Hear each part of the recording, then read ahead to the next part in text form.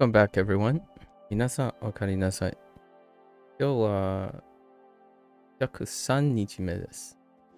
It is day 103. We are in a new kind of like steady state, which feels good, liberating some time. Half the time, I would say. So let's go over our stuff from yesterday. Some of the weak ones. Well, one of them was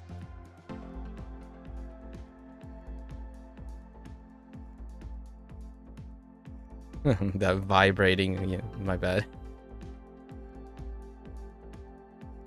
Right. Arawasu.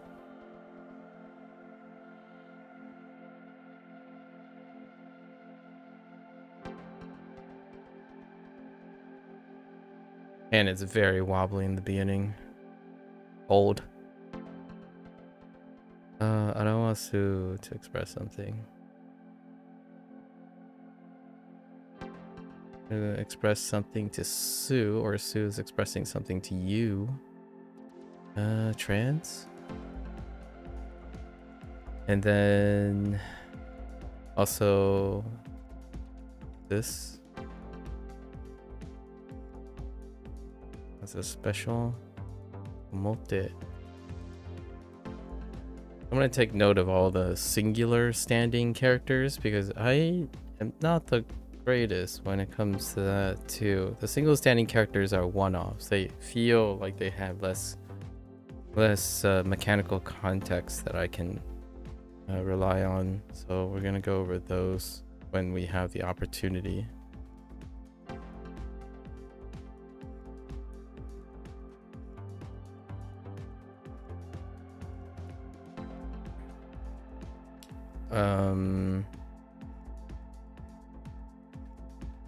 What am I looking for here?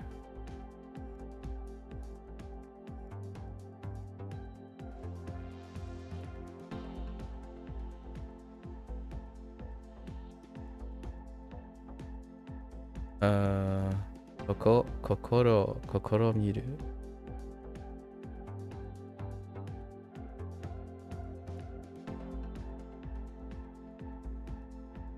Just to try do something.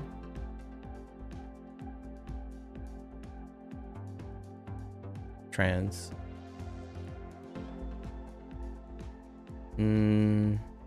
Okay. I don't have a standalone for this guy yet. And we have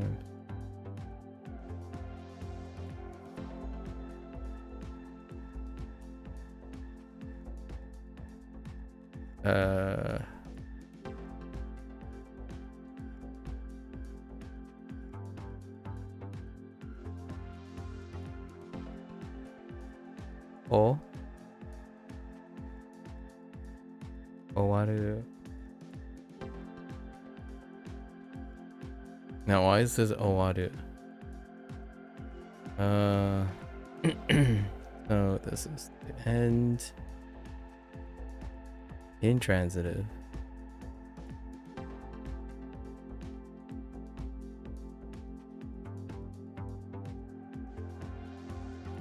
Oh. Ower. I'm just gonna go with OY. OY.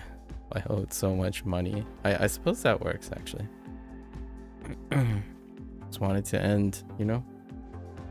No standalone for this yet. This is actually new.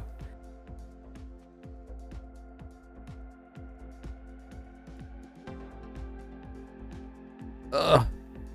My wobbly hands.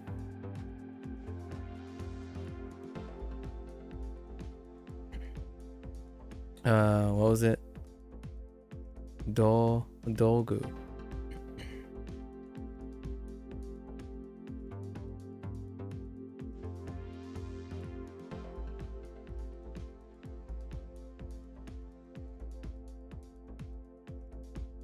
For tool. No standalone for this, but we have Michi.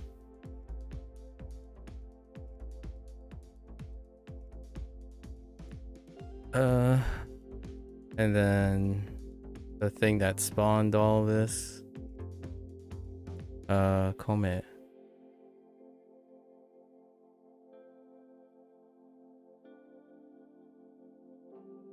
Rice. Okay. That's it. It for yesterday's stuff. Today is a shortened day. Well, kind of a shortened day. Today is a regular day because I get to watch a little bit of anime with the peepos. Evening, at least try, anyways. All right, get into it. I'm gonna make sure I refresh and things are working. Yeah. Yesterday I noticed that somewhere in the middle, I wasn't falling back on context sentences. Kind of really like. Oh, got to fill my water. That's fine. We'll survive.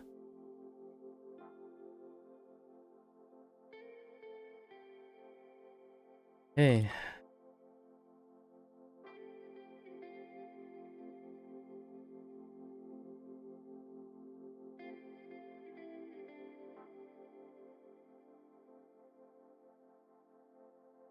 Dashi.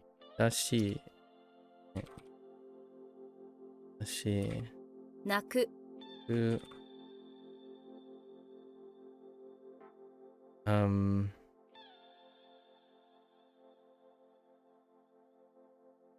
How did this work?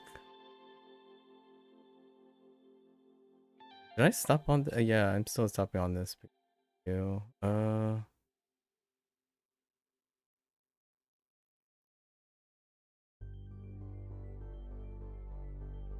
Main language.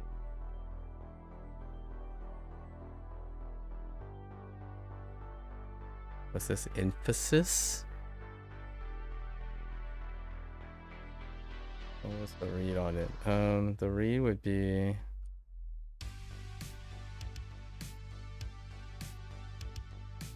Shugo. Google.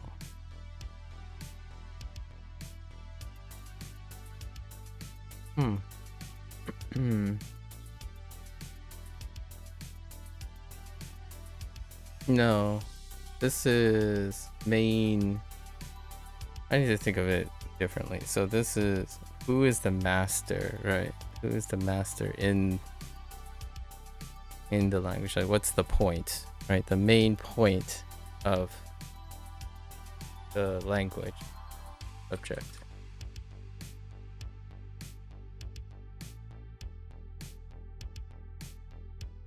Just mnemonics, you know, mnemonics. It's not a hot take.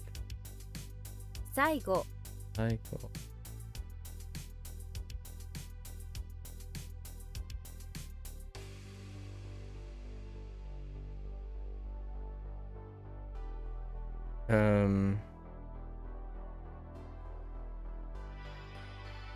Kyoksen. Kyoksen.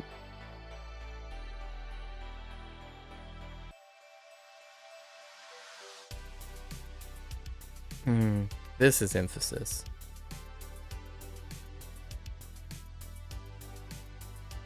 Kyocho. Kyocho.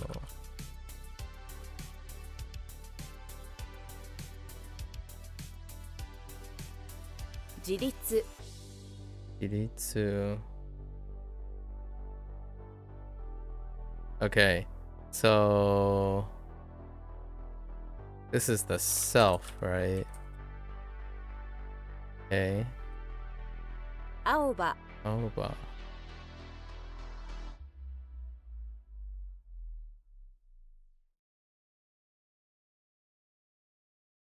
Oh, that's a typo.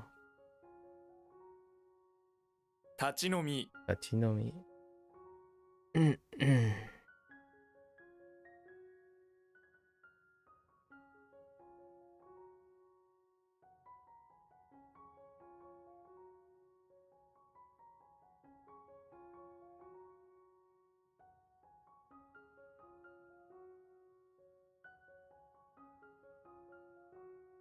Oh, there, Uni.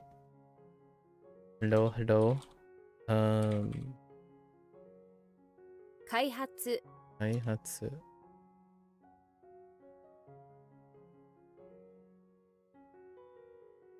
Wait.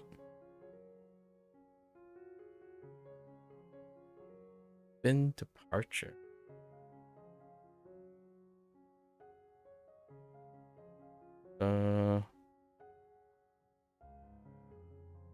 Open departure is this the development thing?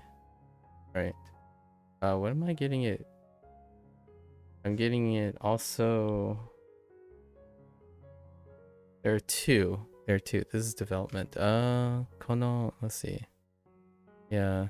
Kono machi wa ima 開発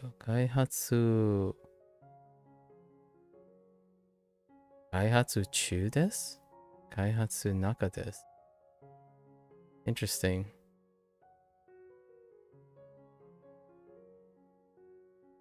Yeah, development. 横 横。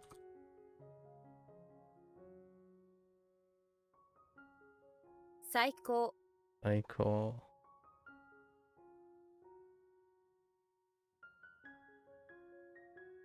早く早く。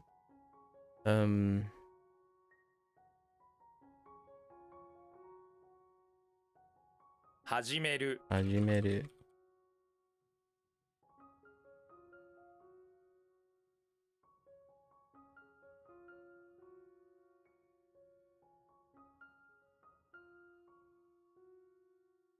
Oh. Oh, substitute, not change. Substitute, what are we doing? Substituting. 変える変える。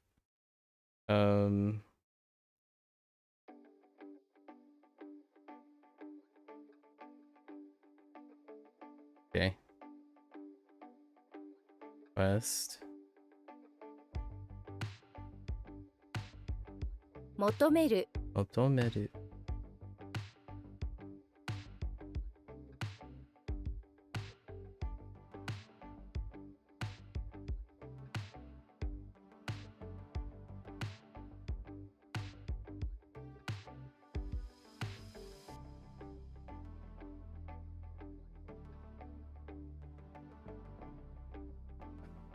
Okay.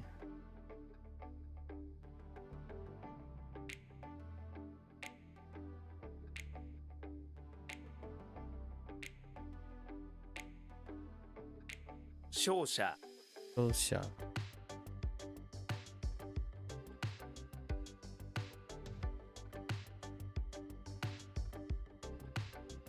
入院入院。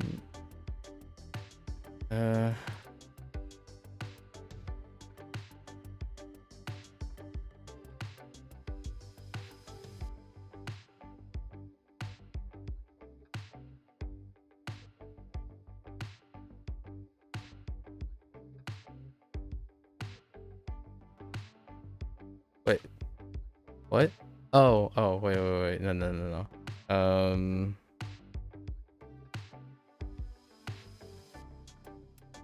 Spray bottle every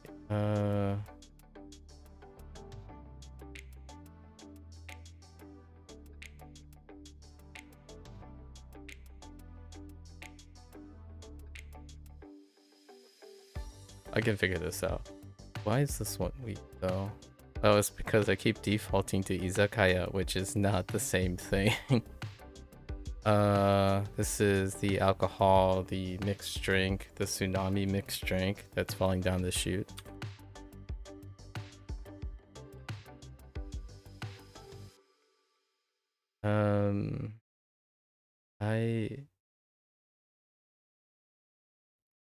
開業開業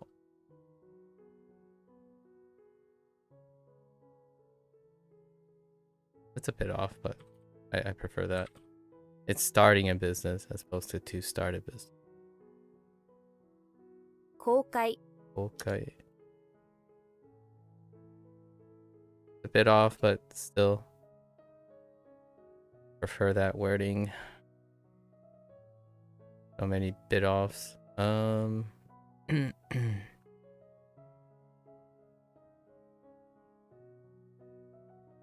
終わる 終わる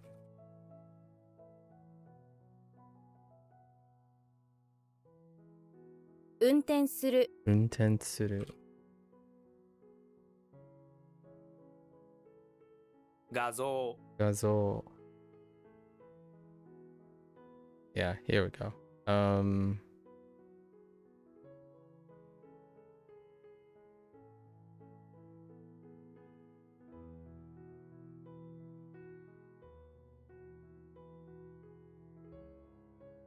Did we go? No. Okay.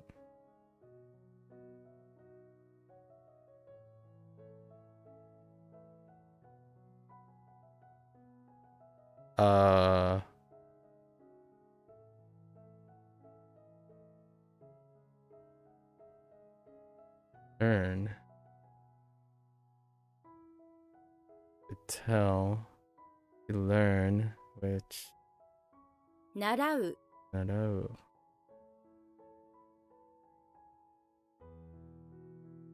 運がいい運がいい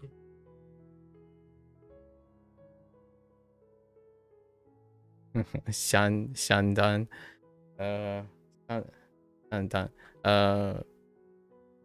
not that hold on 相談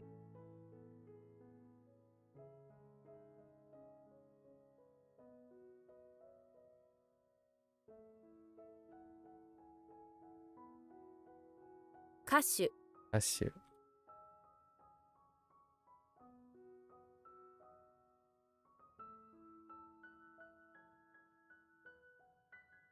おー一世 or 一世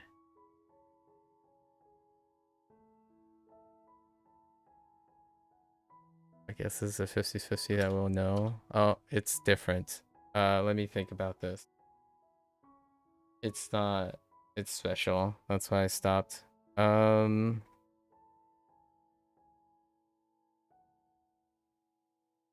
So 一緒 It's 一緒一生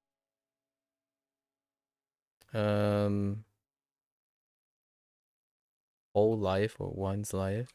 Try whole life. Okay.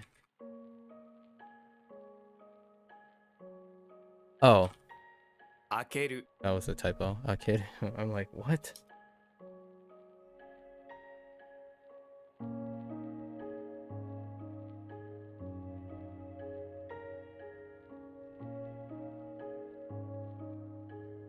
Oh, wait.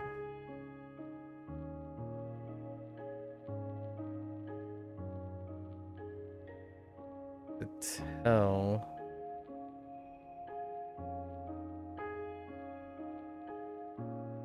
The heck am I telling? The heck am I telling something? Where's that?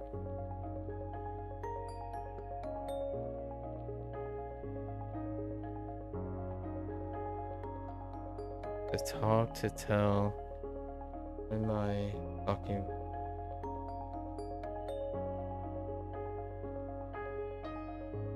It's takaru. No. Oh, when I'm talking. So when I'm talking, we're trying to tell something. Someone keeps cutting me off. Kataru. 語る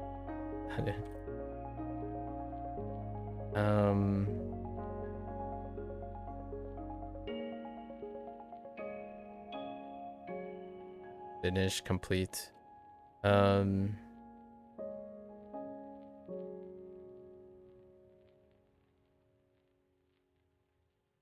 終了 Video.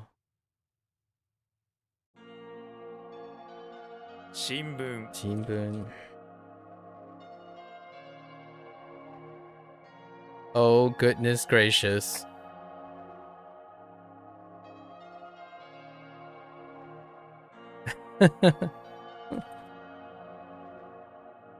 Sanju.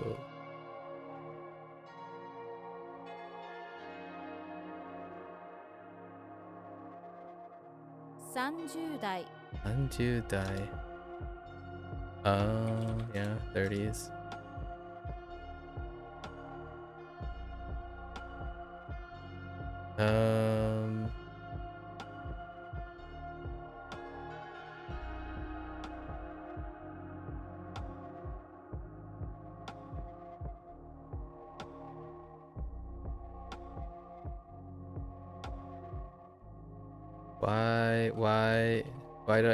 Why does it take a while to get to it? Okay.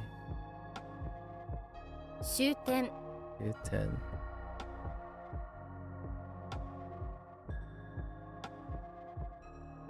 明日 Krista. Ooh. That's interesting. Myonichi. Interesting. Myonichi. Asu. Huh.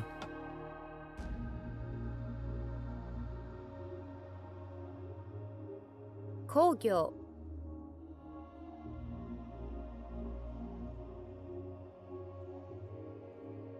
1回 Right.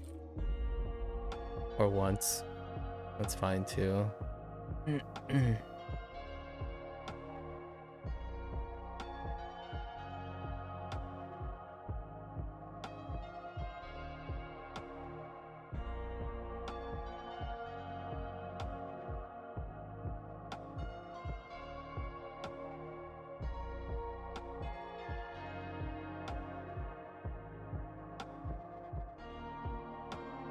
親友 Inu.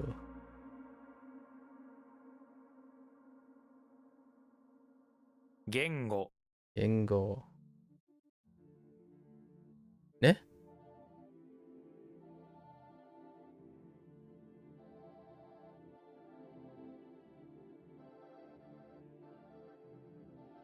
Okay, I just wanted to test that. I could get this. Gengo. So, say word, which is language. I mean, there's no. Okay. A language? What? Okay, it's fine. That's a Chinese overlap thing, and very very not comfortable right now. Awaru. 回る Awaru. Spin to revolve.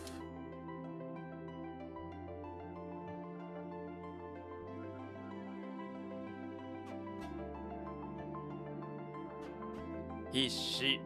She. Whoops. I had an E. That's not intentional. 要求 Yokyu.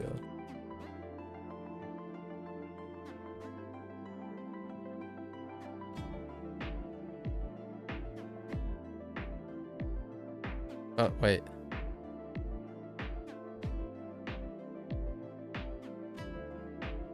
Oh, boat.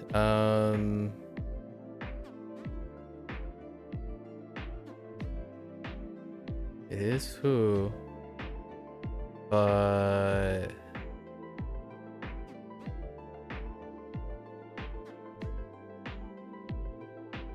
wait. All?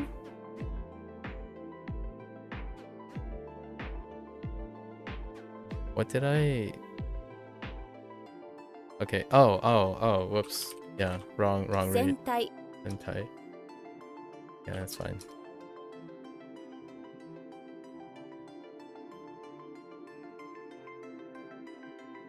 Oops. 運ぶ Akobo.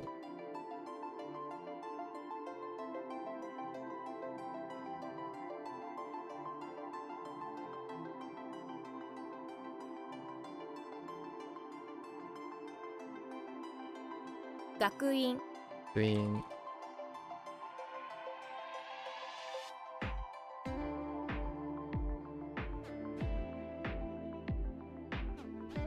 Hey, on the bright side, today went to CrossFit, little comp today. Nice. And man, you hit a PR. Congratulations on your PR. Or thruster. I'm not. Can you describe what a thruster is for me? And you won best shirt at convention. It was a co-ed competition. Aw. Did you like your partner? Or like, is this a mix and mingle co-ed competition, or were you hanging out with people you know? Best shirt. What was on your shirt? 線 And let's see, circumference, or not investigate. 調べる I bet it. "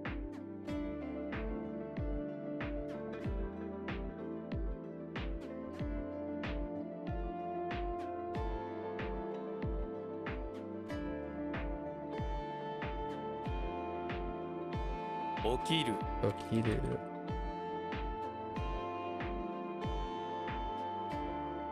用事 Yoji.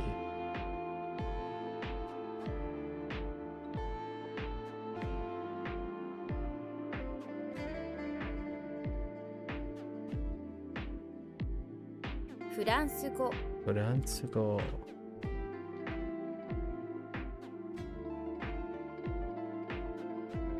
私立 Jiritsu. We sorted those out. Shiritsu and Jiritsu were in the same cluster.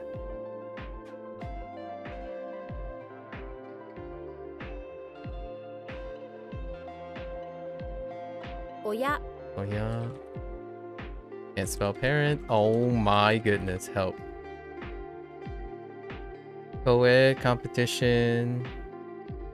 Akumana squat. Okay. I'm reading that. Maybe that's not how it's read, but and it's like front squat. Okay, so it's front squat of the bar into a squat.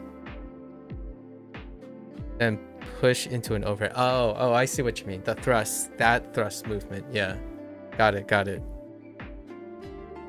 I got it. So do you just do a?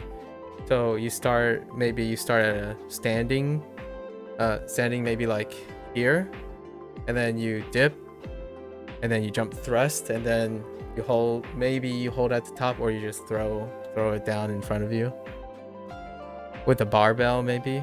Or do you use something else, like maybe kettlebells or dumbbells? Interesting. That's an interesting name for it. Yep, just keep it up for 1 second. Yeah, barbell. Okay, barbell with some weights on it. Got it. I see. Neat. Congratulations on your PR and the competition stuff.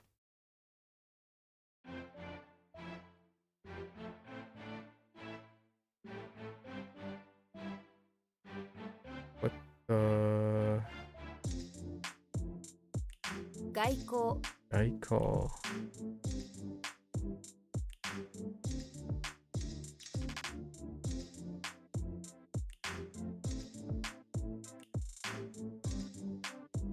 Koichi.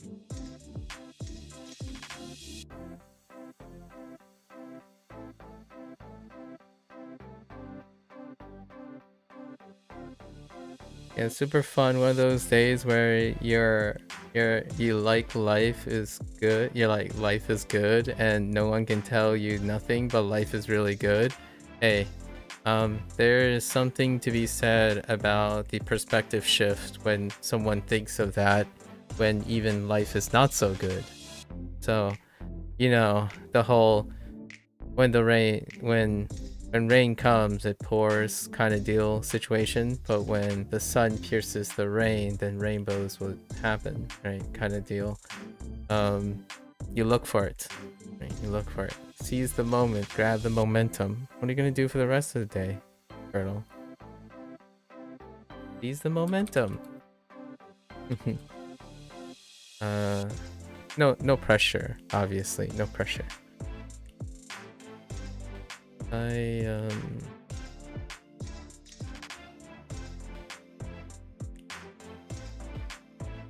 最終最終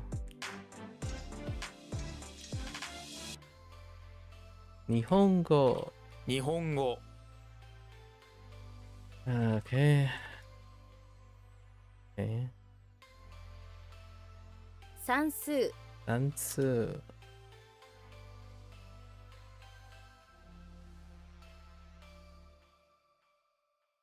Oops. 転送転送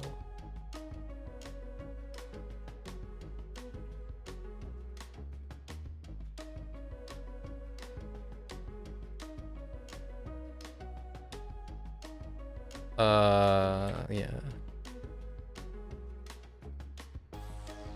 早口早口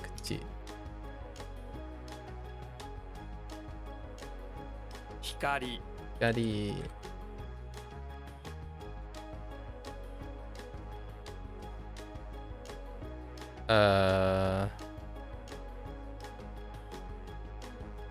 開始開始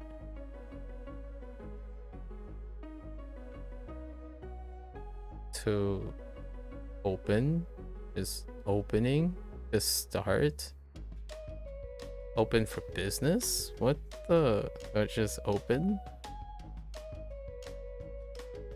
the heck start opening yeah I think just on any of these is fine yeah 毎回 okay every time okay 大学院大学院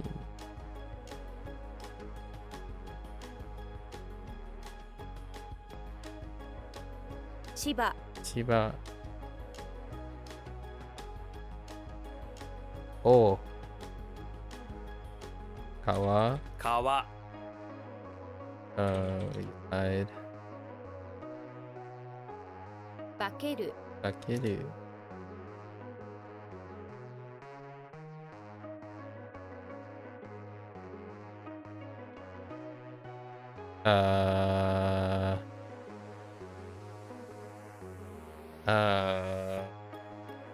preserve what are we preserving oh yeah 持つ貨物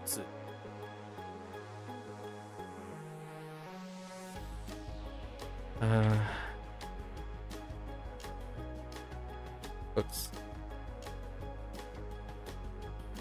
スペイン語 Spain go we'll be doing that a little later はは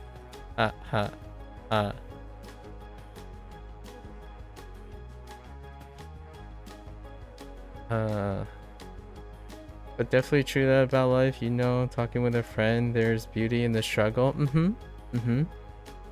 Beauty in the struggle as well. A side of empathy, solidarity, right? Consolidation, misery deserves company kind of situation.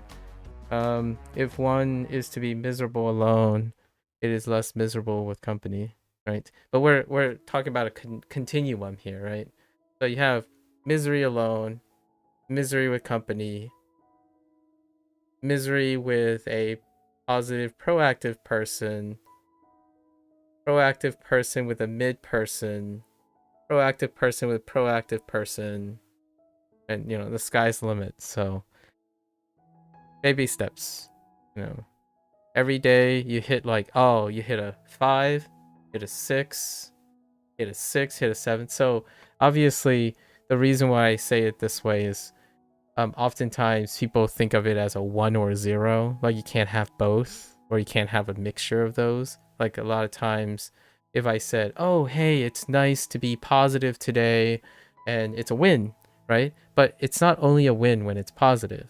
You can be very negative and alone, but then you meet another person who gives you a better day than you would originally have. That's still a win.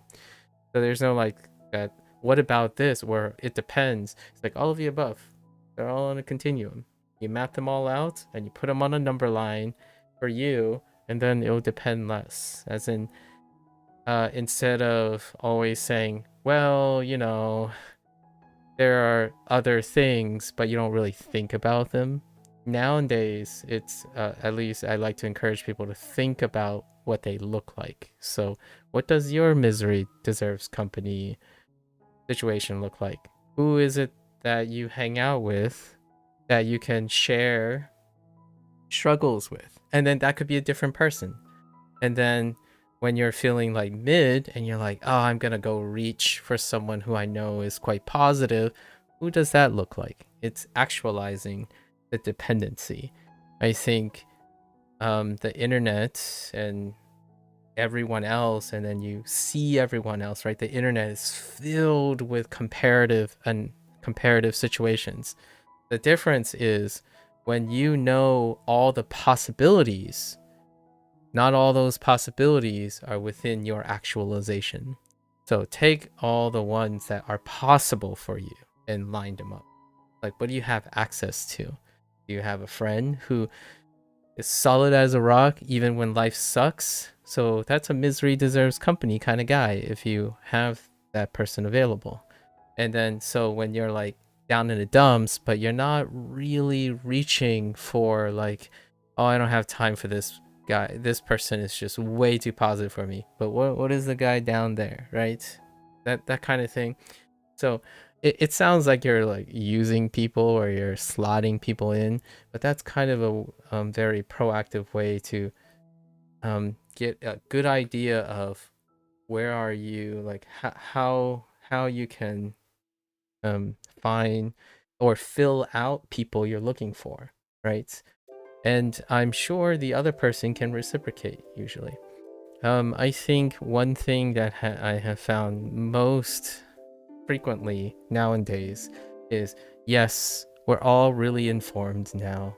Although, despite being well informed, there's other things, but we're not going to talk about those other things right now. But despite being really well informed, saying, oh, I'll get it next time. Oh, this is really complicated. Oh, there's another thing. Oh, it always varies between people and whatnot. Yes, that is true, right? But it doesn't vary for you per se, because you have to actualize the things. So it's kind of nice that you're filling, like you're proactively filling out different parts of your life. And then you're taking those parts and bumping up a little step here and there, right? If you feel a little down during your, like when you come back from CrossFit, what can you do? Maybe freeze a couple grapes, and then when you come home, just pop one of those icy treats into your mouth and say, yeah, this is better than not having one each day, for example. That's a viral thing, to freeze grapes. If you have seedless grapes, you can put them in the freezer, then just take them out and eat one. It's quite nice, especially for the summer days when you're coming back from a commute. If you have like warmer climate where you are, that's, it's one extra little step. So you start finding all these little micro adjustments that gets you on a continuum. At least that's what I want to bring out, right? Friends, yeah, there are many different situations that you can have are positive. I say that because, hear me out, when I talk about like proactive people and attracting proactive people, or having to be proactive to naturally attract proactive people, or being positive to naturally attract positive occurrences or pay attention to positive occurrences, I'm not saying that you can't end up being positive by focusing on negative occurrences or using avoidant behavior or preventive measures to avoid negative situations. You can do all of them. The question is, when do you prioritize all these, right? I think on the internet, the most common thing is to avoid things that are undesirable.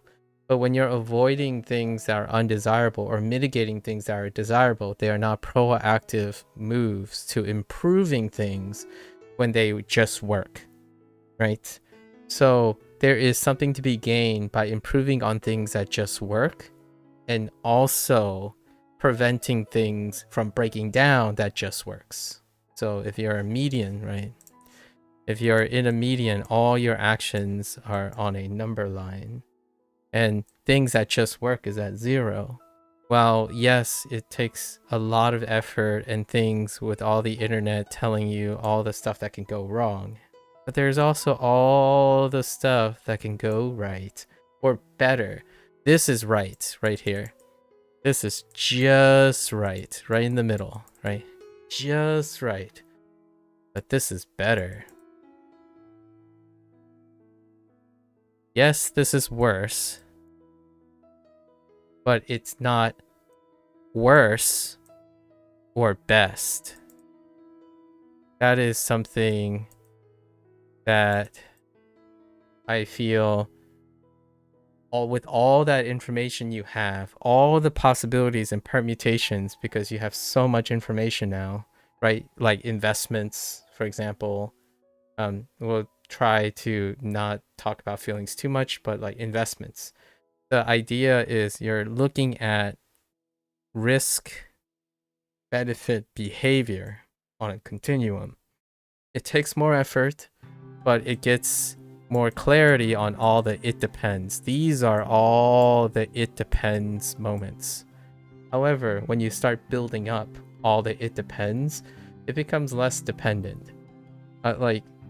Not literally, but figuratively, it feels less overwhelming. So one can talk about 3 or 4 things all at once because you've already thought about them, you've actualized them, as opposed to avoidant behavior, which is still the default, right? In avoidant behavior tends to characterize the less. So it's you either learn nothing, or you choose to learn nothing, or it becomes a habit that you avoid even more. So it's gonna always be just right and left when you say, oh, I know this, it just depends. Or, oh, I know this, it'll happen when it happens. Oh yeah, I know this, agree to disagree. So now this is obviously case by case. The idea is every so often you can make a proactive decision going the other way. Granted, proactive decisions can also lead to less ideal situations, but those are temporary, right? So you can choose to test them out. Yeah, take chances. Sounds like you're having fun at the CrossFit gym. I haven't been in a competition in so long. Now you're making me think of doing something like that. Quite nice. Thanks for the share. What do we have here? The heck is the left thing in Onyomi? Abun?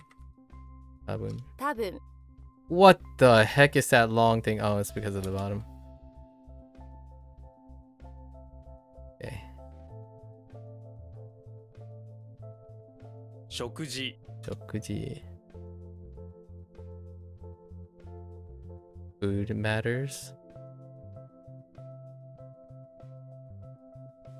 What the heck? Food things? Is that just food? When did I get this?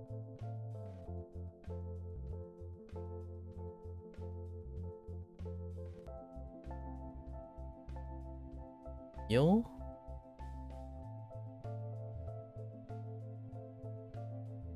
Oh.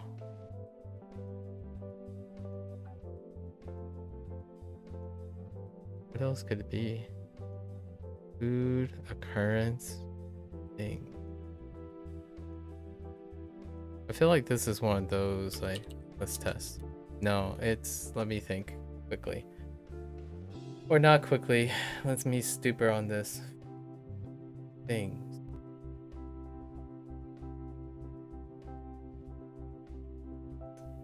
Like a canteen? No. I want to lean on meal.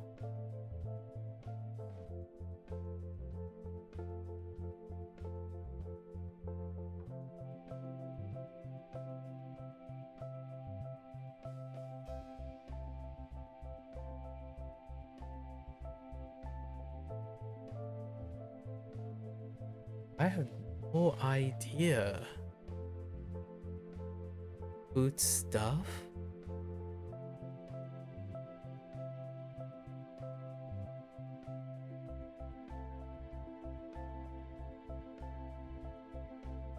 Alright. So let's see. Food plus thing. And it's still, yeah. Shokuji.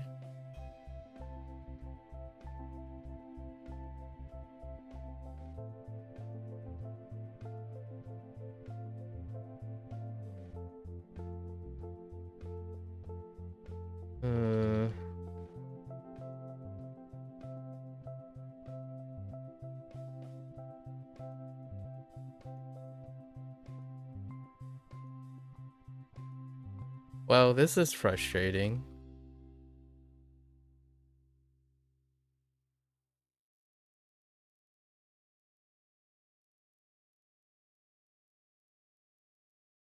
I have no other context for food. And sort of.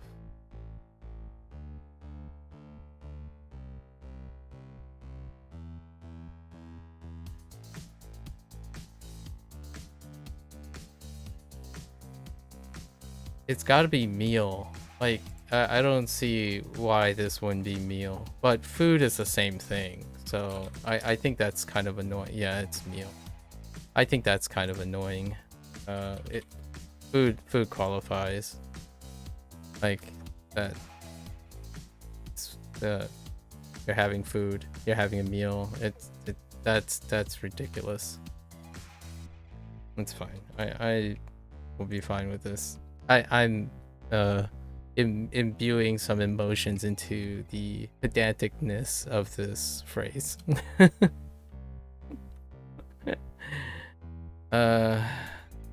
Yes. Let's go. Well,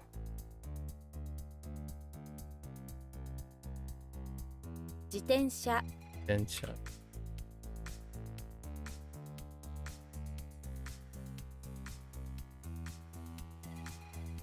親切 親切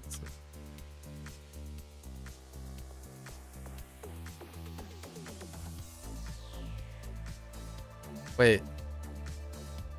Excuse? Oh. Well, oh. I need to stop typoing. 口調 Chol.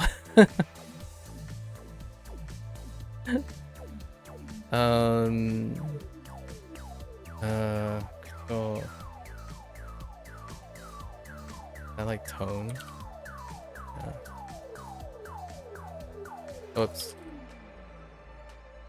最も Otomo.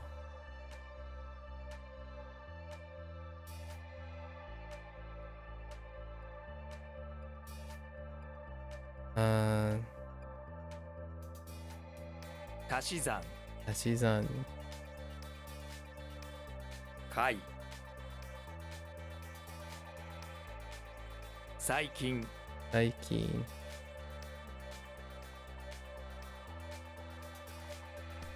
試験 Skin.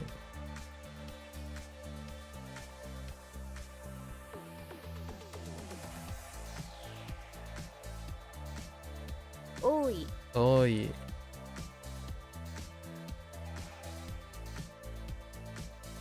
き算 Izan.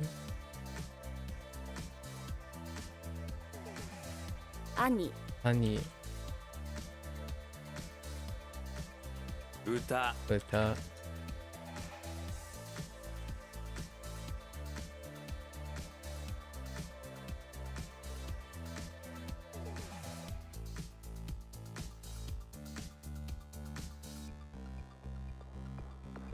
David Day. Uh, 同日 Dojitsu.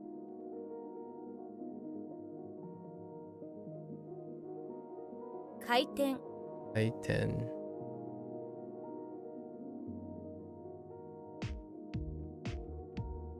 Nomu. Nomu. We go fast now. Just because I can full stop it.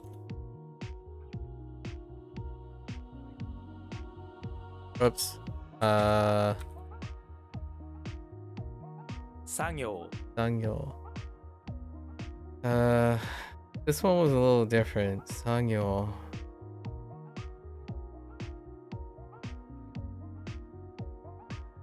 Right? Sangyo. How was it a little different? It was like make stuff. Like work. Yeah. Uh-oh. It's a moon.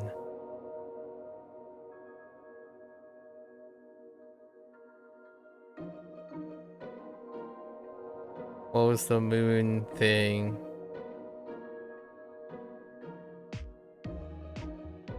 Get. That's it. 月光 Yeah, get call. "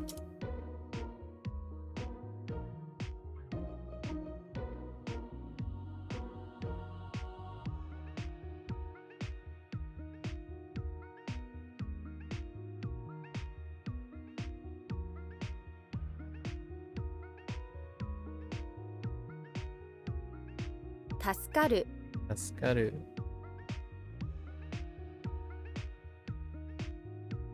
聞く Good. " 今回 Onkai. " 調子 Oshi.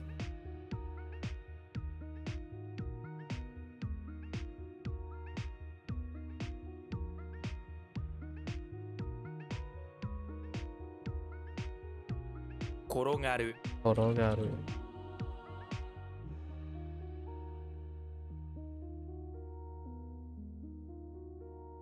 毎日 Mainichi. Dang. Fast. Oh, hey, we did a little digression to get the last 11. Nice. So, oh, I gotta remember me to hit the refresh just in case for the scripts.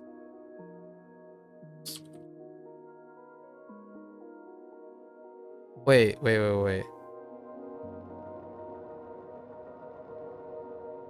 Did I not? Oh, no. Okay. That was a typo. Did we start with Ao? No. Uh-oh.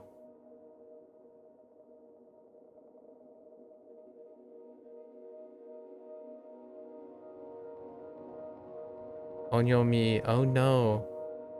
Oh no. Oh, it's fine.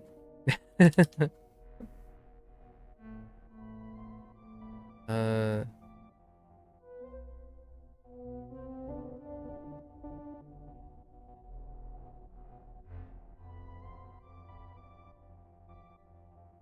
Shita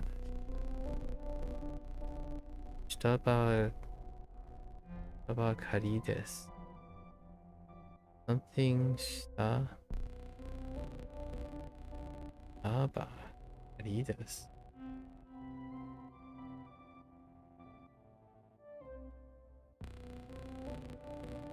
Yusha. Right? 入社 Joining a company. Okay. 社内 Shanai.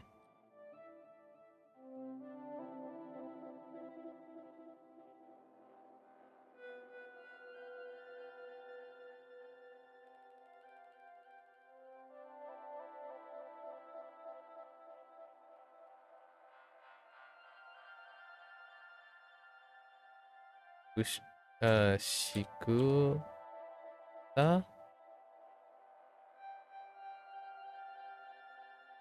Oh no. This is the lawn, right? So, sa,仕草 shikusa. That sounds a little better. Shikusa. Um, or like a mellow. Oh no no no. Doing grass. Oh, that's just gesture. doing grass is just gesture. Sorry. Yusha. Oh no. Wrong one. Air sky car? What? Wait, hold up. Sky car? Usha? What the heck is a sky car? That's supposed to be a plane? I doubt this is gonna give me any. Ano coin dok coin pa ingu. Wait.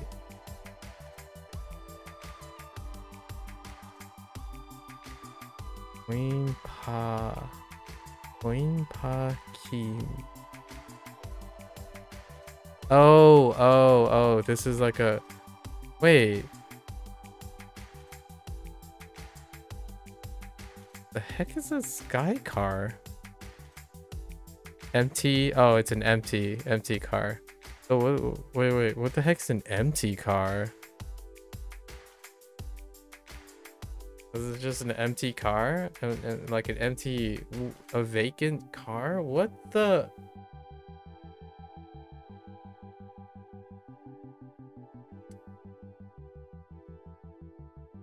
Then help.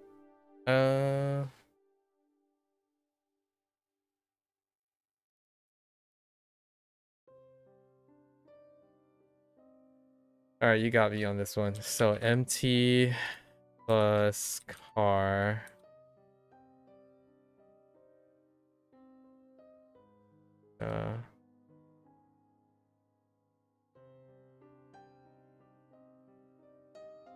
We might as well add the other thing. What was the other thing? Food plus thing plus meal, which was shokuji. What the heck? Empty car.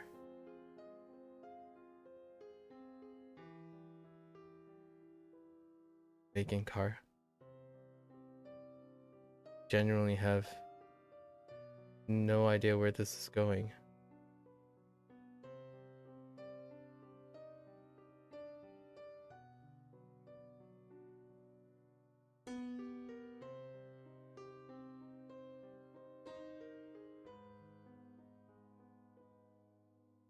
Oh, no.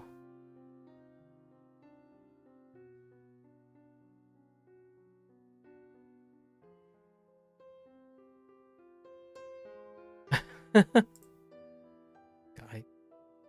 That can't be a spaceship. Wait, please tell me this isn't a spaceship.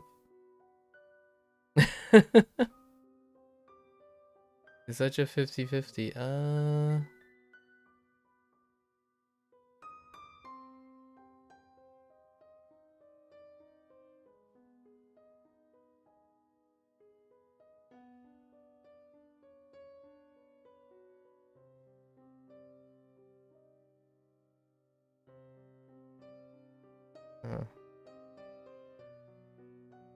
So, I'm thinking of a spaceship. Not spaceship.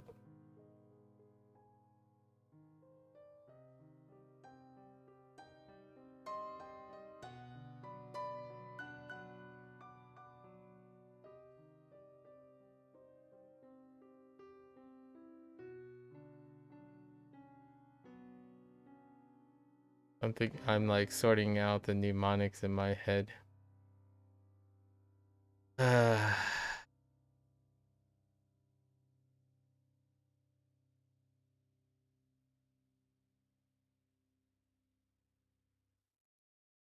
I honestly do not remember getting this term, whatever it means.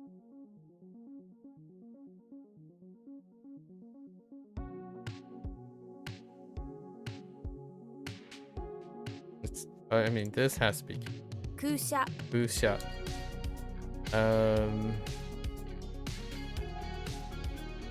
Busha aru kana? Doesn't help.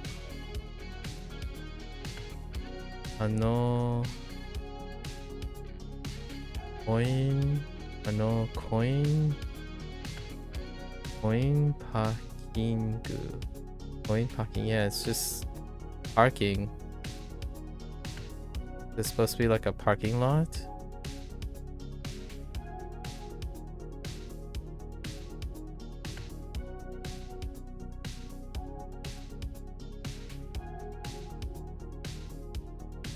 What in the actual tarnation? I'm so triggered by this.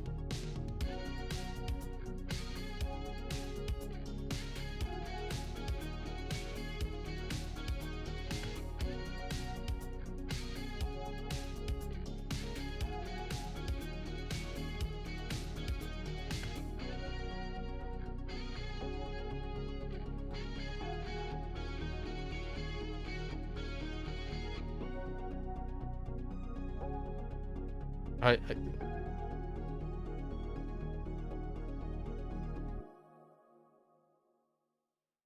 don't know.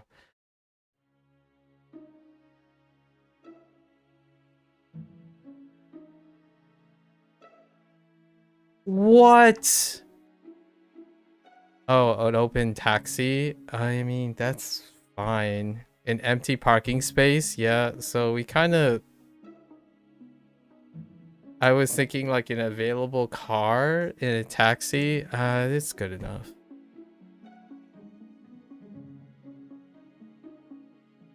Like, I was weighing between... It's an empty parking space, so like a parking lot that is empty. And then like a car you can get into because it's an empty car. But yeah, empty taxi, I suppose. Or like a vacant taxi.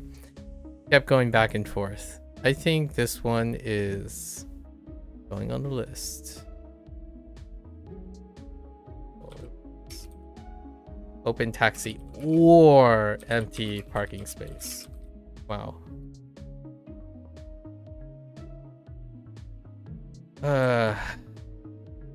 I genuinely don't remember this. When did we get this? I don't even remember. How do I know when did I get this? I have no idea.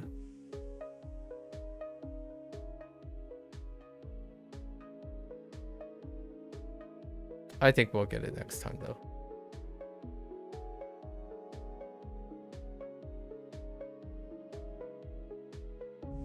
Oh no. I'm gonna... Yeah, that's fine. I'll take it. Oh, jeez. Hold up. It's a standalone.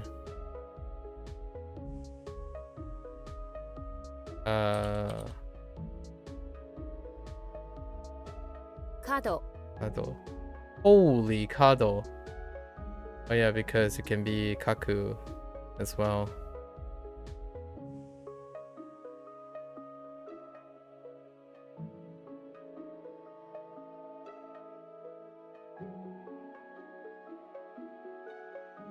Karada. Standalones are tough.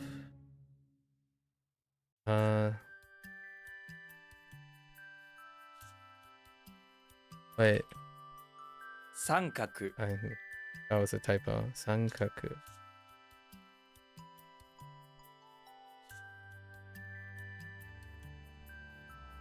Hayashi. Hayashi. Oh, that was a little tough near the end. Okay, so we have two really tough ones.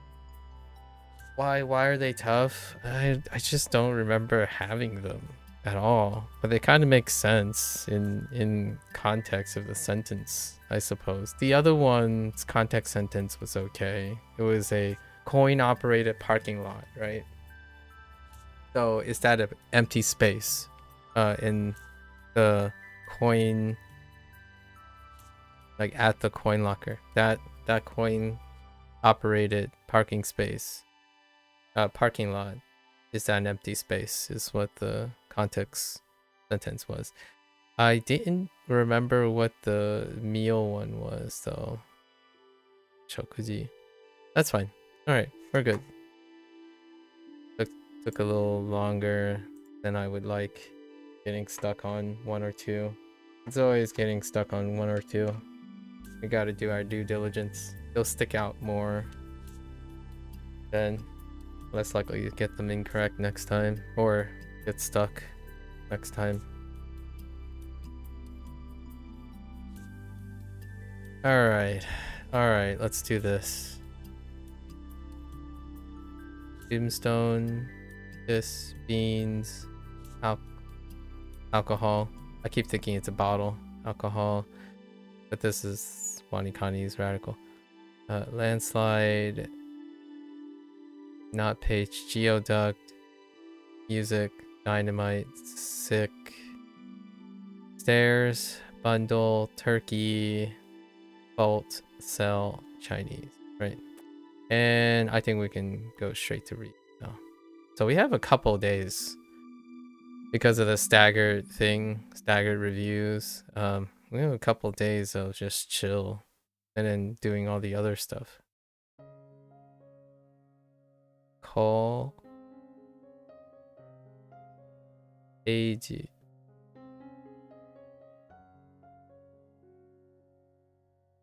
Chi O Toku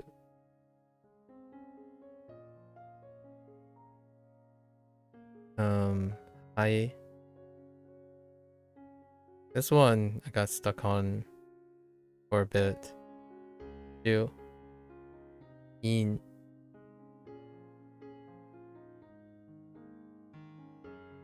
same here too. Shoot, that one too. And Shin Yaku. Ah.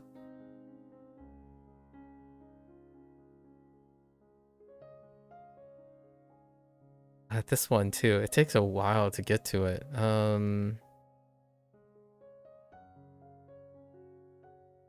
Karu.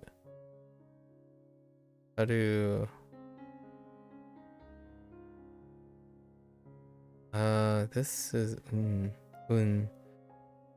double check for the kun, for the on. Okay, I chu no yo kan. This takes a bit too. Do. And it's do. Yeah. Or on. Do. Ryo. No. Is no. Interesting. A good time to double check all these. No. Tetsu. Tetsu. Ka. San. Bun. Mon. Go.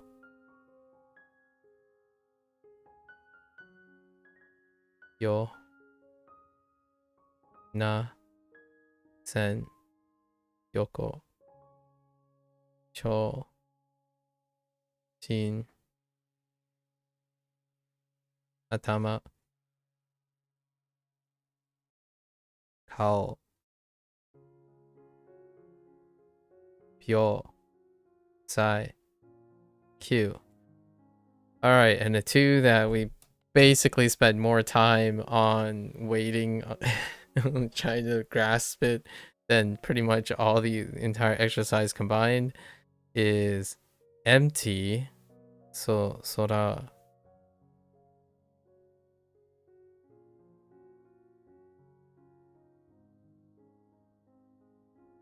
How did it work?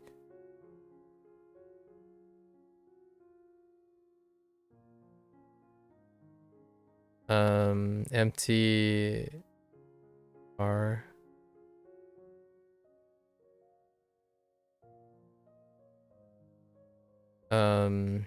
And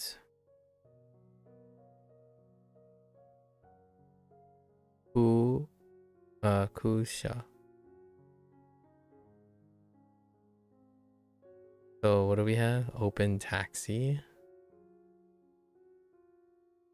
Or empty parking space.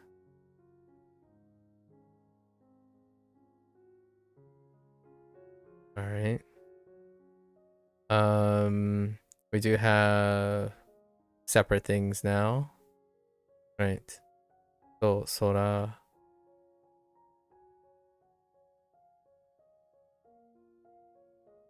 The heck is so? Oh. Sora. And Kuruma.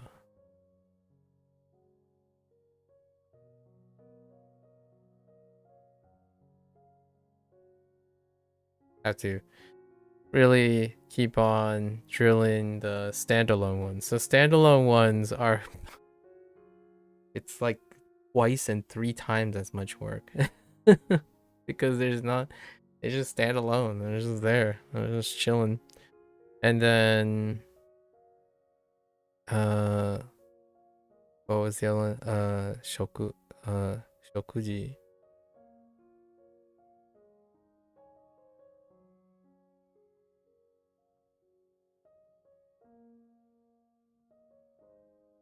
That could be better. I kind of couldn't go straight down. G.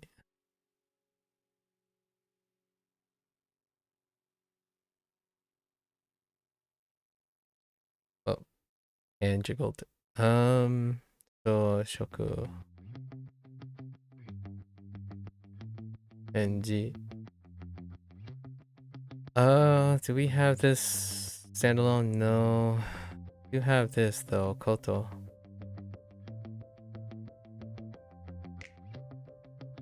What was this? Meal?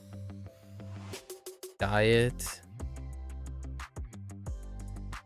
Something else? I kind of remember something else. Dining? Oh, I can flex to dining. That's right. Alright. And that's it for WaniKani today.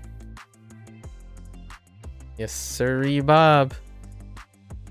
If you're gonna watch this later, arigatou gozaimasu. And yeah, now that we liberated so much time, we could just chill and really ham up the extra stuff now. So I have wraparounds to iron out all my weak spots, right? The weak spots. The verb stuff is coming along.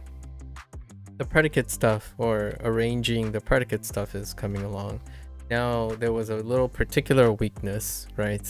Dendakus and shortening is going to be a case by case, but we had Dendaku info where there's available info, and then shortening will still be a fill out, right? But this stuff, so we're basically now only focusing on the rote memory stuff, things that are dealing with rote memory, and standalone characters with kunyomis is in SRS context. The context sentences may or may not be helpful. Sometimes they are, sometimes they're not. The context sentences do help with transitive and intransitive, so that is less of a rote memory thing now, because of context. But for these things, these are rote memory. So Rendaku, some information, so maybe in the future I do have some things building up for Rendaku. And then for shortening is you notice it and then you either do it or not. You could kind of do like a half pause, half when speaking and whatnot, but and this stuff is rote memory. So we're going to be focusing on special reads, which special reads to me are also included in standalone characters. And then we're also obviously focusing on like Issho. Today we got Issho, which is a special read for life. the life character. Yeah. Different focus. Different focus now. All right. So with that accomplished, as always, feel free to follow along. You know, WaniKani is also free to try, and feel free to drop your hot takes in the comments or drop by on the live stream. Drop comments. Always open to discussion. Be ready to discuss. Right. So until next time, for those who are only interested in Japanese, minasan mata ne. Alright, I'm gonna get up. I forgot to fill on water, so I'll get up, get some water, stretch a little bit, and I'll be back for HanziHero. Thank you, thank you.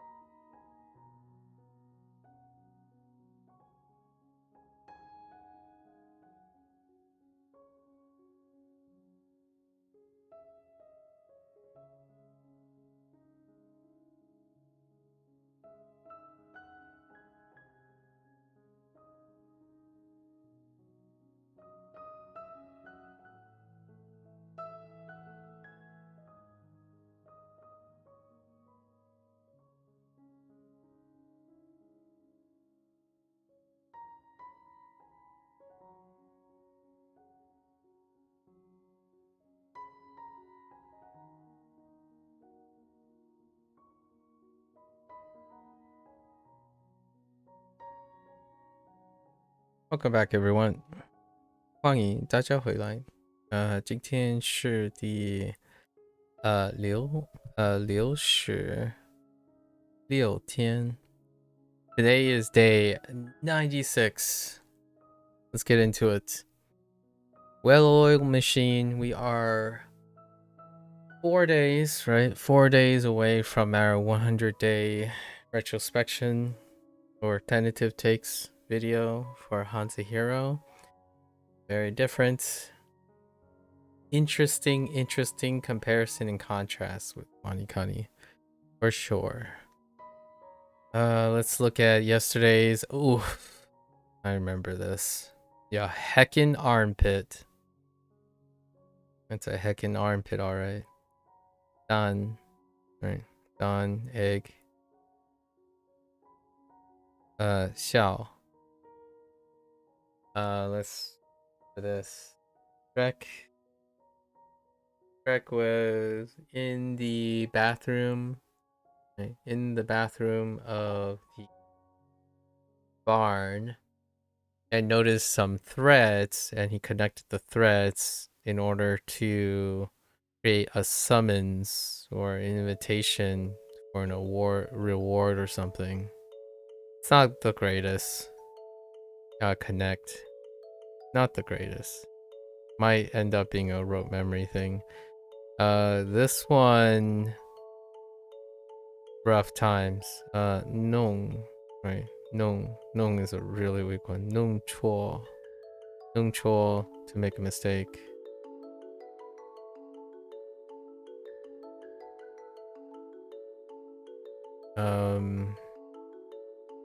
Ned Flanders, Ned not wanting to join the bath because he's not of the same spirituality, so decide to grab a scepter and play around in the fence, along the fence.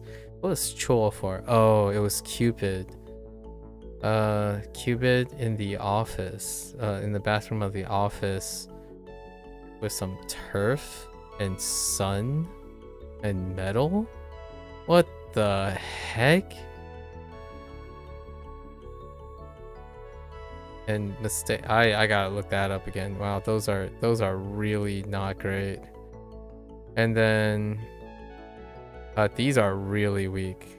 So that's why they're here. Dundee.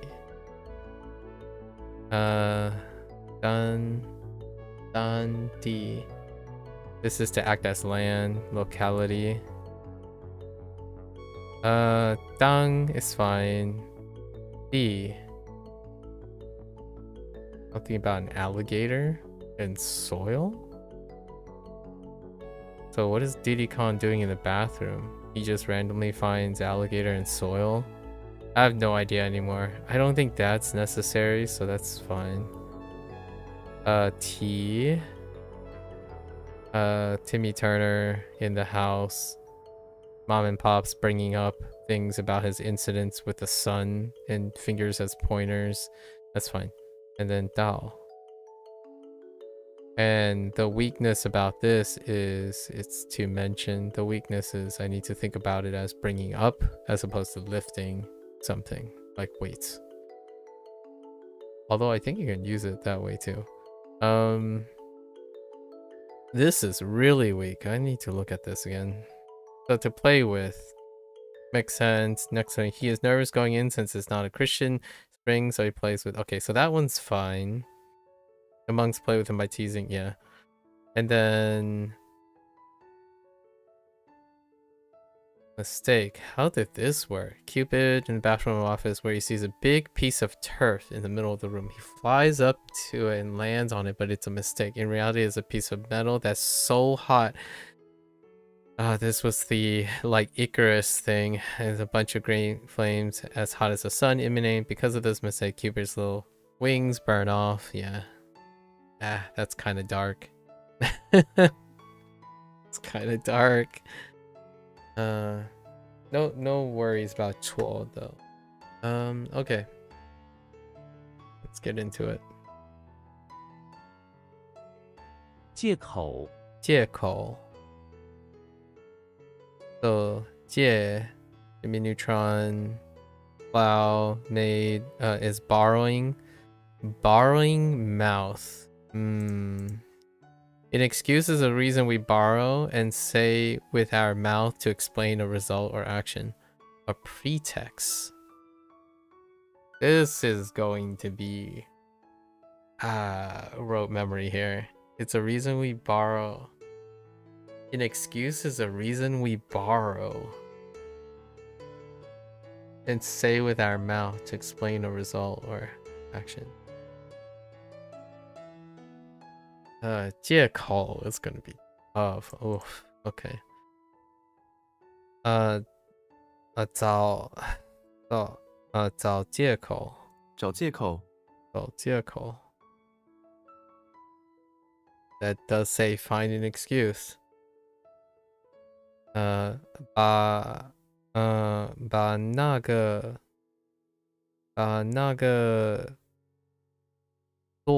座位把那个座位借口。把那个作为借口。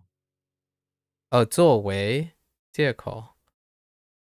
How did that change? I thought that was it really way? Oh yeah. No. Did this tone change?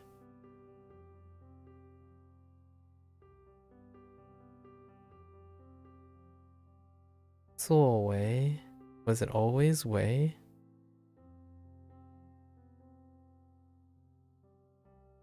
No, it wasn't. Interesting.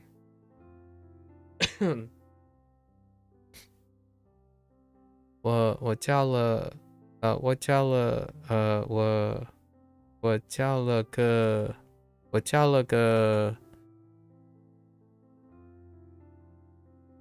借口走了。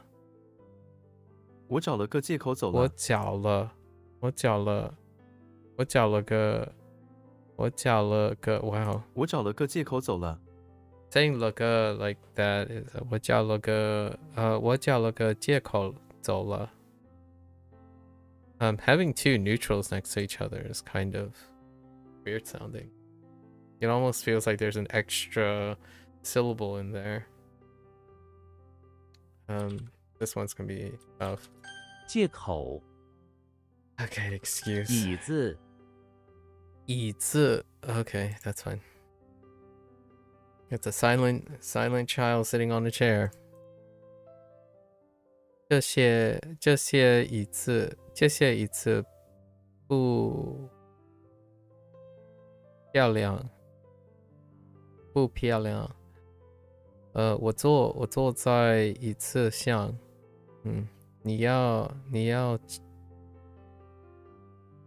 讲 Is that 讲 Not sure. 你要讲一次 Oh, yeah, it's a unit. I mean, it's a counter. 你要讲 how for large for objects?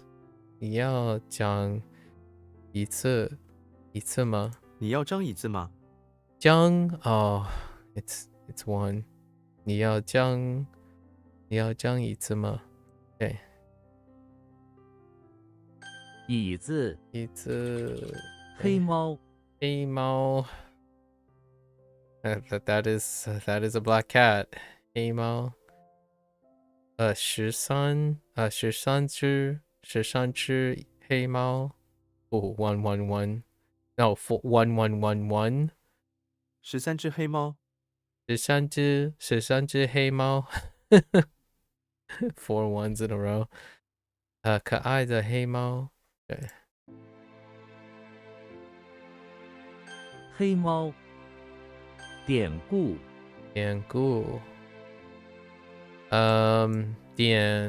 This is in the basement. Diddy Kong.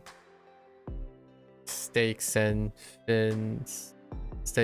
Organizing stakes and fins. Making a list or record. Canon. Then Ooh, we have Goofy, Tombstone, Foreman. Kicks him in the butt for deliberately taking the dip.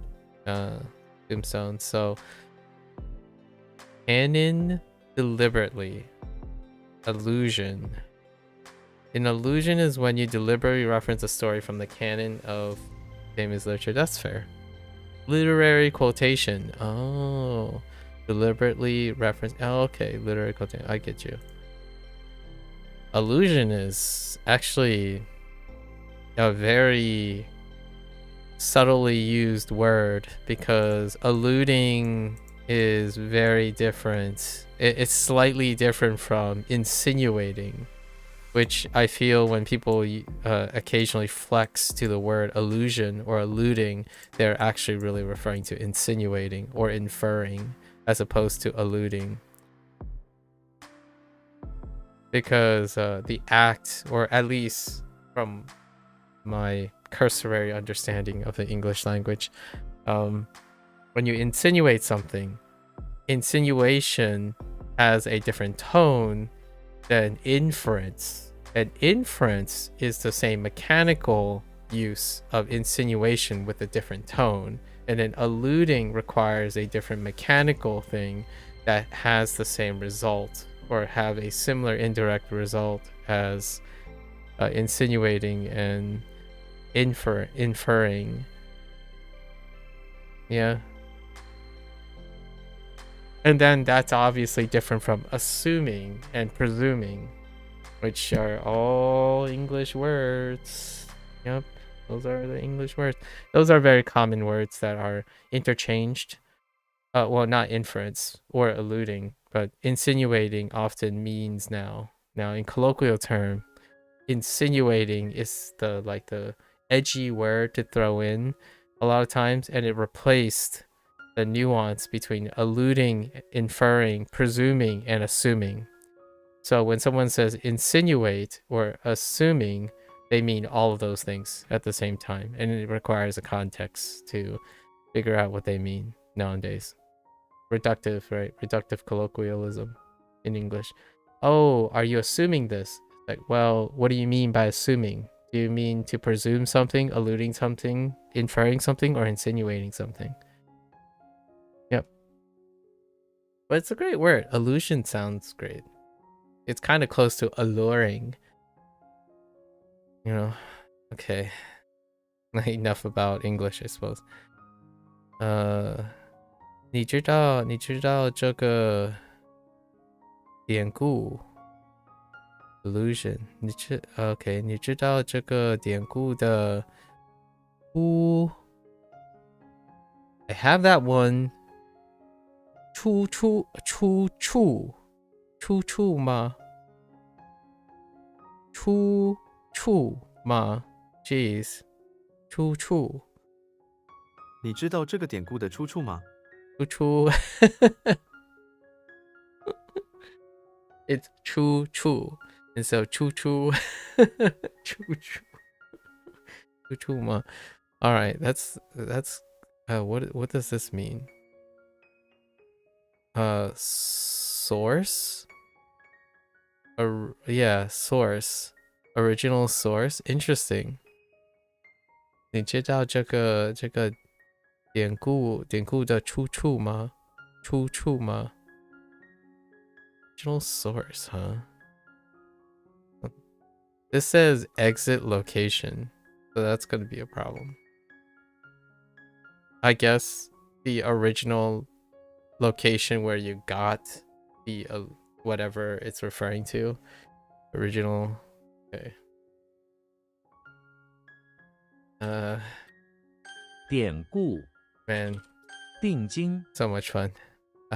定经 determined or determined eyeball. To set eyeball. Yeah, to set eyeball. Okay, to fix one's gaze. Fair enough. To fix one's gaze is to set your eyeball on something and stare at it. Yeah, fix one's gaze to stare at. I think stare at's fine.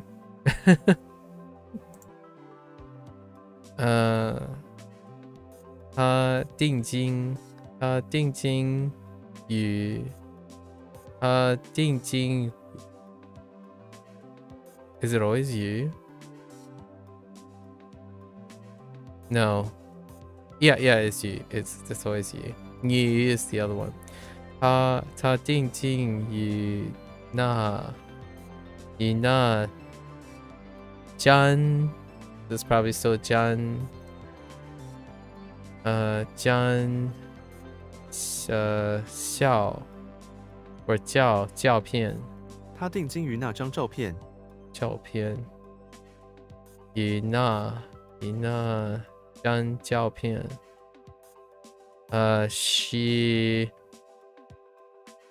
fixed gauge she stared inside that picture. She stared on her. Okay, on that picture. That's fine. That's good enough. 定睛一看 I don't do the 一看 thing. I turned this into a oh no, I should have turned that into a 2, my bad. 定睛一看 I need to do 2 on that. 一看 it defaults to 2 whenever it's followed by a oh no wait, so 1 2 3 it becomes a 4. 1 2 3 it becomes a 4. Specific 1s and then 4s. Sometimes 4s become 2s sometimes. 1 to 2 before a 4. but I don't know about the neutral. 定睛一看， Yeah, 定睛一看. One is weird. This E is weird. 小猫以定睛小猫定睛于什么外的小鸟 window 小猫定睛于窗外的小鸟，窗 or window. Interesting.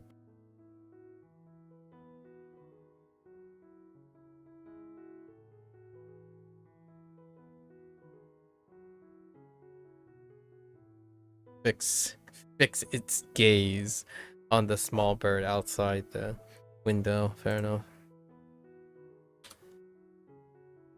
定睛 We're just gonna stare. I mean, to fix one's gauge is very poetic, but we just stare is fine. Oh boy. 借口借口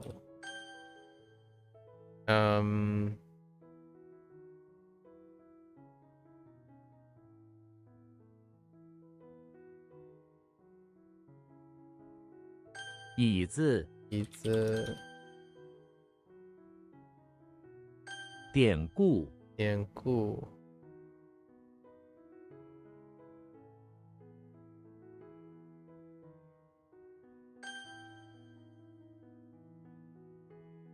黑猫黑猫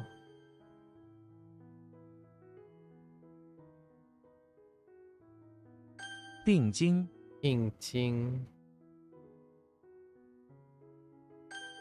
All right, moving right along. 画像 Oh, that makes sense. To resemble drawing, portrait. Is a drawing that resembles someone, yeah. Excuse me? Oh, what is it? I don't remember. No, I don't remember. Huge. 巨幅画像，巨幅画像巨幅what the heck?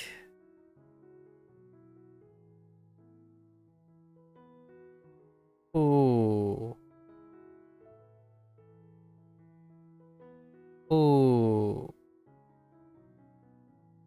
Xing. Is that supposed to be Xing? 父亲的画像父亲的画像， Oh, it's 庆父亲的画像 Okay. 画像讲师讲师 A teacher for yap or lecture lecture yeah okay fair enough instructor 讲师我听不到讲师我听不到讲师讲师 attach in words 讲师好 something 了好什么了生wait, do I have TP over boombox? 生父的意什么讲师讨论了生命的意义，讨命的意义OK 讨论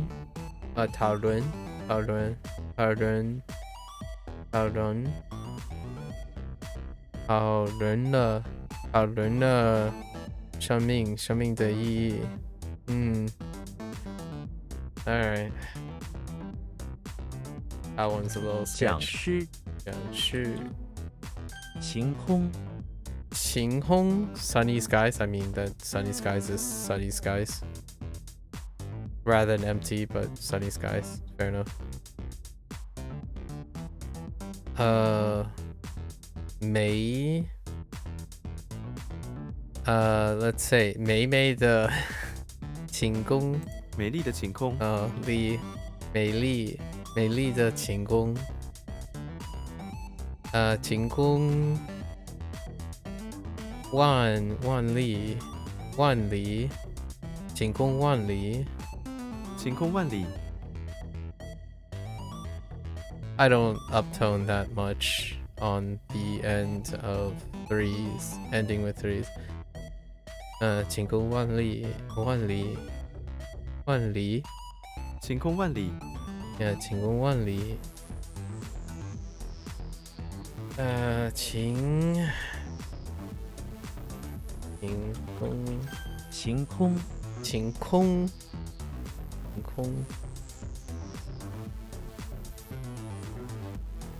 晴空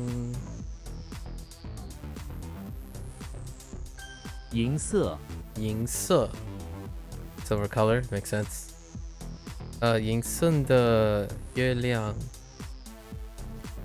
它开着一辆银色的车。OK， 他开着一辆银色的车， yeah.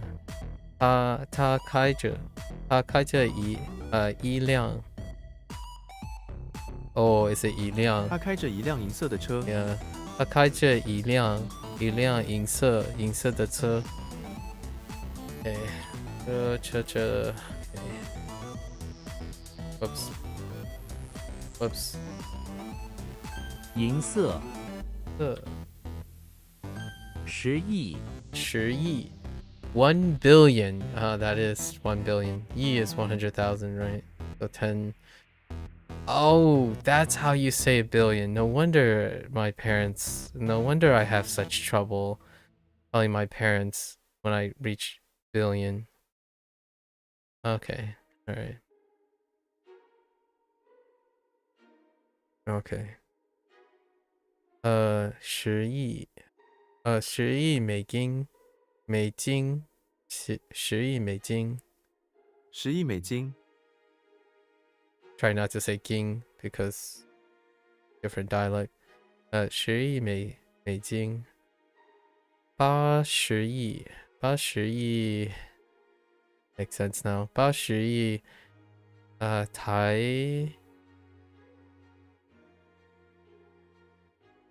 80亿台币，台币 interesting. Taiwan 台币 for Taiwanese currency. 台币 okay. 10亿 Yeah. $1 billion. Sorry. 画像画像， it's gone. 讲师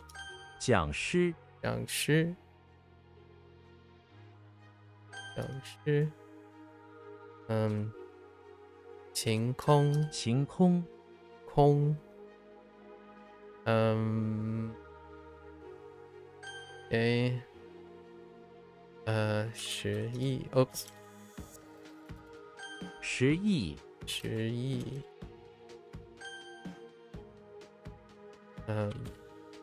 银色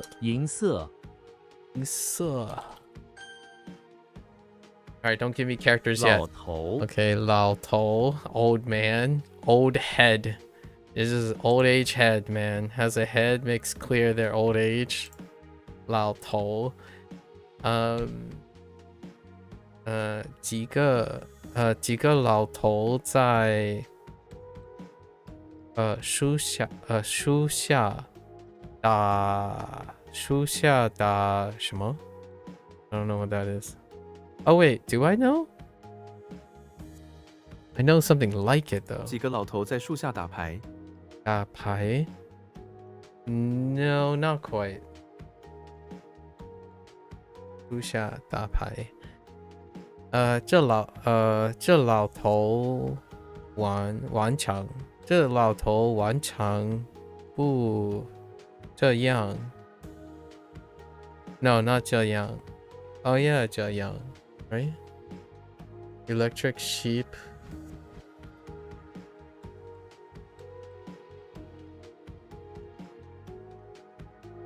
Yeah, electric sheep. Oh no, wait.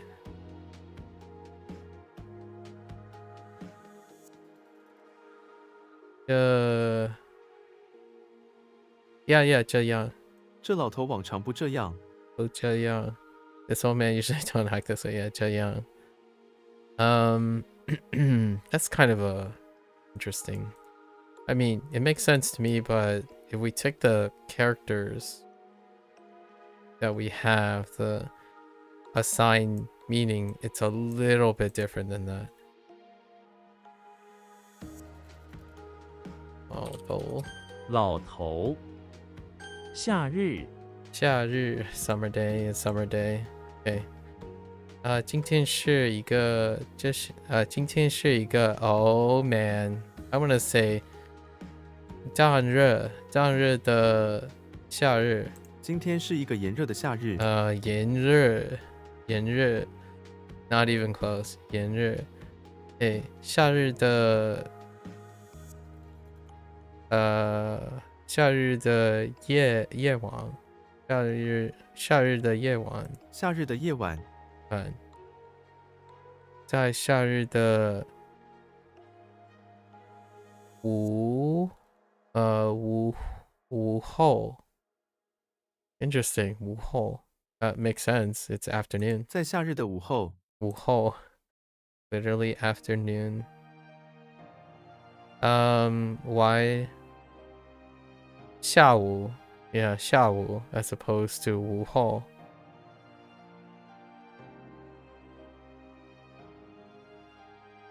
夏日，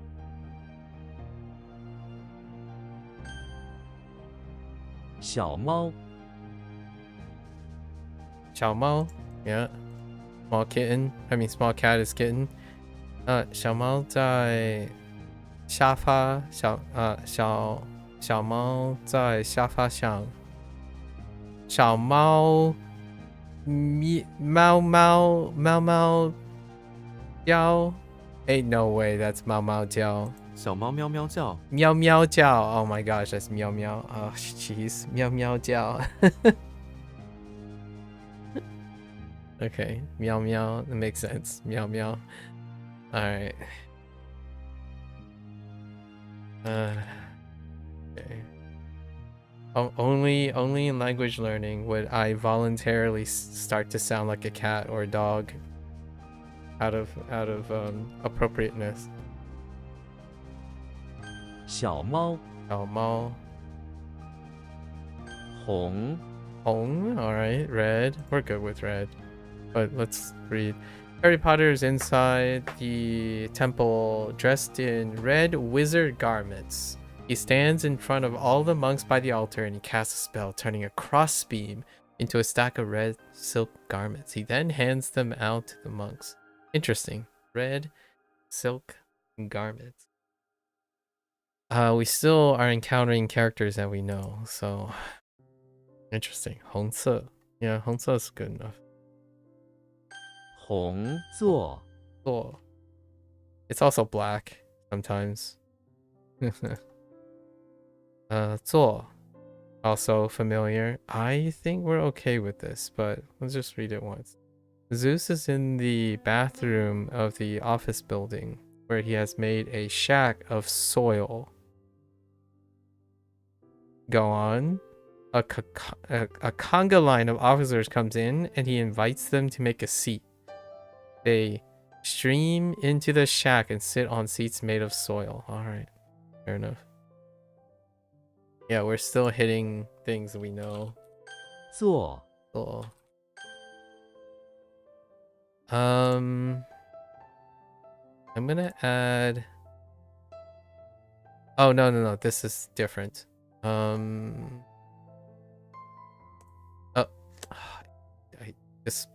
like when the tooltip gets in the way. Go away. Offer one. No. We're fine. We're fine. I was gonna expand it a little. 红 夏日 做 坐 right 小猫小猫老头老头 right half tone 老头 okay all right now it's all character time. Medicine Yao is familiar as well, although this is traditional. Yoshi is in the bathroom of the barn, checks out, feeling ill. He smashes up a small white cocoon. Gotcha. He found in his pocket and combines it with some flowers and swallows it. The medicine makes him feel quite strange until he begins to turn into a green spotted tree. This is what happens when you try to make your own medicine. I thought he was gonna like hallucinate or something. Yeah, it's all forms of medicine. Yep, got it. 要让 Young. Oh, this is different. This one's different. I'm not too familiar with this one. So Robin Hood, go on, is in the bathroom of the chapel. And I get something to contextualize Robin Hood in the bathroom and the chapel. Where is it? Wearing a dress. Not off to a great start. Wearing a dress. There is a boombox, sure, in the middle of the bathroom, surrounded by wire mesh. Shooting out words at him. Be holy. There's the chapel. Be holy. Yield before others. Okay, so we got the chapel. Not so much of the bathroom though. Maybe the boombox on the tile floor. It says again, it seems to yield results, for he feels more spiritual as he washes his hand and think about his fellow man. Be holy, yield before others, don't steal, perhaps. Or yield before considering vigilantism. I don't know. We gotta Robin Hood's gonna be a little tough here. Young. The other stuff is fine. Young, to make concession, to yield. Okay. To offer one seat. To yield. To offer, maybe. In a way.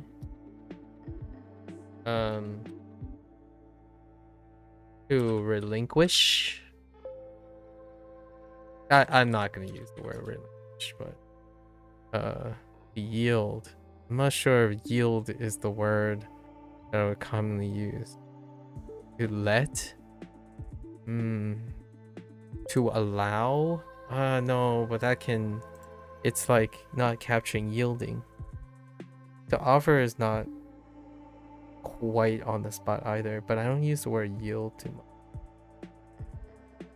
to describe this. Anyways, we'll see. 让 To yield. 倒 To topple. Oh no. Doll. To topple.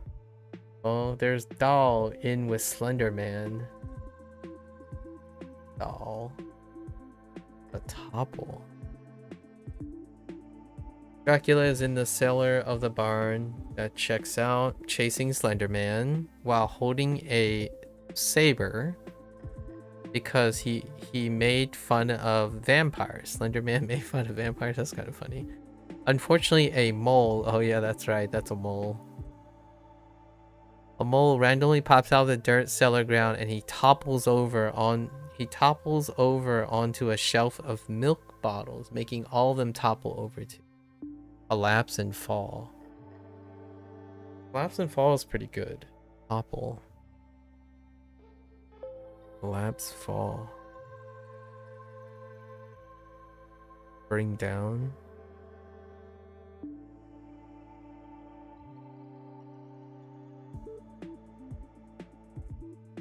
Maybe like fall over, bring down. You could see sort of fall overs. One. All right. Knock down. That's a good one, but that's part of that. So knock down to have bad luck. Maybe like topple fortune or something. Falling fortune, collapsing fortune. Go bankrupt. Topple close. To fall down.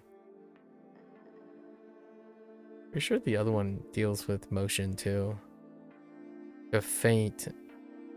Okay. No, we'll try our best. 倒 Topple. 步 Ooh. To look back. I am unsure. Okay. Alright. Lots to work with though. We got a lot of things to work with, which works in my favor. So Goofy is in the bathroom of the house again, in the bathtub, this time not with a tombstone or a headstone. Goofy's in the bathroom of the house in the bathtub. All right, so we got bathtub. His attendant turkey, sure, which stands by the door, throws pages at him when he isn't looking. Every time Goofy looks back at the turkey acts as though he isn't up to anything, but he clearly has a stack of pages right next to him, which he is throwing. Okay. All right, that's a pretty funny scene. I got you. Ooh, to look after. Oh, that Gu. 照顾. Never mind. I do know 照顾. Although the 照 part we don't have either. It's kind of like 照. It's kind of like concerning. So concerning to look back or to look after. Interesting.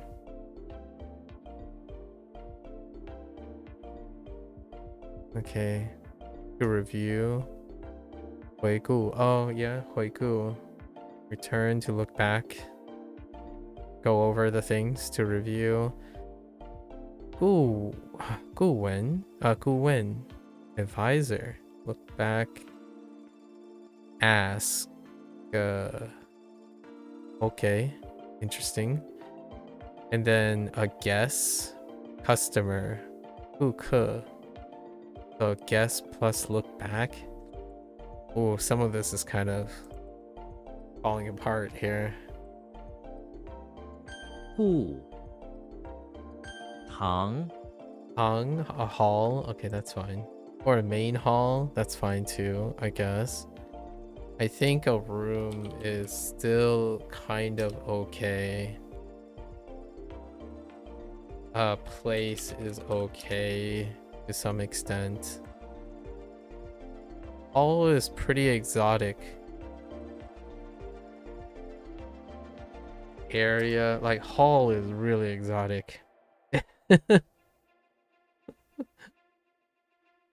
I like atrium. Atrium would be very exotic, but I guess atrium would fit too.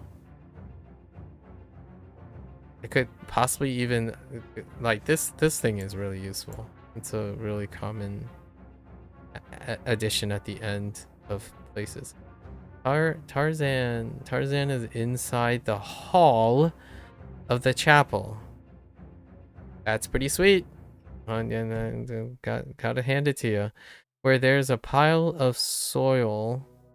Alright, go on with some glitter bomb. He goes over and starts digging into the soil and finds a glitter bomb. It blows up in his face and the glitter goes all over the hall of the chapel, making the priest annoyed. Okay. Sure. Somehow there's some soil in the hall of the chapel, but that's okay. Yeah, classroom. So 课堂. Yeah, so it's like lots of room things. So that's a teaching room. 课堂. And then right, 食堂, which is food hall or cafeteria. And then there's the auditorium. Yep. tea tang. Or li. Oh wait. That's Li Tang. Ooh. Don't have that yet. Bathtub, yep.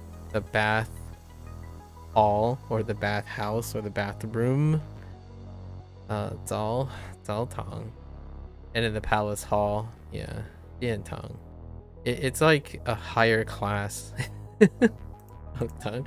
Instead of saying like a building like Guan or like a place. How many places do we have? There are a couple other ones that we don't get. Or a place. 糖 Oh, I'll remember this, or try anyways. 药糖 Uh-oh. Something about chasing Slender Man with a saber, but a mole, and then it toppled over. Who was topping over? 岛 Dracula. And can't really place them in, maybe top a mole digging out of a pile of manure or something, or digging out of the cellar. I don't know what's in the cellar of a barn usually. That can be a problem later. Okay, this is Goofy, the turkey constantly throwing pages at him as he looks back. That one's pretty good. It's pretty funny. Oh, this one's Boombox, but Boombox on the tile floor. So they're in the basement. Someone uncharacteristically is dressed up as with a dress, and also they're in the chapel because the priest was asking him to yield.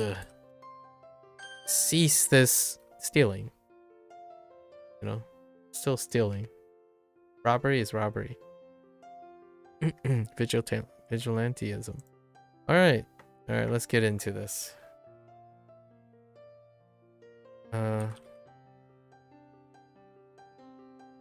外交外交通向和平。 What a coincidence, because we just reviewed this again. WaniKani came back around for diplomacy. 蓝色 我的眼睛是蓝色的。 染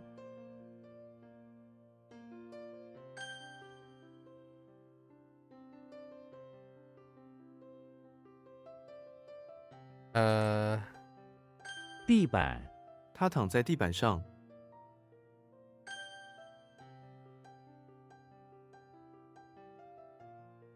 想见 你是怎么想见的？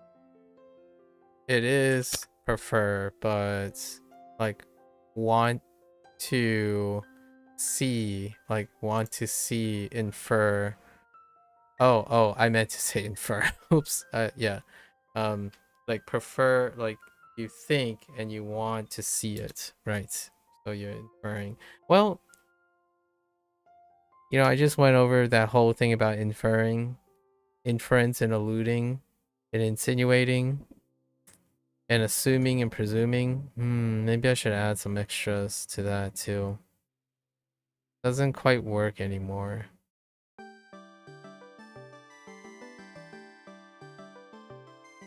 To think and then to see, you're inferring. Is that really capturing?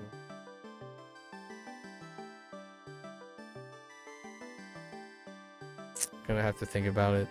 It can be a future problem for sure. Okay, stream page. Oh,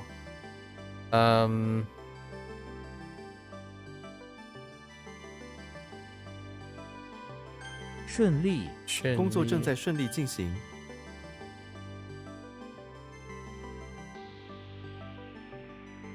吹了 整个计划都吹了。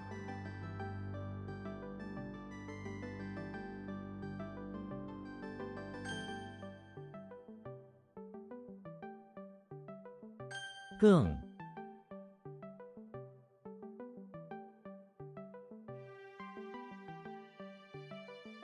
like keep on coming. More. Yeah, okay. Oh. Oh no. What are... Oh no.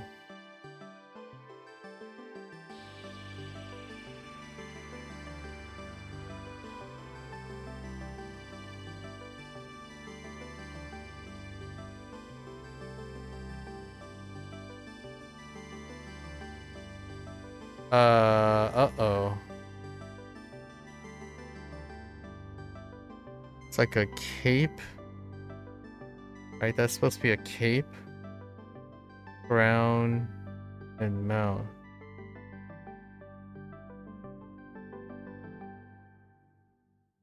Uh, 我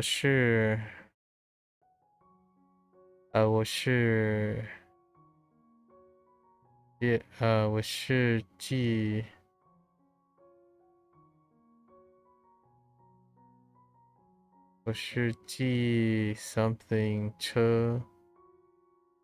哦，司机。司机、我是计程车司机。what the heck was 司 about? SpongeBob? SpongeBob is in the house. Something about a cape. I don't actually know. I don't remember this part. SpongeBob is in front of the house where he's taking charge. Oh, I see. He stands in front of the door wearing a cape and uses a spatula to fight off mouths that emerge from the ground and charges the house.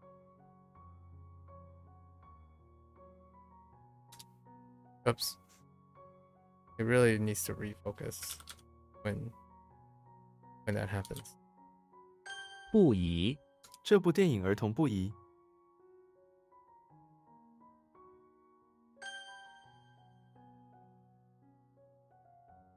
动画、我很喜欢看动画。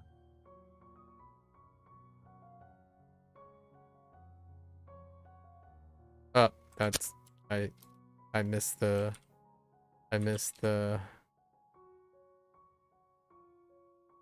oh, I missed the 2 and 3 in between. 百鸟、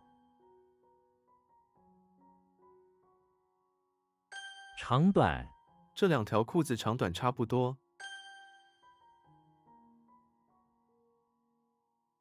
短期、短期租约。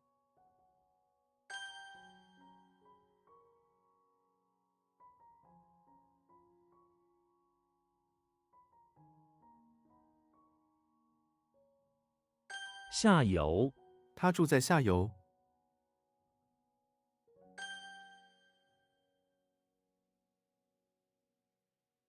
短篇、短篇小说。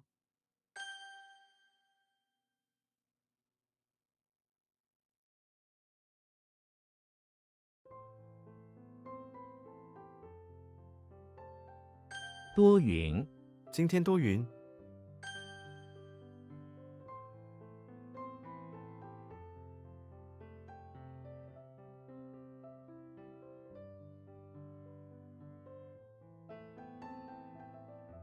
Whoops.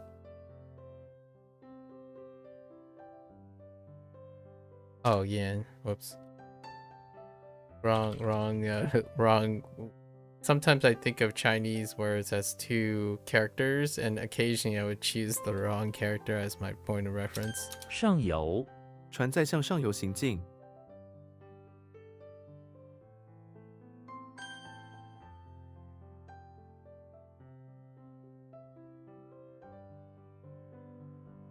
只好、下雨了，我们只好回家。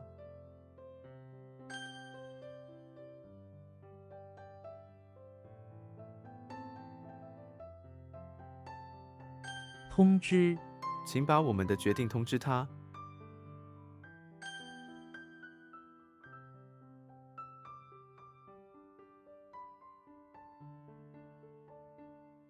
顺眼、看起来很顺眼。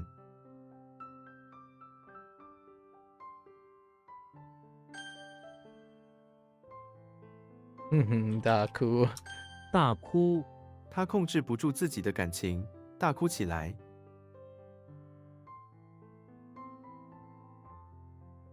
It's loud crying, but crying loudly is fine too. Oh my gosh, loudly cry.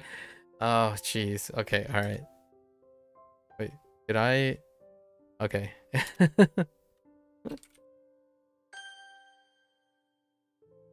然 Gotta make sure.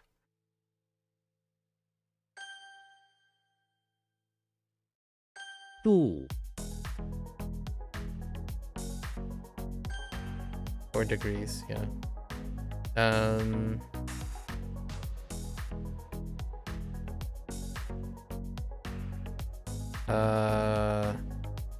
Someone went into the cow, into the electricity plant, and it was weird because it got converted into a temple.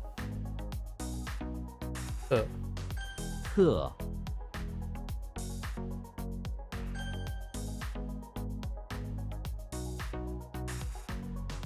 地段 商业地段，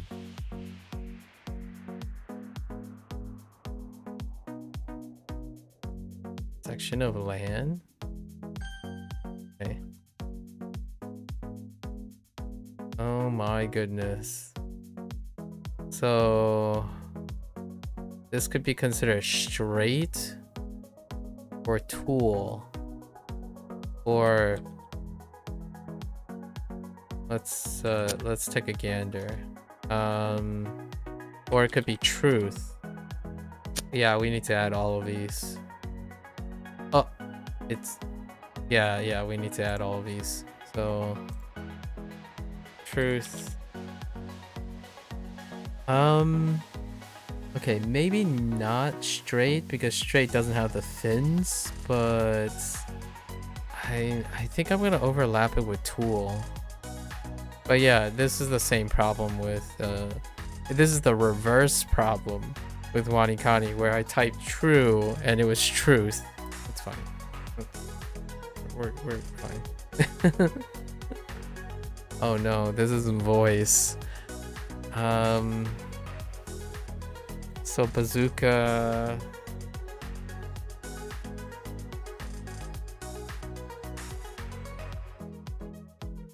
Wait.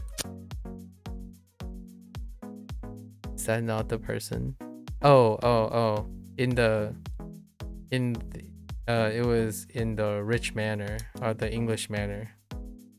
And it wasn't him. Is Shrek. Ooh.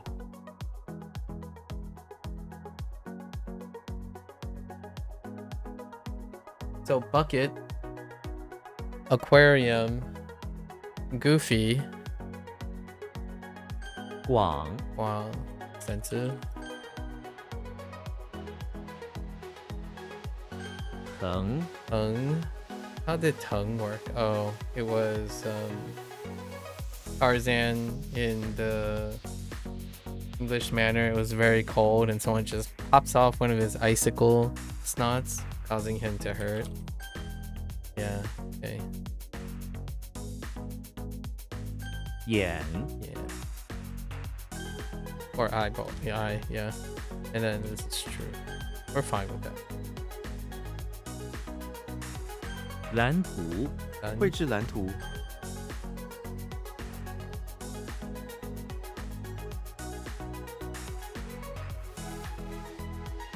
四斤那只狗有4斤重，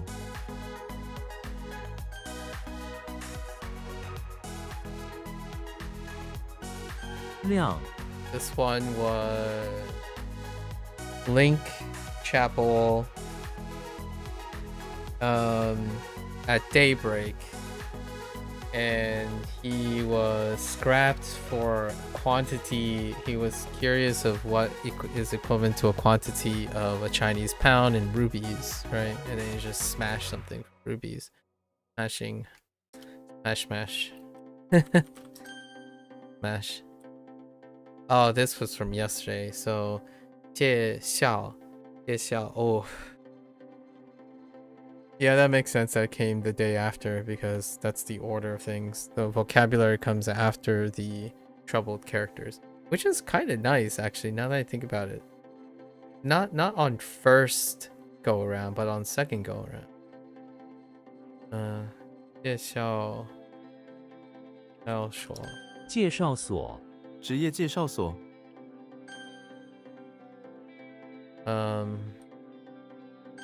快，想，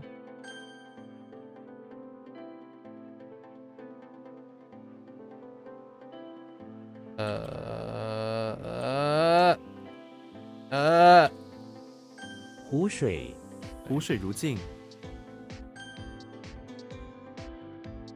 Oh, yeah. Let me read this. 你是什么想见的？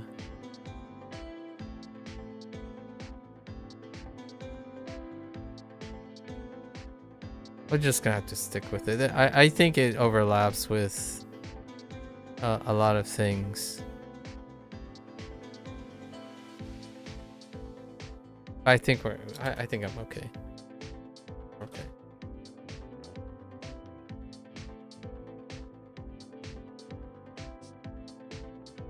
Oops. Oh, wait. Oh, no. That.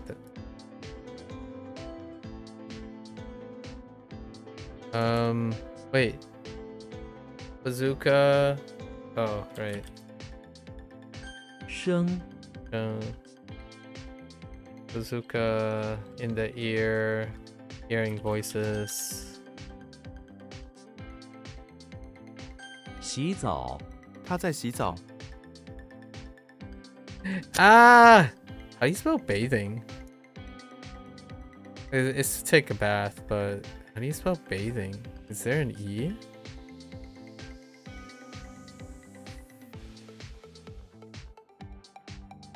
吸，屋，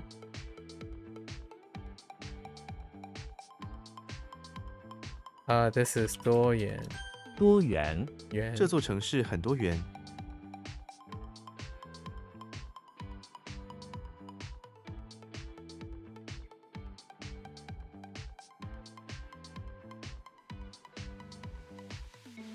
It's kind of like how much, but it's not. It's like diverse. I don't like much stuff. I'm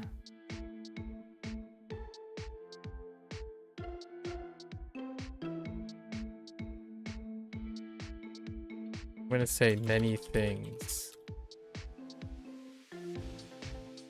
Every time, or not, like diversity is great, but it's many things. Like there's a lot to it. It's how I'm feeling about that. 这，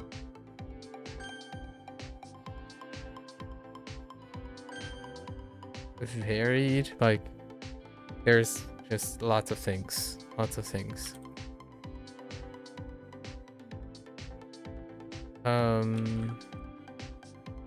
Whoops.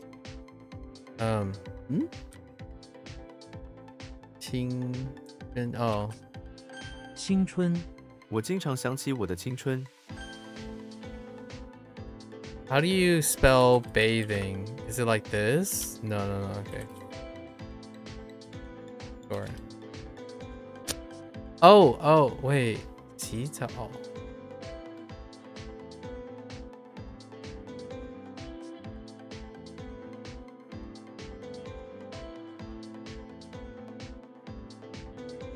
Showering is a different phrase, but it's also referring to showering locally.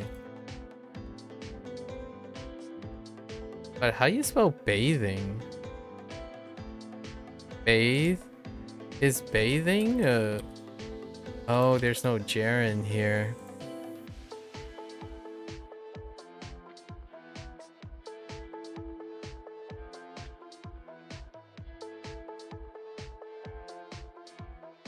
I have no idea how to spell bathing. What the heck is bathing? Is it just ing after bath?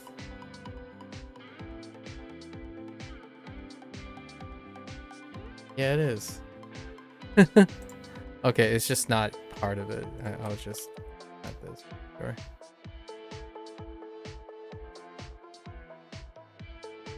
公共公共游泳池、节日爱思想思想他的思想境界比我高。 That one was trouble for a while.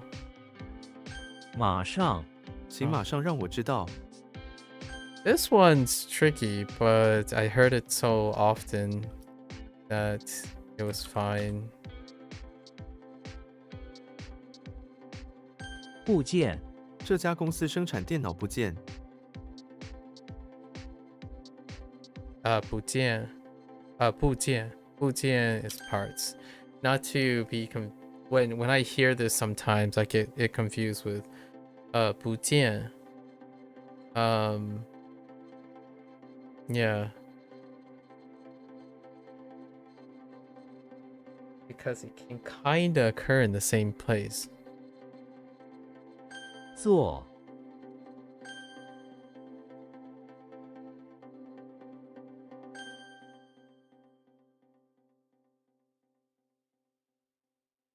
合成这些颜色可以合成新的颜色。新的颜色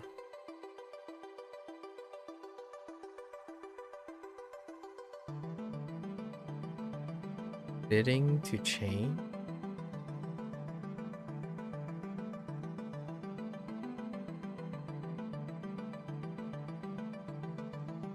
This isn't like the serves right thing, is it? To fitting?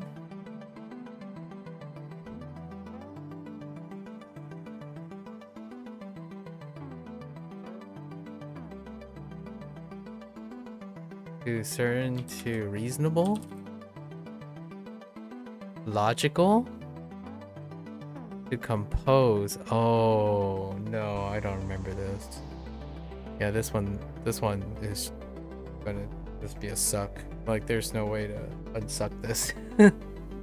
This one is really hard.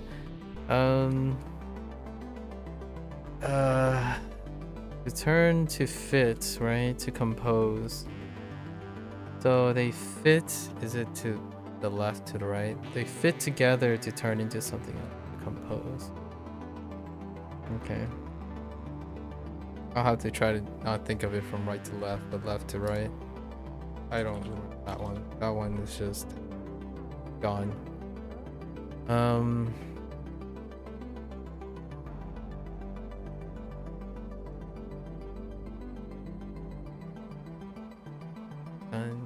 They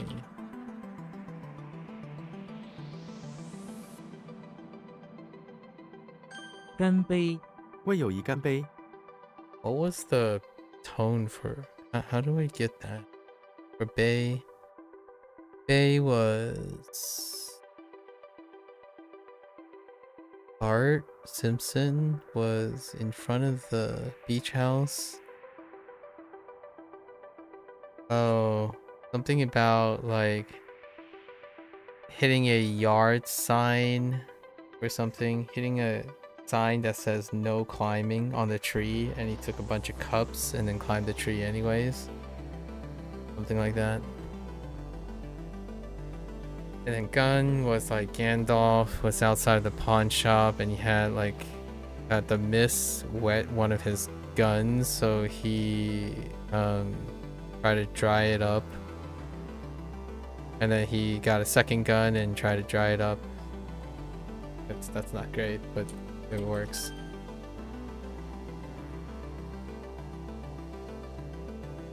Ting.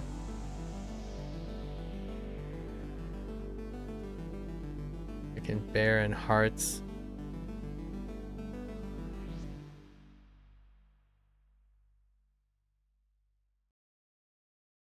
What the heck was the bear and hearts thing?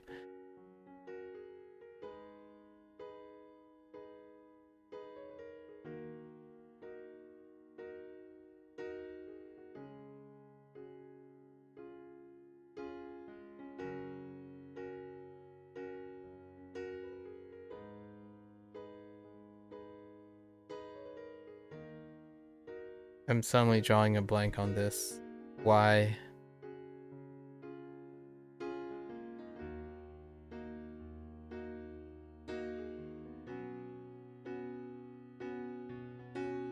I'm drawing on a blank on the read, and that doesn't help on the left. Or does it?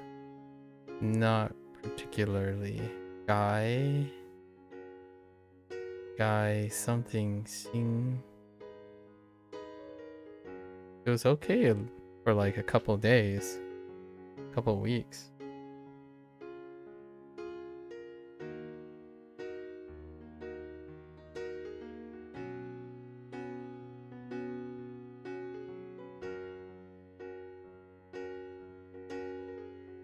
I legit, it's a complete blank right now. A bear and a heart. It kind of triggers me. There aren't too many bears. There are only 2 bear things. I can't remember this one. The other one is Nung. Nung.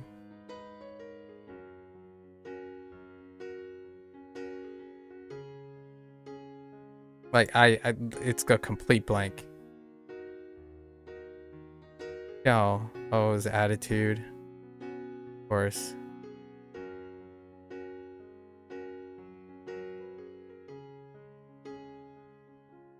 Yeah, that's just suck. Much suck on the read. Because it could be anyone with interacting with a bear heart. Most of Tarzan ones are pretty bad because there's nothing to link Tarzan to the place. Tiao is the closest because of education. But then again, it's also Tiao. Tiao here is linking to education too. But I did not know where it was happening because Bear and Heart doesn't give a place for where it's happening. Maybe I might have been able to get to it if I remembered it was in the high school. That one just sucks. On to the pile it goes. Whoops. Say I missed the 3 there.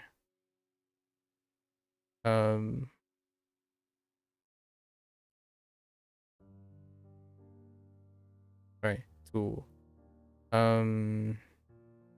主办公司主办的活动，公司主办的活动。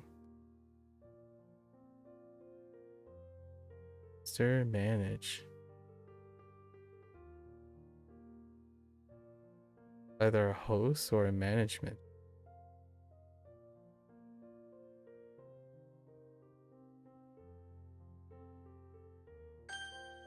Okay, host. What was this? 心态。心态改变心态，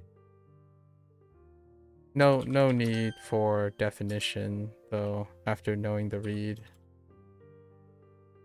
The read explains the definition. I can't spell lower reef. 调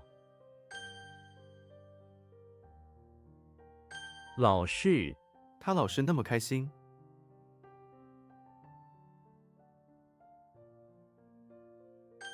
I was gonna say usually. It also kind of means usually. A little bit. 外来这是一个外来的问题。 External. Okay, now it checks out. External actually kind of checks Shit. out.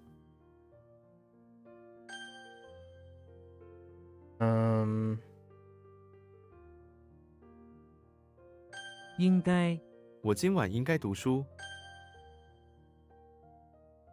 接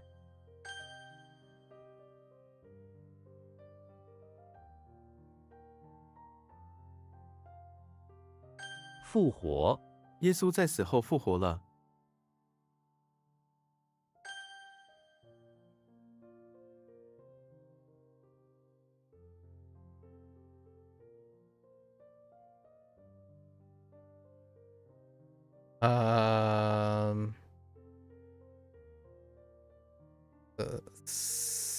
呃记者，我不太喜欢记者。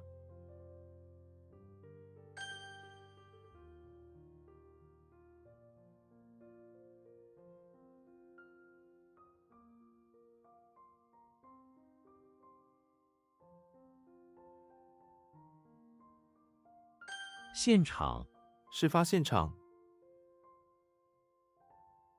事发现场。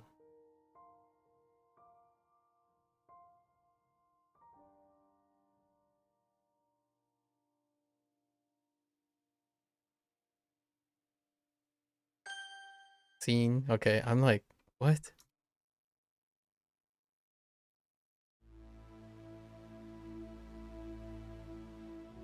What was this again? Turn into. Okay, I gotta go from left to right, left to right. To fit to turn into something is to compose. Okay, that's fine. We'll make it. We'll make it. Oh, thinking words.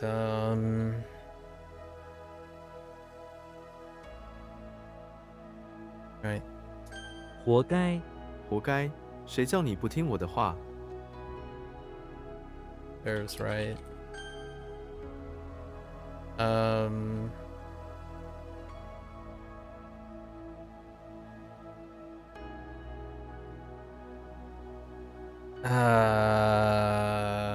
Yes. 随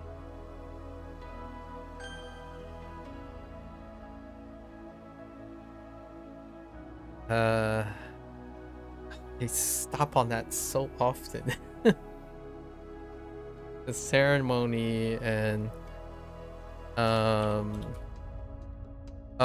that's a typo. Is it?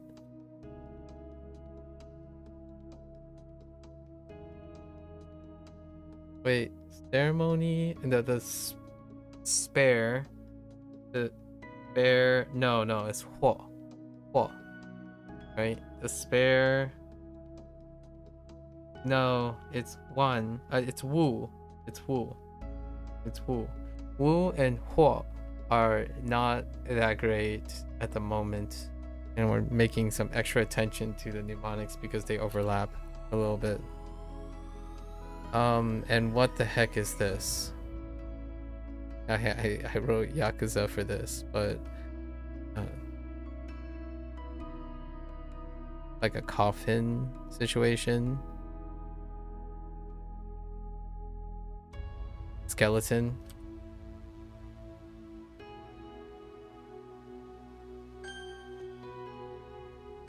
黑，外卖，送外卖，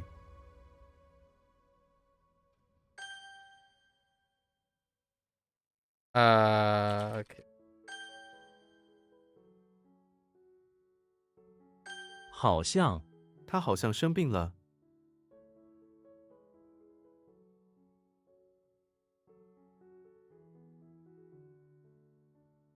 Alright, we're gonna use seams. Okay.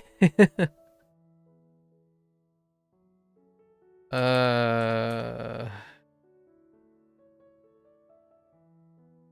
uh,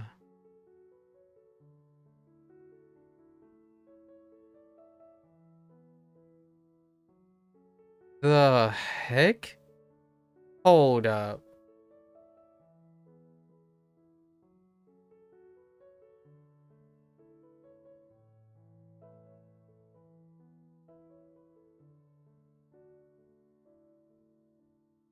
Oh, now I'm drawing a blank on this one.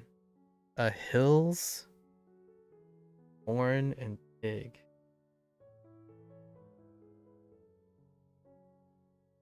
Oh, 乐队，乐队，乐队演奏得很出色。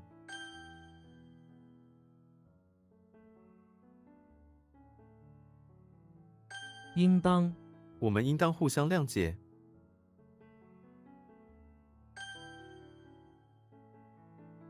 比，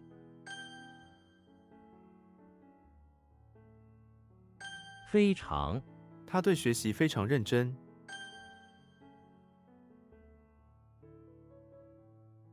Oh my, I hit the same button twice. Dude. I keep hitting 2 instead of 3. Fight better, skill issue.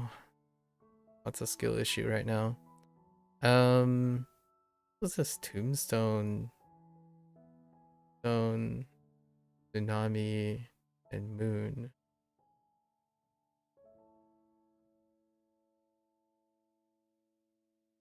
Oh, spray, not tsunami. Spray. That helps. 湖，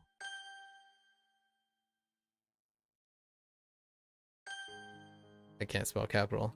It's the building with an O. 湖，读者，这个读者每天都读书。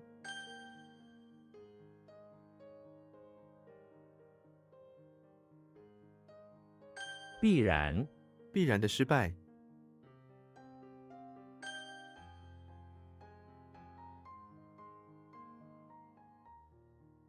业务，恢复正常业务。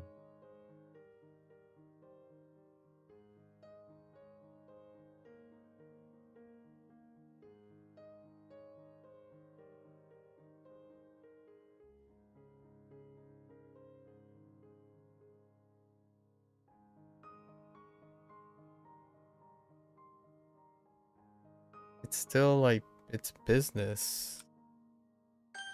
Oh, okay.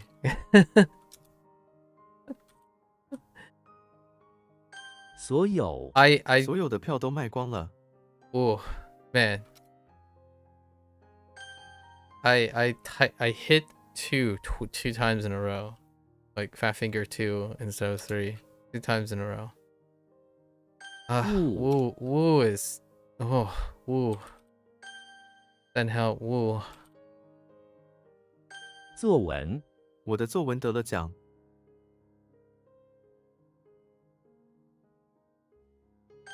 Oops, composition, and I double T'd. 省， Okay.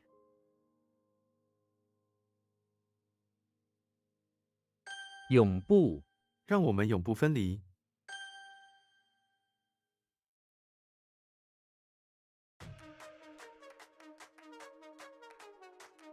找钱，他忘了给我找钱。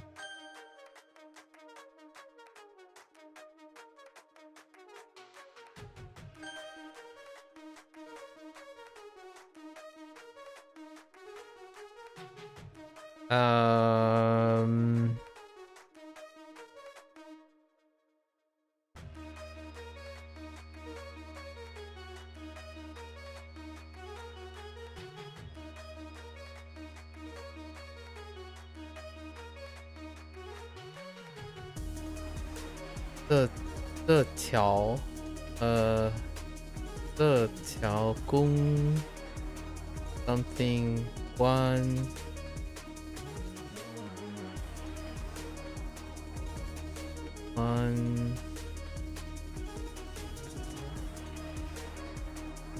the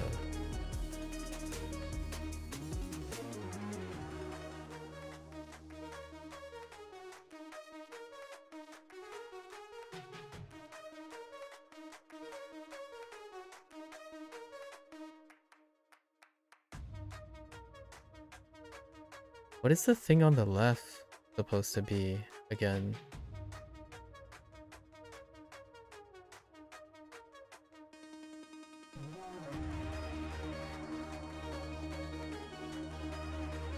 So the right is separate, right? These are separated. They're not stacked on top of each other. So mouth, foreman.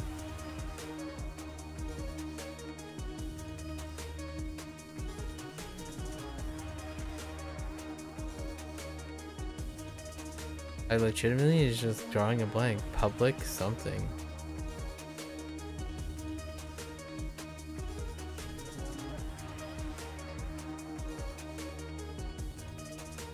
Some part of me wants to make it no.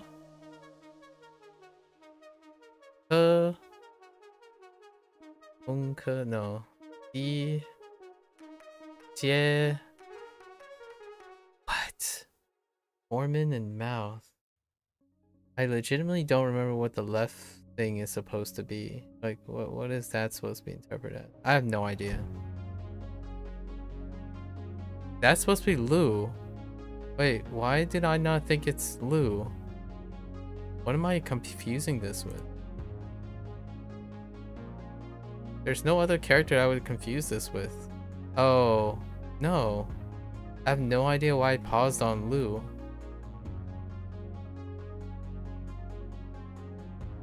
Well, that's kind of disappointing.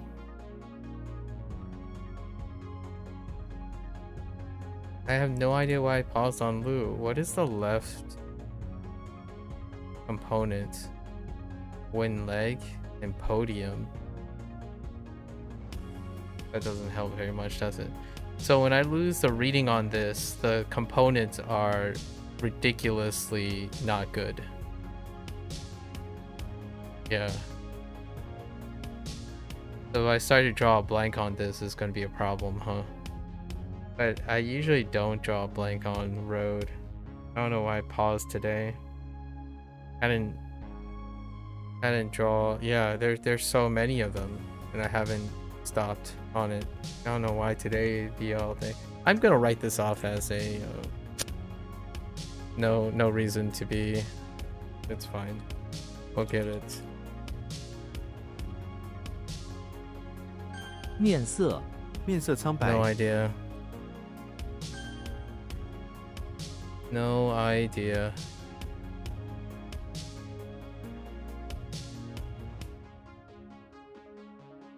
I wanted to say this was an altar, but an altar. 是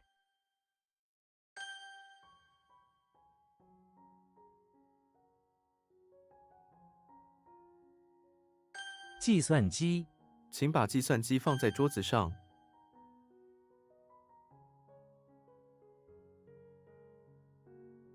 作者 这位作者的小说非常畅销。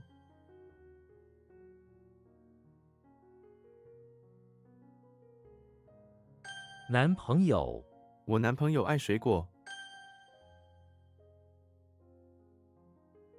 赢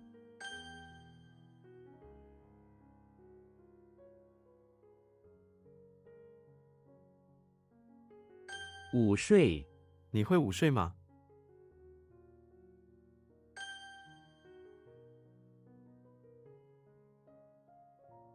线 I don't know what they want, but I usually go with first. Current, present, now.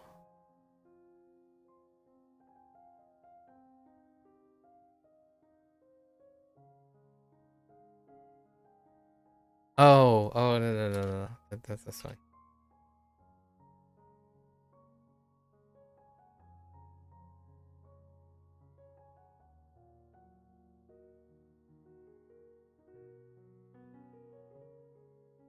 Right? 目前 我目前没有这个打算。 Speaking of present. 明星 电影明星。 This is guinea pig. Instead of wing. 节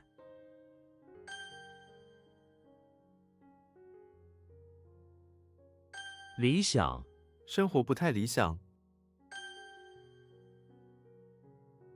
I have some very concerning ones today.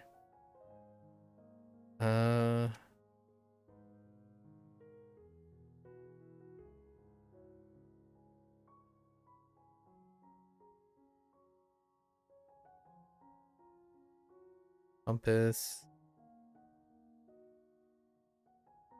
Wait.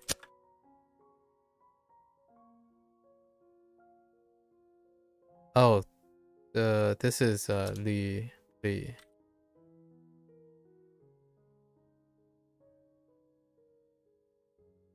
公路、这条公路关闭了。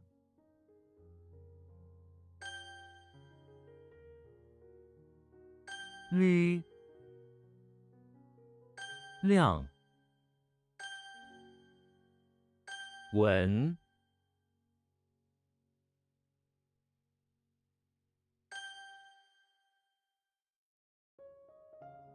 见、 It is strip or a piece or a slice. Big mole.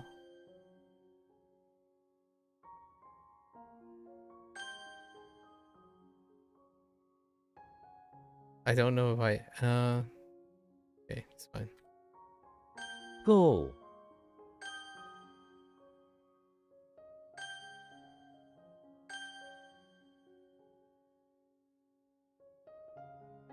讲、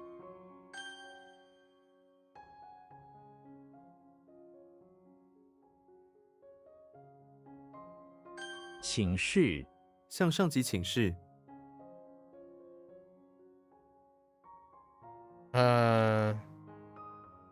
To demonstrate, to instruct, please instruct or like provide instruction.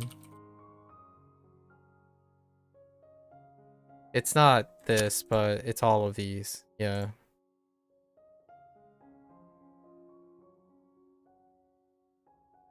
Like, please provide instruction is what I would write. Or to ask for instruction.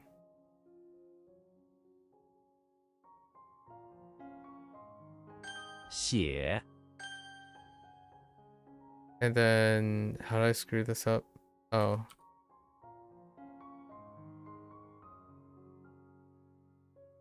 Oh, ye. Whoops. I'm not thinking straightly on that one. 天空、 夜晚的天空很美丽。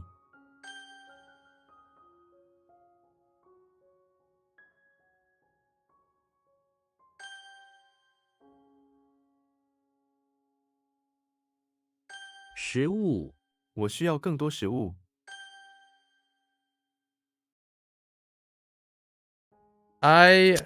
What? Wait. Hold up.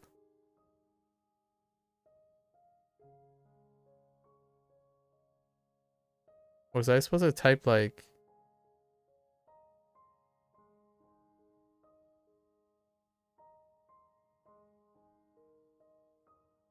Oh, no. Wait, yeah. Oh, it's Louis. Whoops. Louis. Did I type ye like 4 times in a row? What did I type before? Oops. Oh my gosh. 4. 上床、 你通常几点上床睡觉？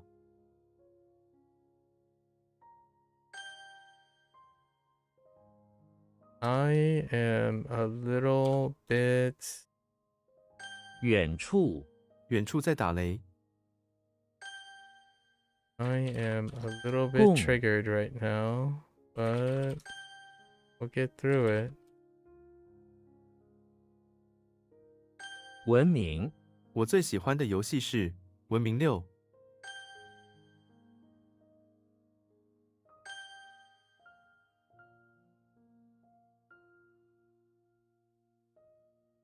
到处、 到处都是树木。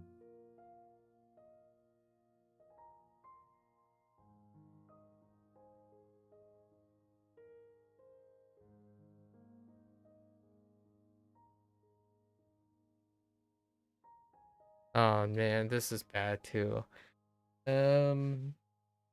So you come to the location, right? And then oh no. Like you come to the location They're both this location. Like the area is all locality. Like, yeah, area everywhere, like around the place. I disagree with that one. 怕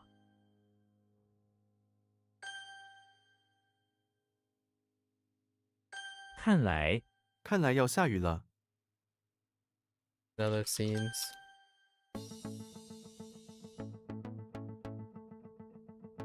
真的 兔子真的很可爱。 换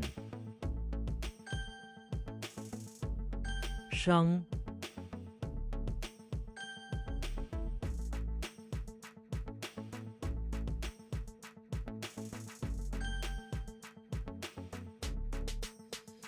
Okay.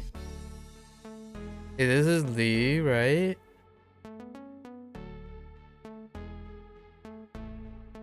铝 I don't know why I kept typing something else. Like Yi. Oh. I keep typing Yi.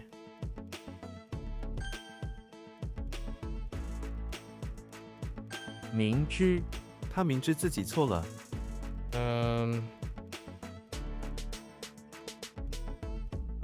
To be fully aware. To admit. To confess. To be fully aware. It's kinda to see clearly, to also like realize as well now. All right, we got some really weird ones, really weird errors. So I don't know why I dropped this, and I dropped Lu as well, and I dropped Lu, but there really wasn't a reason to drop Lu.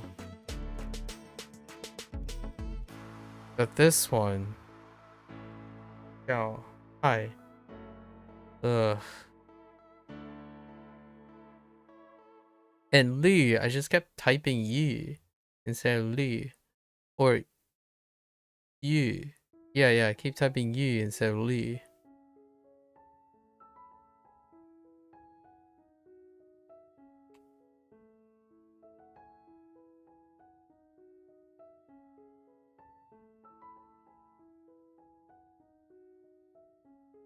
This one's not great either.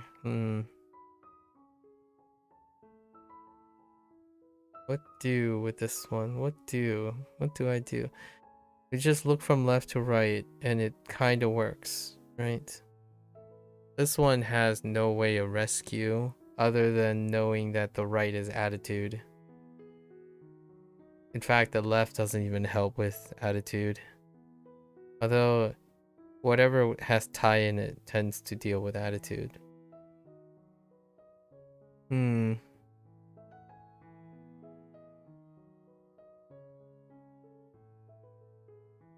Not the greatest day today. Not the greatest. No components. Do we have any components left? That's a better question. Oh. Yes, we do have components left. There's quite a bit of more components left. All right. Do we have pinyin left? No. Okay. So we covered all the pinyin. Let me see if I...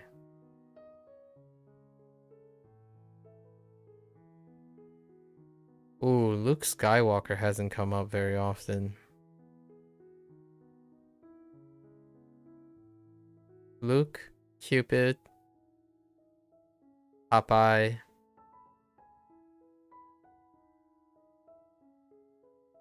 Such a small number when you look at it this way. Okay.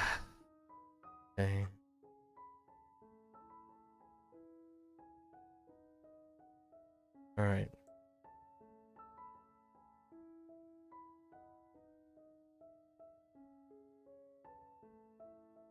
Keep working at it. Keep working at it. Vocabulary is expanding, but the characters are becoming a little bit troublesome.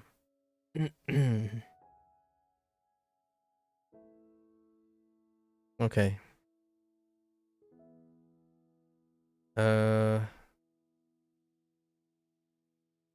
Hoang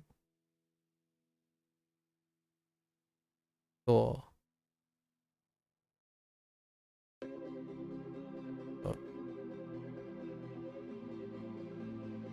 做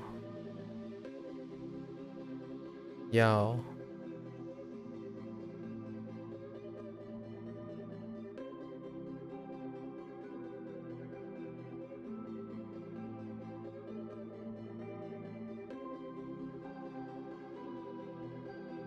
Wait. Hong? No, no, no, not Hong. Hang?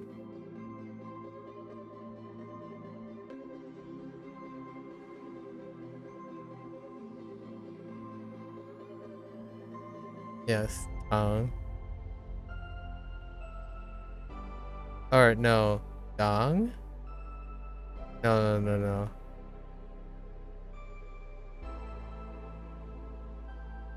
Is this really another Tarzan thing? Dang, bang, dang. I'll have to double check that in a bit. No, no, it's Tang. Mole, Saber, Topple, Slenderman. Oh.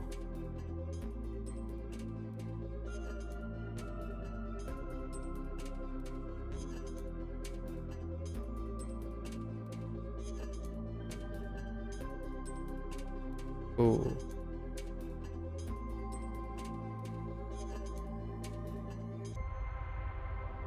Dress, wire mesh, boombox, bathroom, lid, lid, words, yield,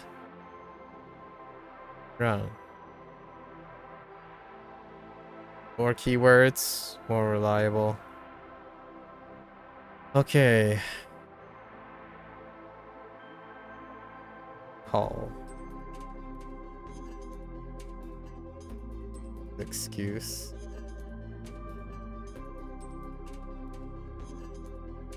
Not very used to seeing that character in super tiny congested form. Dang it. And that pop-up, that thumbnail has too many things. Yeah, call. Too much information. I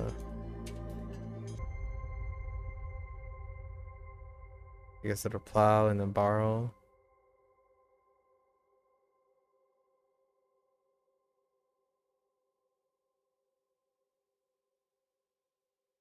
Pizza.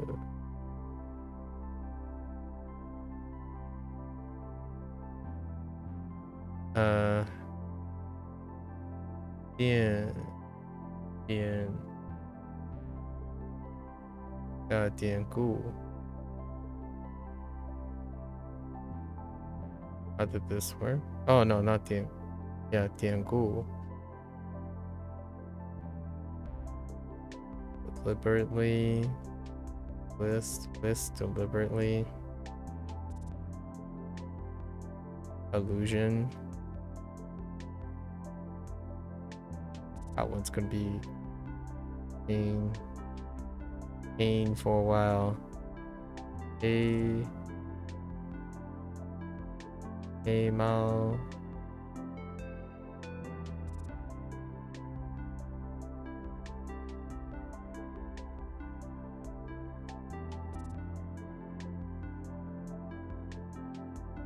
Yan. Wait.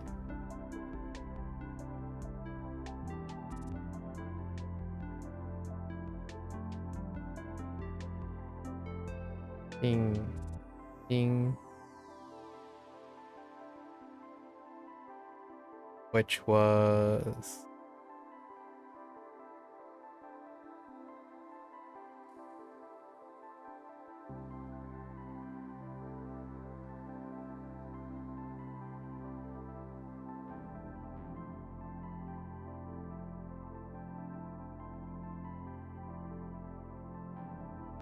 what? No.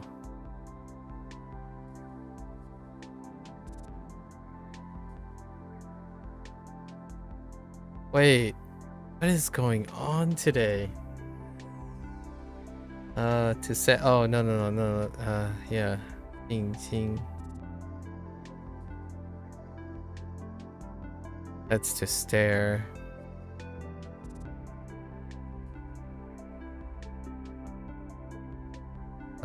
Yes. Young.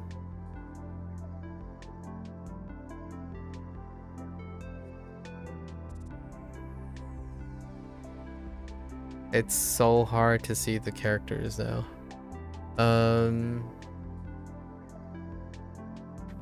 Gotta zoom in. So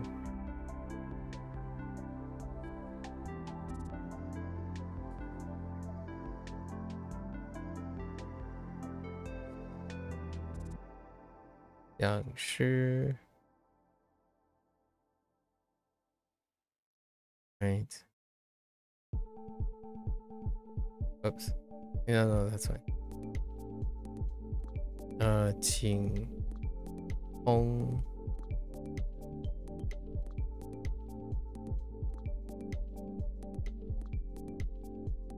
Right.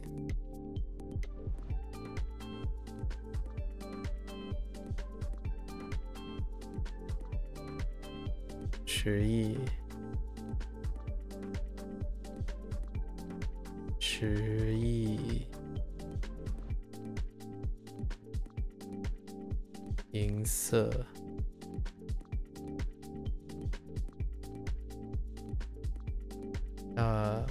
Ri.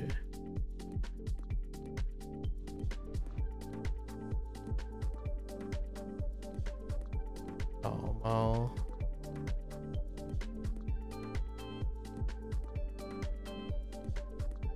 Lao Tou. Okay. All right. Take a look at these. All right. So, okay. We have armpit. It's just an armpit. No way around it. Armpit.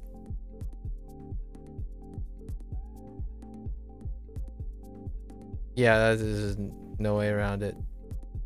Okay, and then done.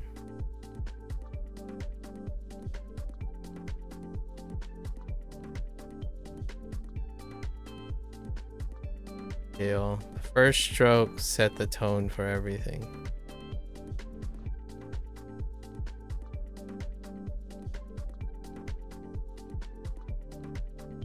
Done. Done is just done. It's egg. I think we're okay with this. Armpit, then not so much. Not so much.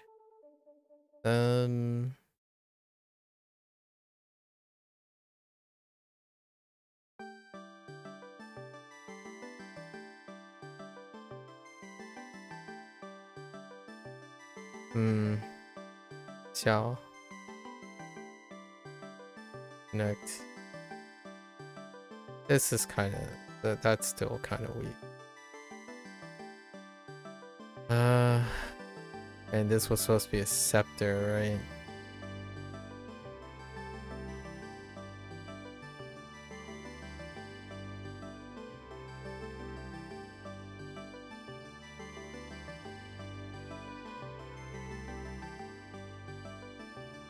Scepter and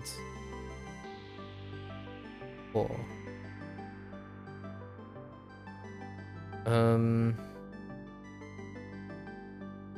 Nah, this one's still weak.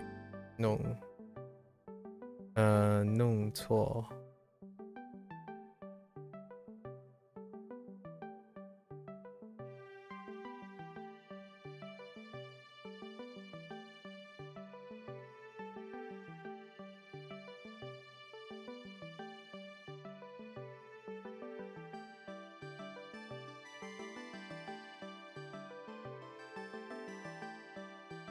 Dan 什么？哦，当地。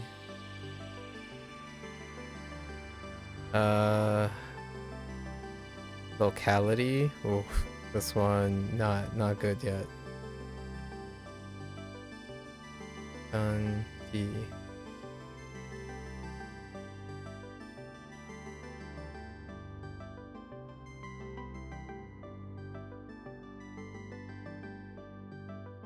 合墙。This is not good. Not good. No sir. 合墙。What was it? To compose? We managed right after, and then immediately it just disappeared. To compose. There are other meanings to it, so we're gonna look at the other meaning.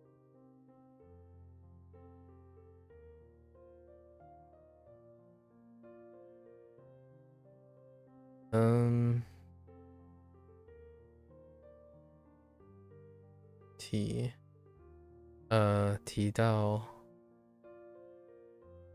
is a little deceptive because of the Dao part.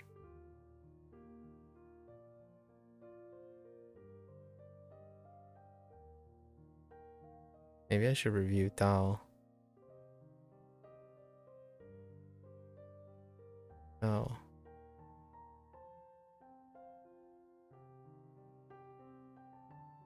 Bring up or to mention.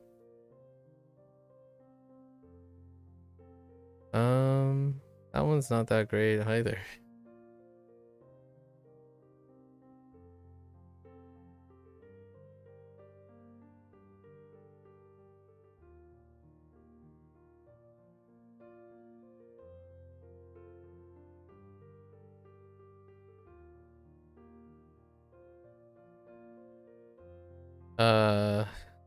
Ooh, that's that proportion.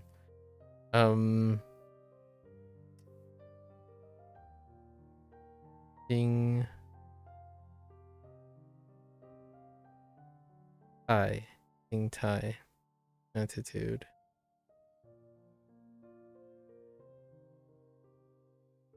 Okay. Tarzan GD, right? Tarzan GD. That's the loose end. Tarzan GD. That's the theme. Tarzan GD. Compose. We have to think about fit into a larger product. To compose. This one, to act as land. The locality is to act as soil. Nung is the tough one.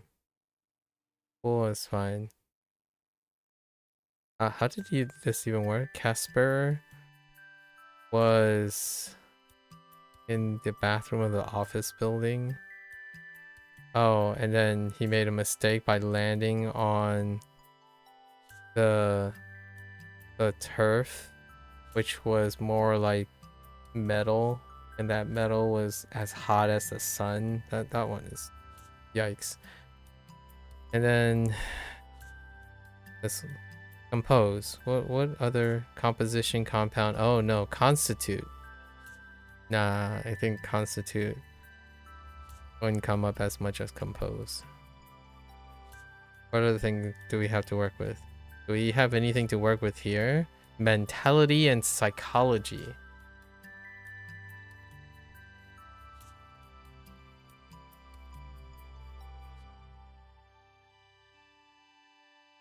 Nope. No crosstalk with Japanese. We do have a few things. It kinda, but Tai is the problem, not sing. That doesn't work. All right, I just gotta strap down. Strap down.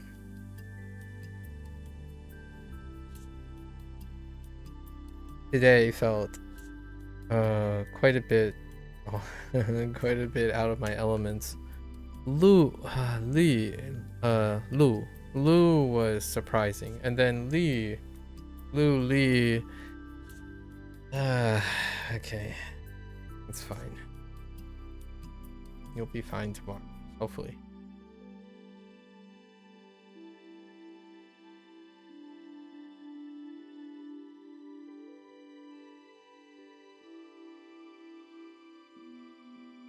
All right, that's a wrap for HanziHero. If you can watch this later, shit. Always feel free to welcome. Free to welcome. You're always free to follow along. Drop your hot takes in the comments. You know, drop by every once in a while. Live stream. Discuss about some hot takes here and there. You're always welcome. So, for those who are only interested in traditional Chinese, 大家下次见. I'm gonna get up, walk around, stare out the window, contemplate life a little bit, and I'll be back for Spanish. Thank you.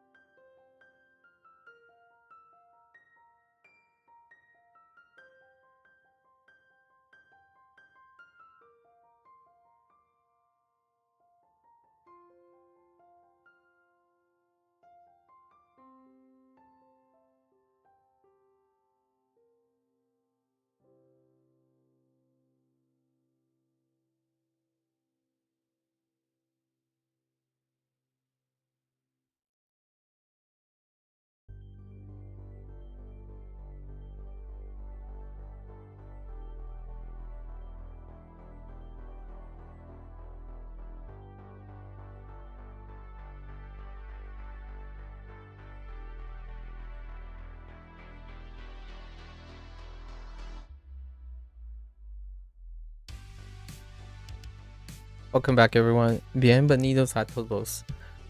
Hoy es el día número 38. It is day 38. Let's get right into it. Alright. Yesterday was not bad because it was conceptually like one thing. Like, it was really conceptually one thing. And then we practiced stem changing verbs to round it out. So lots of bootstrapping. So let's hit it up.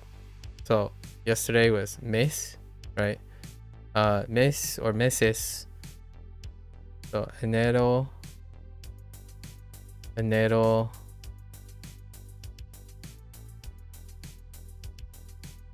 febrero, marzo, abril,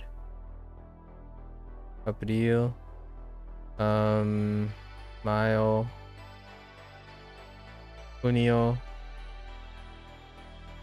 julio,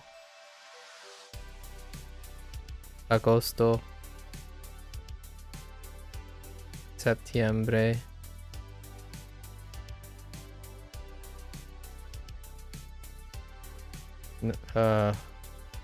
octubre,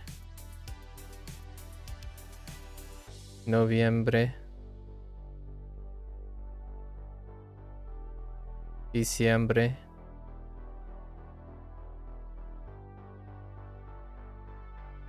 and then we round up all the seasons, right? So primavera,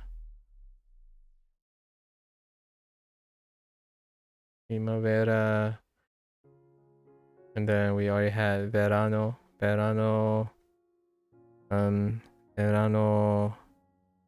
otoño, and invierno.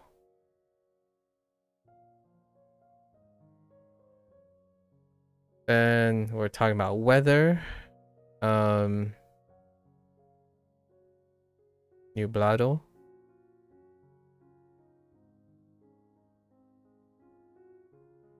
Viento. Llueve. Nieva. Oscuro. Oh, yeah, oscuro. Frío. Oh, and then phrases. ¿Qué tiempo hace? Hace being the keyword.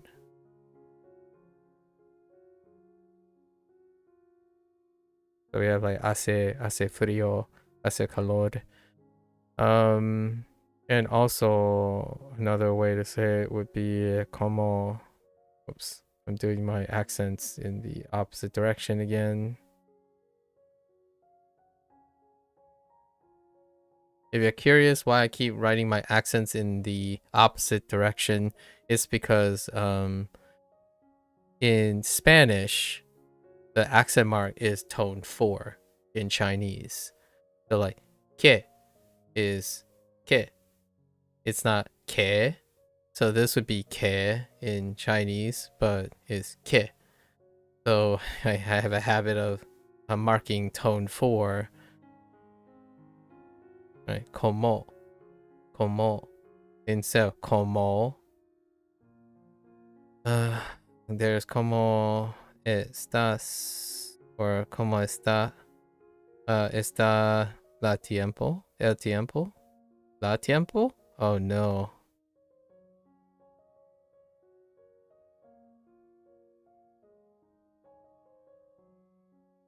El tiempo sounds fine. It could be different. So that's pretty much all of the stuff. I don't think there's too much. It's all grouped very neatly, so it's very easy to remember. It's conceptually very, very connected, especially things that come in a series. All right, so our podcast, pod 1. What was our pod 1?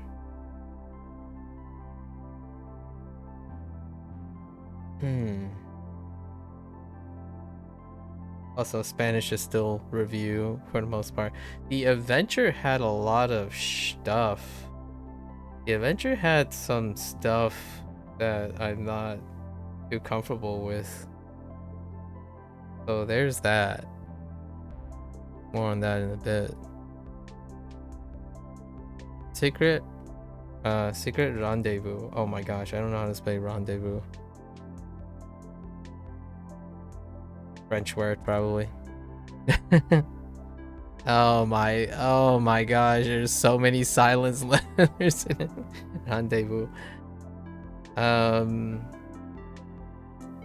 It's not like I don't know what a rendezvous is or what it looks like, but if I had to write and spell rendezvous, it's a different story. Secret rendezvous, of course, it was Lucy. And Lucy, it's two people talking about the weather. That's it. They were talking about the weather. And that's obviously code because it's so common. It's code for a secret meeting, obviously. I mean, who talks about the weather? Come on. Alright, pod 2.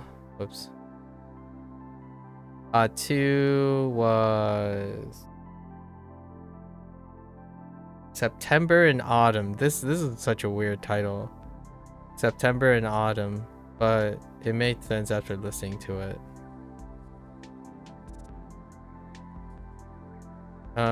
September and Autumn was Lily. So it's a person talking about how much they like autumn, which is in September. It's like not cold, right, or not hot, right, and mild. It's mild.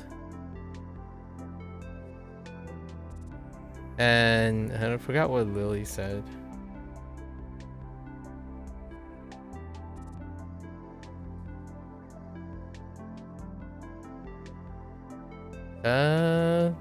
Yeah. Other than weather is boring, right? Just not enthusiastic. I think she might have had a punchline about weather. But I don't remember. It's fine. They largely all talked about weather. The last one was perfect weather.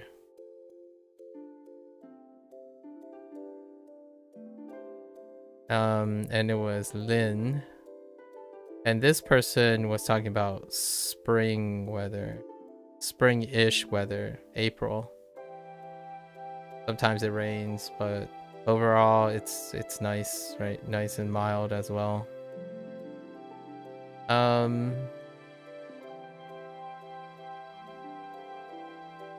Lynn had a funny comment, and man, do I wish I can remember these things.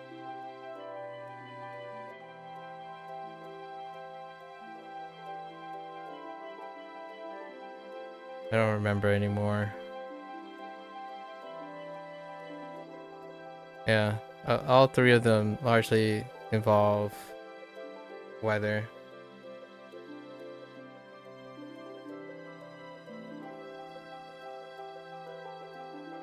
The adventure was Baby Bird.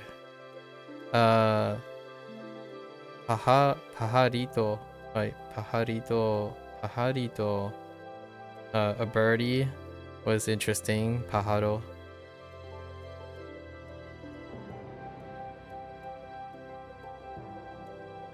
The baby bird.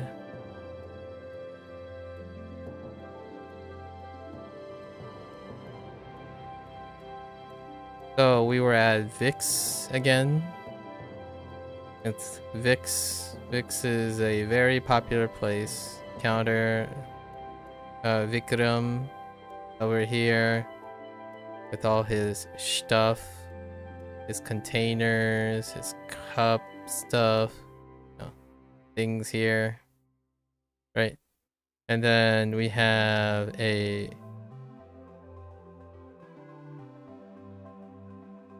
how do we do it? Maybe like so we have like a baby bird on a desk, right? And then we have a box here. Eddie's just chilling here, I think. At a table, always Eddie. And then Eddie's here chilling at the cafe. the newspaper. And then we have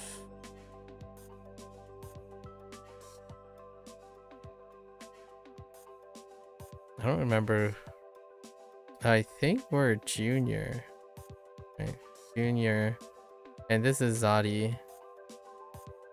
It might be Lily actually. Actually, now that I think about it.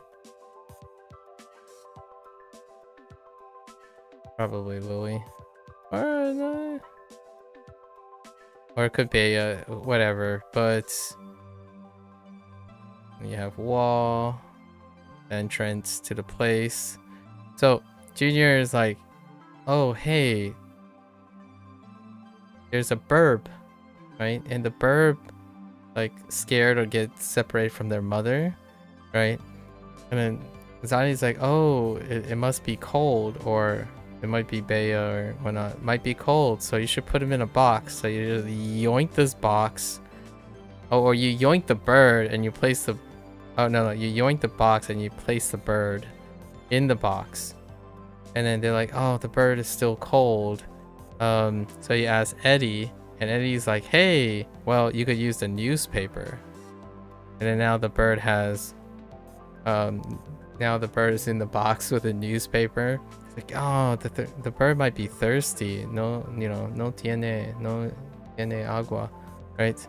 So you go to Vikram and get a bird. You get a cup of water, but then suddenly Big Burb, Mama Burb, shows up. So Mama Pájaro shows up. You're like, oh, okay, and then suddenly the burb just teleports and they hug it up. I forgot how to say hug as well. They start switching tenses now. So like they're together now. They're going. There's a lot of verb tenses now in these adventures. So they're way ahead in the adventure than the lesson group. But interesting. Sometimes they bounce back and forth. But yeah. Verb, pájaro and pajarito. Pajarito is the key word here. Anyways, still don't remember what Lynn said. I thought it was pretty charming. Alright, let's get to it. Memory is not going so hot. We'll make do. Alright. Let's get into our lesson. Yeah, lots of mistakes. Whoops. So let's look. Months, and then literal months, weather, rain, snow. ¿Cómo está el tiempo? So el, nublado, oscuro, invierno, sol. I forgot about sol. That would be nice to complement nublado. Fine. I did some background touch up on my the use of and I realized there's something that I keep forgetting. Is ascribed to all the verbs that deal with motion. That's what I keep forgetting. Motion verbs require or most of the time. And then I'm occasionally going over different situations with articles using differentiating between definite and indefinite articles, because that's a very, very common occurrence that it's always nice to have a little backup on concepts instead of relying on memorizing from repetition, right? All right, let's talk about interest, shall we?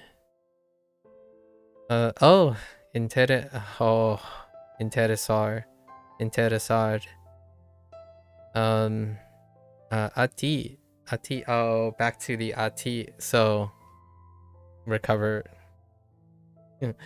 Gotta get used to these. Ati te interesa. I think it's next. Interesa el fútbol. Sí, me interesa. Oh, wait, actually. ¿A ti te interesa el fútbol? Yeah, interesa. Sí, me interesa mucho el fútbol. A mi padre le encanta escuchar la radio. ¿Ya? Radio. A los chicos no les interesa este grupo. Also, I need to remember that the difference between using le encanta versus using encantar as a different way. So there are two different ways to use these types of verbs, and I gotta make sure I separate them, because sometimes you do have to conjugate these verbs depending on the context of the simple sentence here. But these are being used in a way of being interested. So it's conjugated to the group that is interested, right? So a los chicos no les, and then interesa, interesa, as opposed to like interesan, right? Este grupo. Nos interesa hacer otras cosas. Oh, and there are going to be times as well to ir al motion to do another infinitive, which requires as well.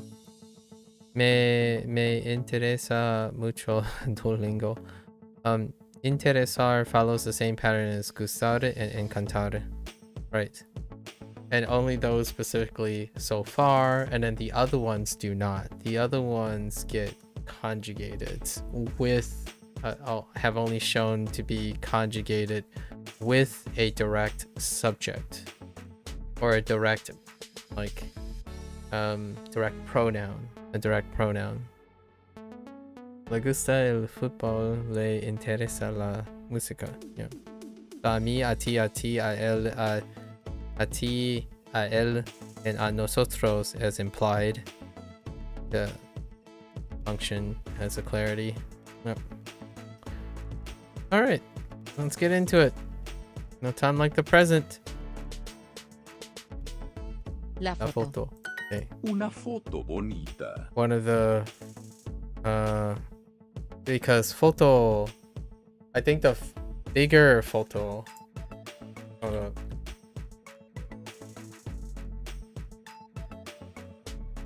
yeah, this is feminine because I usually remember it as the full word. So fotografía is feminine, so the shortened version, even though it ends with right, foto, it's la foto. Una foto bonita. Okay. Me interesa ese chico. Me interesa ese chico. Okay. Ese. Me interesa mucho el fútbol. Me interesa mucho. Me interesa mucho el fútbol. fútbol. Oh yeah, and yesterday with the ase, using the ase where there's mucho and muy on both sides. Jeez, mucho and muy. Me interesa visitar este parque de Madrid. It's a oof moment because the English is not consistent. I think where mucho and muy goes in like multiple sentences and whatnot, they're there. But when you start reading from English to Spanish, you're like, well, very is not good enough. Very is just not good enough. Or really even is not good enough, in my opinion. Me interesa visitar este parque de Madrid. A mí también. Okay, that's fine. Nos interesa el fútbol. That's okay. Soccer. ¿Te interesa este país? ¿Te interesa este país? Okay. A ellos les interesa México. A ellos les interesa México. ¿Les interesa la música clásica? A nosotros nos encanta. A mí también, pero a mí nuevo no. Novio, no nuevo. Novio. Alright, A fair ella enough. le interesa esta clase.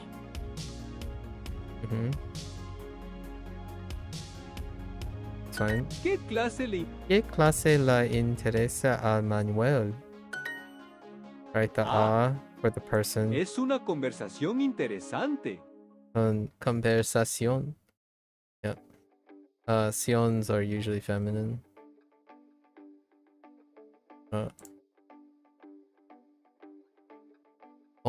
Conversación. Nos interesa esta conversación. Nos interesa Interesa esta esta conversación. conversación. No te interesa. ¿No te interesa esta conversación? Conversación. Gotta stop doing that. ¿A Pablo? A Pablo. A Pablo le Interesa. interesa jugar al béisbol. Jugar al Al béisbol. béisbol. Yeah, jugar is one of the ones that have in somewhat of an motion. It deals with motion. So you have an or like a relation to that. Sometimes I forget. It's not as clear as ir. We are interested in this conversation. Do we do like... Oh no, we don't have anos. Okay. No interesa. Nos interesa esta Conversación. conversación. Are you interested in this country? Te ¿Te interesa interesa este país? Alright. Off we go. El arte. Velarte. Of course, Oscar said that. Nosotros dibujamos mucho en la Dibujamos. clase.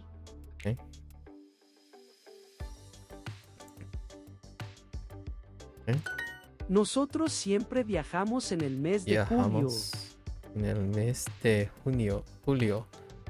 Now, el mes de julio.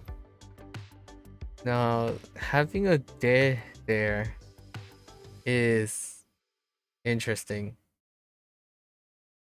And I think that's a grammar point for the phrasing el mes de month.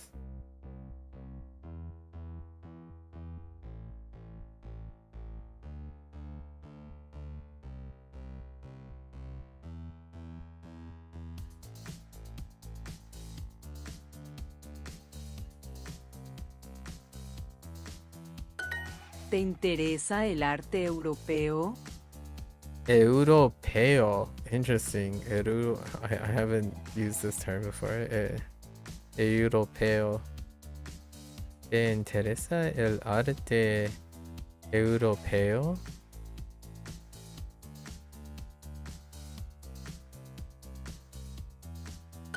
Las pinturas del museo son importantes.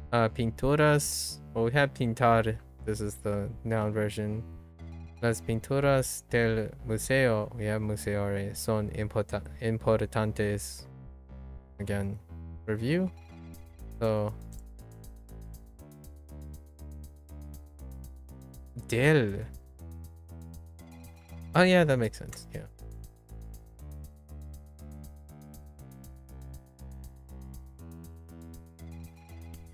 Okay. Ellos tienen. Ellos tienen conversaciones importantes. artes Los museos. Los museos son interesantes. Europeo. La niña dibuja muy bien. La niña. ¿Qué?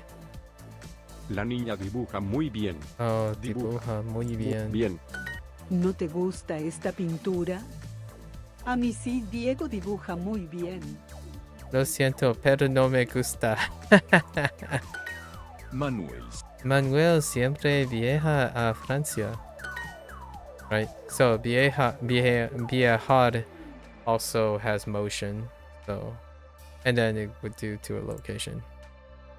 I haven't been paying attention to that quite a bit. So it was nice to have that clarification again. A reminder like, oh yeah, that's right.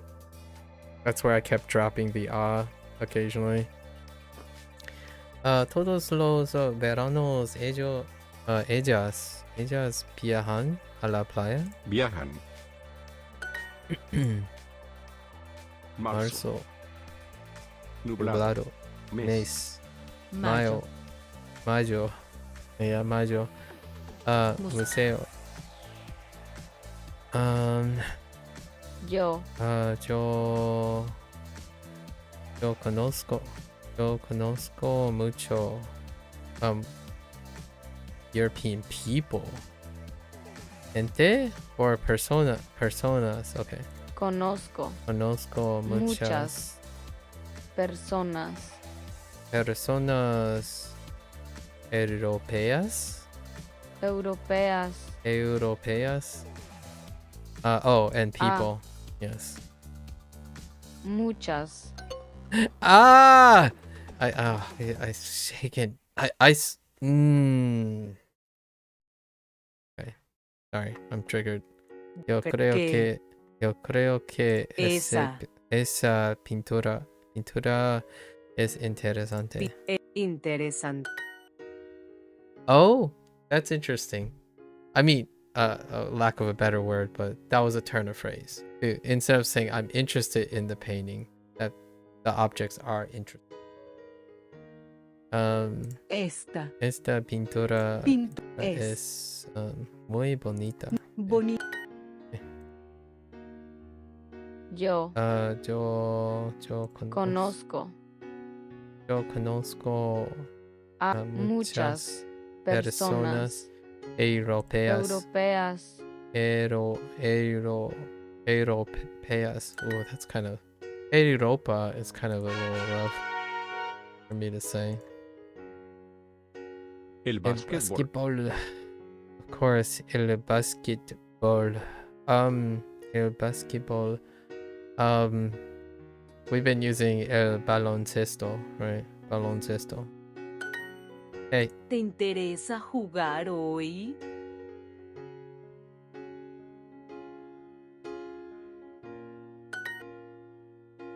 A nosotras nos interesa jugar al fútbol.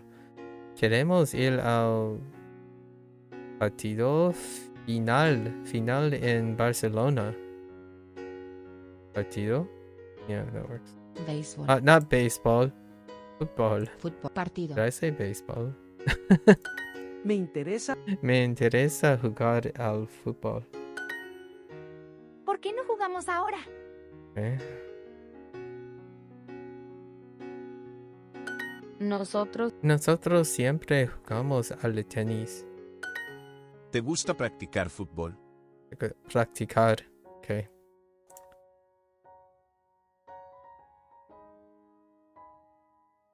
Okay. La niña juega en el jardín. La niña juega en el jardín. Oof.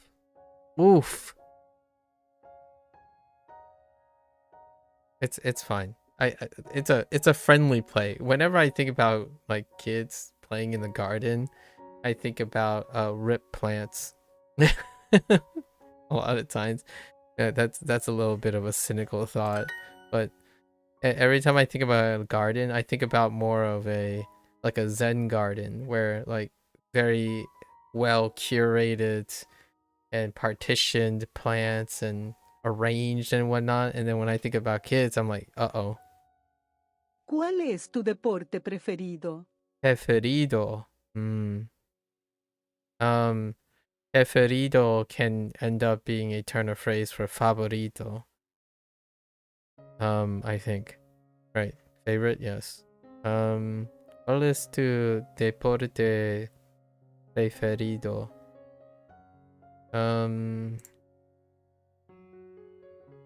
Oh my gosh, it's ¿cuál es?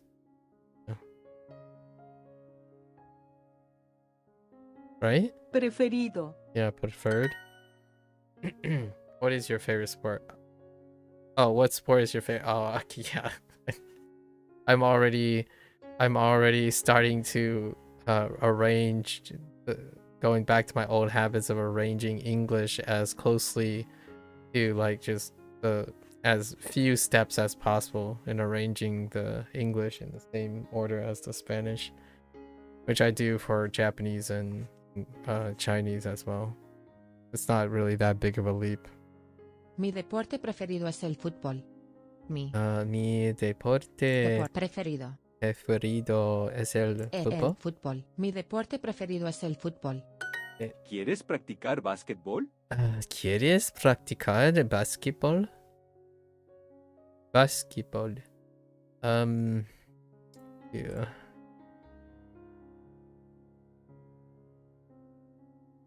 Oh my goodness gracious. Sorry. Me Lots of turn of interesa phrases. ver un partido de básquetbol en Boston.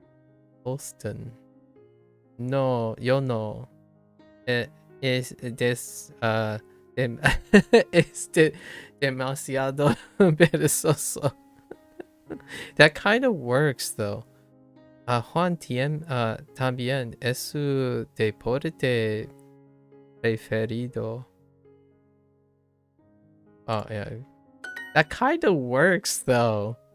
Like, is it like I'm interested to see a basketball a basketball game in Boston? It's like, no, I don't.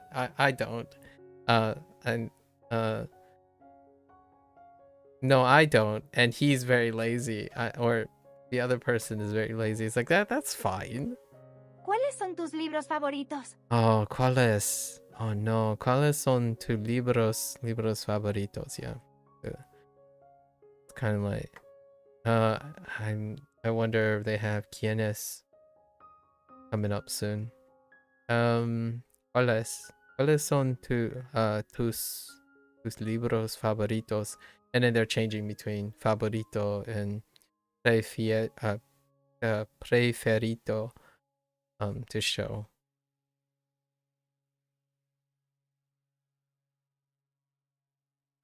Again, not about oftentimes I feel like the general gist of things is to constantly keep the volume, keep the complexity of the sentence and the statements lower, but at the same time constantly flipping and connecting the different words that might be similar because of the lack of context, right? There's not enough context to nuance between them, but that's something that triggers a lot of, in my opinion, triggers a lot of speakers who are conditioned to only speak a certain way because they already know the nuance between them.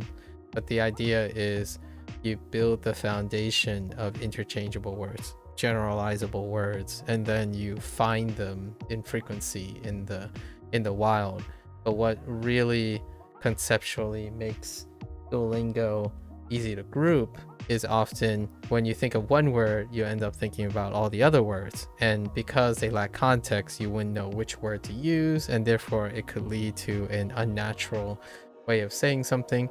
But the idea is you learn those words in groups, then you find them in the wild and you realize, oh, this is pretty much this, which I can use in aid of knowing which frequency. It's a different approach. It's formal education, right? Formal education, it's quite a bit. Alternatively, you can acquire all those words in those fixed situations, and then when you go to construct, you can choose to fix those, like fix them in place too.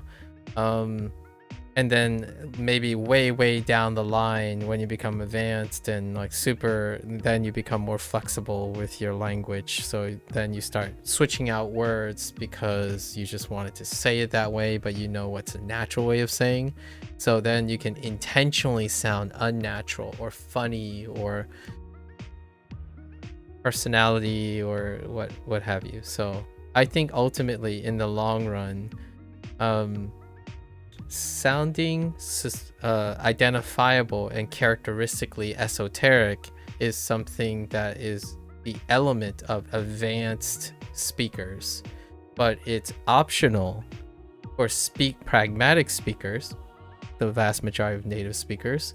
And then before that is less relevant because they are trying to expand foundation before having the nuance. But you can do all of them at the same time, I suppose.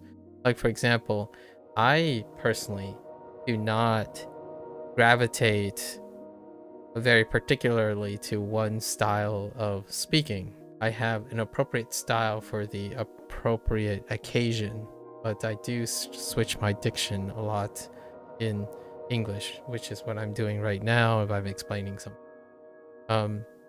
This is kind of like that. And then when I was learning in HanziHero and WaniKani, I made comments about, oh, interesting. I went over the difference between insinuation, assumption, presumption, allusion, inference. Most people now in colloquial, so the most native, quote unquote, native speak of English is to use assume. That's it, assume for all of them. So when you go around peddling what is natural, it's like that's probably a great shortcut, or not really shortcut, but direct line to sounding colloquial. And then afterwards, you get to decide if you want to expand your language, which obviously English, I've decided I want to do more with English. So I can sound incredibly verbose, harsh, make weird turn of phrases because I can, and they would sound incredibly unnatural. Largely because natural speech comes with colloquialism and vernacular as well. And I think a lot of times, most people, a lot of native speakers who have very pragmatic colloquial speak, use the word natural for common versus natural for correct. So both saying, oh, the natural way to say something, they're implying that it is correct mechanically, and also the right way to say things, and also it's common. But to me, in English, a maturation of the word natural is that it's natural because it's common to a specific group. It is neither insisting that it is the correct way, the grammatically correct way, or mechanically different from others. An unnatural statement can be grammatically correct, and it can also be used uncommonly. So the difference between an unnatural statement and a natural statement is that one is common, in my opinion, that one is common and one is not common. Now, due to the wielding nature, it's kind of like a bell curve. Advanced, even beyond advanced learners, would be more esoteric when they speak. So they can sound unnatural, even though they may be more competent than natural speakers. Like when it comes to like how natural someone sounds. Like if you go to a seminar, right? If you go to a seminar talking about something, a topic that you're like a specialized topic, right? And even their simple words and their arrangement of words will be unnatural to you. It will take a while to adjust. And that's kind of an example of specialized conversation. So in the long run, what am I saying here? It's great to be aware of all the above. I think it is definitely a very disappointing and disheartening thing that there is a normalization of discouragement when it comes to adherence to natural speak. What I'm speaking right now is highly unnatural for your average Twitch streamer. So I could say if someone is listening to me all the time and they decide, hey, I want to sound like that. Well, when you talk to someone else in like this space, you're going to have like, whoa, that's a weird way to say that. Why do you sound so weird? Like, You sound like you're reading from a book, or why do you use these words? They're unnatural words.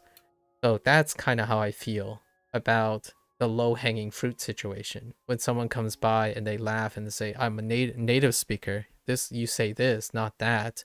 It can come off as this and not that. I'm like, okay, I get it. I'll probably be able to discern it at some point.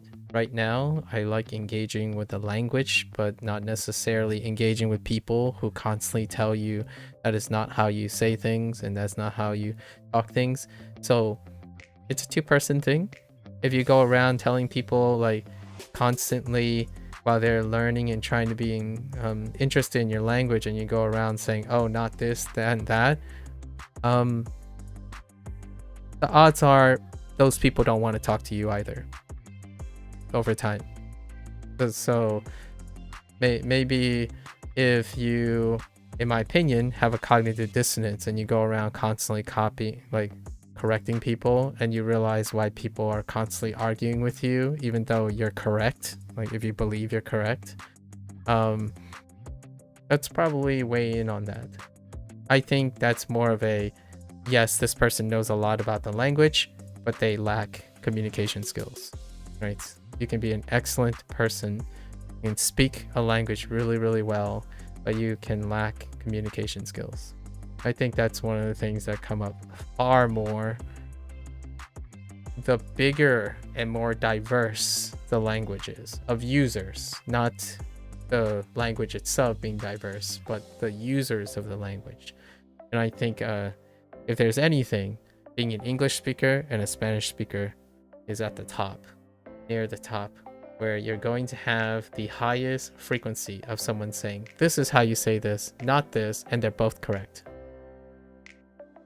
Like, how often does it's kind of like counting, how often does a British and an American person get in a bar and suddenly double take and hang on each other's words about how they say certain things, right?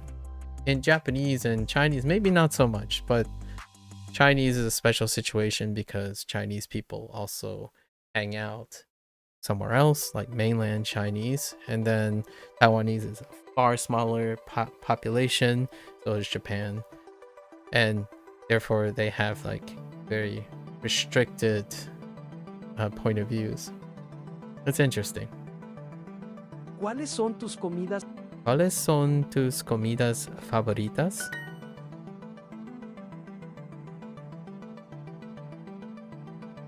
This is a personal opinion. That was a personal opinion. It's a hot take that I've been weighing on for a while. I don't think, no matter how long I'm going to be doing this, maybe like 5 or 6 years, I don't think I'll ever come to a conclusion intellectually, out of sheer integrity and respect for other people that I talk to, that I would go around being pedantic and constantly telling them what is natural and what is unnatural. I think learning a target language in general at a later life for an adult is unnatural. Like, it's so not natural. So going around, another adult, another competent person going around saying, oh, it's perfectly natural, this is how you naturally learn this. It's like, well, no, it's not. It's like projecting your own experience. So you can meet halfway and it's like, oh yeah, it's not natural to think this way, but it's also natural for this. And then the other person meets halfway, right? But that is a sure sign, in my opinion, of competence while lacking emotional intelligence. Probably. We'll see how often that comes up in the future. I think things change because of the stereotype of seeing someone learn multiple languages, or maybe if I suddenly start speaking in another language as opposed to English, I bet the experience would change quite a bit. But I wouldn't trade it up because English is incredibly flexible and diverse in users. So it's kind of more of a, how would I say this? It is a double standard here. but relying on English conditions one, if you're someone like me, I suppose, if you find this relatable, finding ways to be emotionally intelligent in English supersedes the number of types of interaction you have in any other language. But debatably other language closer to like Spanish and French. But so whenever a Japanese language learner comes by, or a Japanese native say, oh, this is how you say this is how you say this, it's like, yeah, I'll take it into advisement and I'll try my best to remember it. Largely because English will have far more of that conflict resolution than mostly any other language. Outside of like Spanish is close second, or kind of a far second. And I think those who speak English, when they speak their native language that might not be English, it really shows, in my opinion, in the way they communicate about their languages, even in English.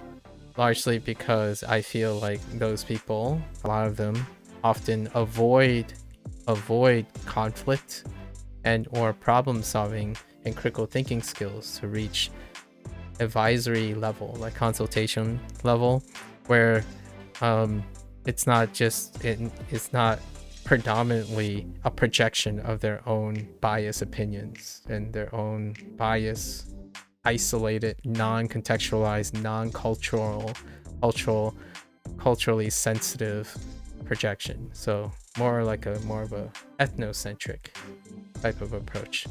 Like, oh yeah, you shouldn't say this, but you shouldn't say this, and then meanwhile another person comes in, it's like, well, we say this, so why?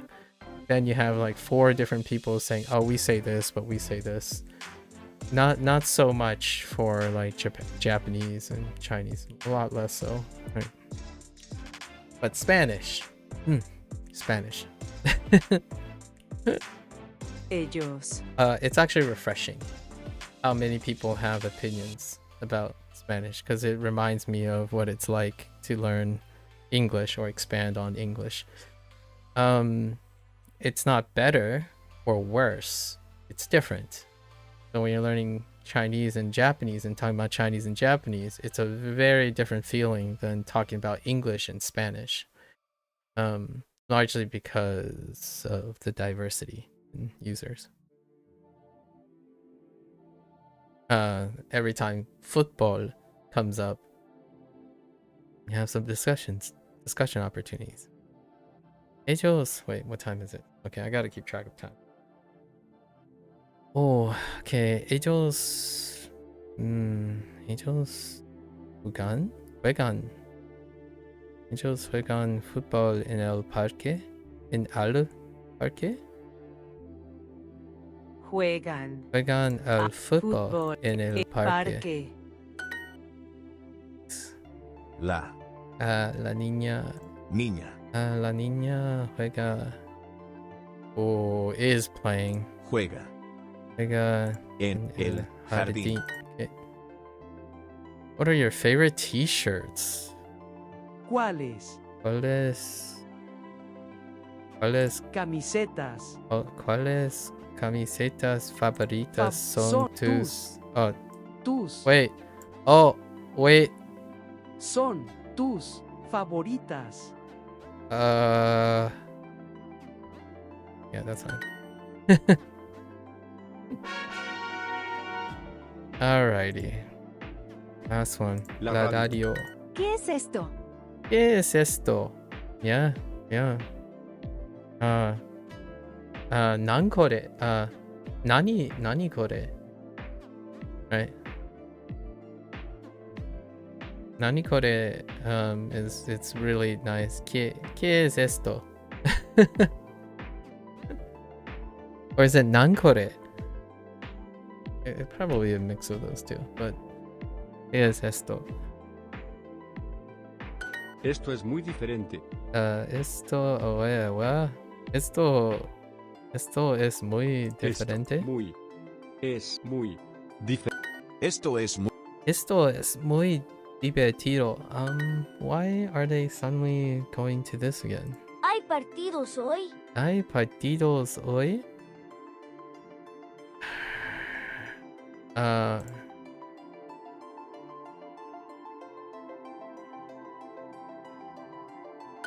Volvemos a la oficina a las 3. Volvemos a la oficina a las 3.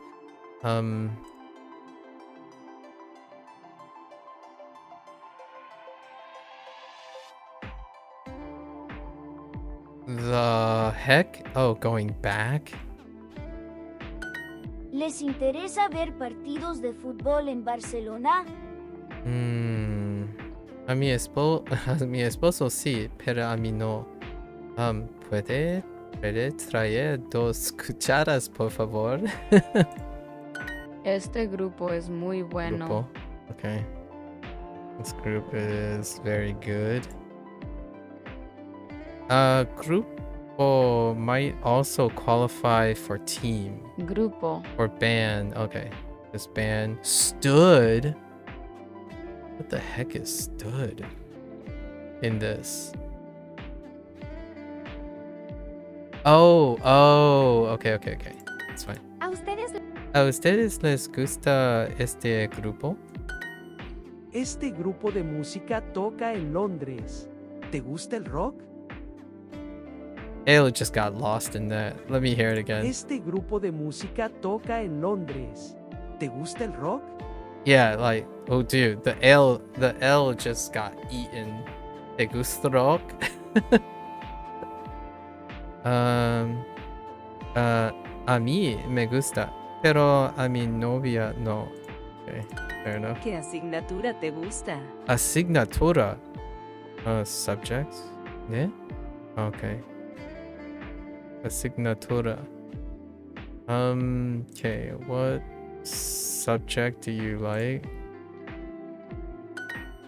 Asignatura. Asignatura. A mí me interesa la asignatura de what are you saying here? Español, inglés, porque quiero español.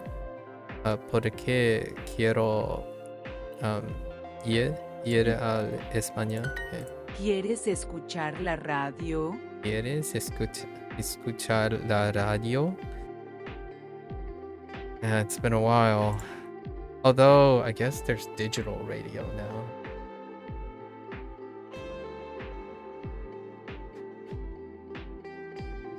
Muchas fiestas son divertidas. Yes, a lot of parties are fun. Okay. Fiestas. Nos interesa hacer otras cosas. Otras cosas. Then this is a review.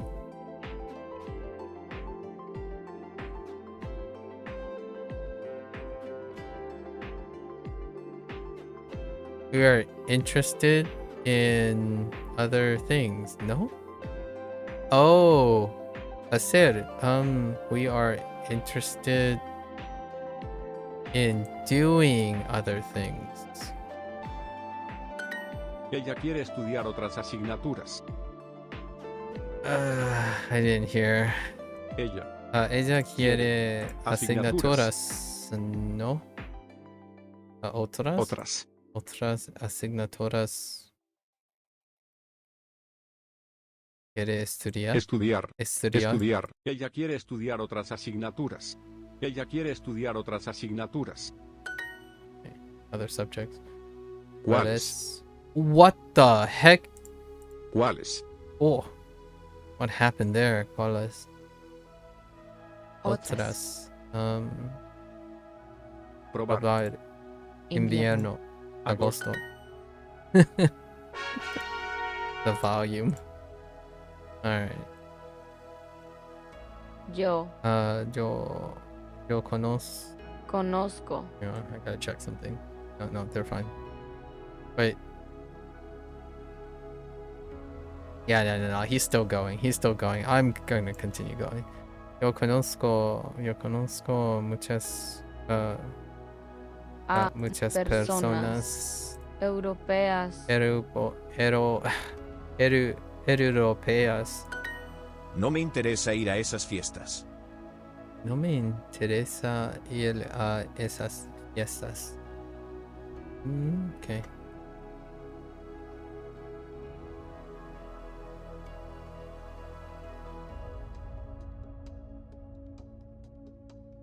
A ellas no les interesa jugar al tenis. The heck? A ellas A ellas les les interesa interesa jugar jugar al al tenis. tenis. No? No. A ellas no les interesa jugar al tenis. Me interesa conocer otros museos. Me interesa conocer otros museos.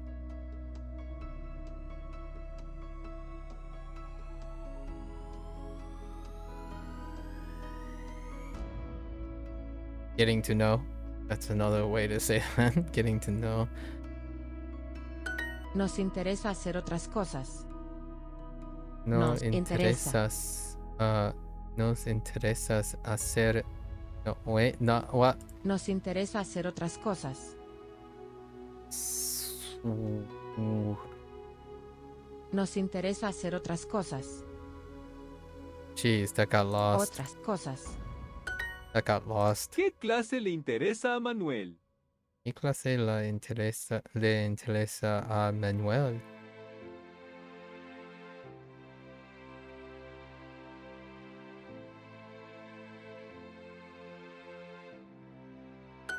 Jugamos al béisbol en el otoño. Jugamos. And my face always wince whenever I have to end a question or a statement or like a clause with a preposition. Jugamos al béisbol en el otoño.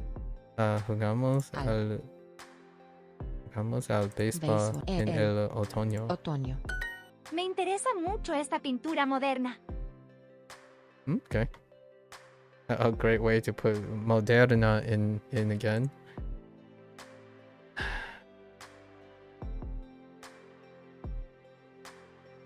Me interesa ver este pueblo europeo. Europeo. What? Oh, europeo. Me Me interesa Ver el pueblo. pueblo. Europeo. Este pueblo europeo. Me interesa ver este pueblo europeo. Europeo. Esto es muy diferente. Esto es muy difícil. ¿Les interesa a ustedes ir a la fiesta? I like saying these things. Give me more of those. Just reading. I like reading Spanish. Spanish is fun. ¿Cuáles son tus libros favoritos? Clases. ¿Cuáles? ¿Te interesa la conversación? Eddie y yo queremos ir a México. Sí, a mí también me interesa México.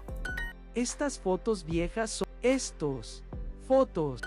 Me interesa ver un partido de básquetbol en Boston. A Juan también. Es su deporte preferido.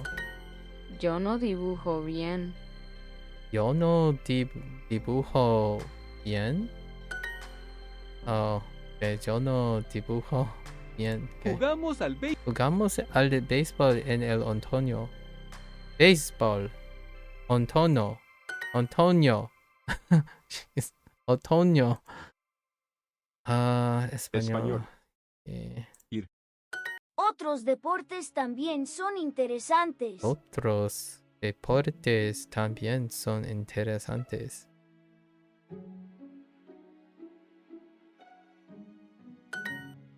Okay. Nosotras queremos practicar básquetbol hoy porque mañana tenemos un partido en otra ciudad. Partido. Okay. Ellos Ellos tienen conversaciones importantes. importante. En las vacaciones nos gusta ir a fiestas, pero también hacemos otras cosas, vemos películas y partidos de béisbol, y escuchamos música. Hacer diferentes cosas. Diferentes is in front of cosas. No me interesa jugar al tenis hoy. No me interesa jugar al what? Tenis hoy. No me interesa jugar al tenis hoy. ¿A ustedes les interesa el arte? Hay un museo en Boston muy interesante y solo hay pinturas de artistas americanos. ¿Quieren ir el sábado? En el museo pueden ver arte americano. Yeah.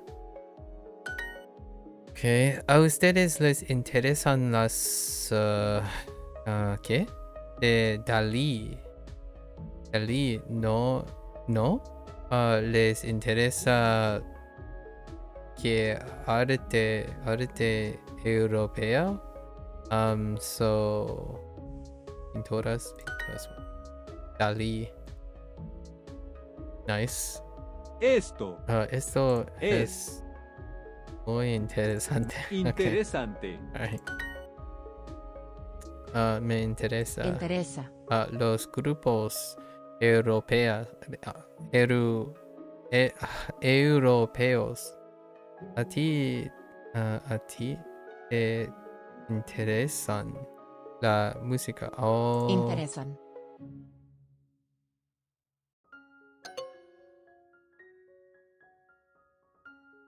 Interesting.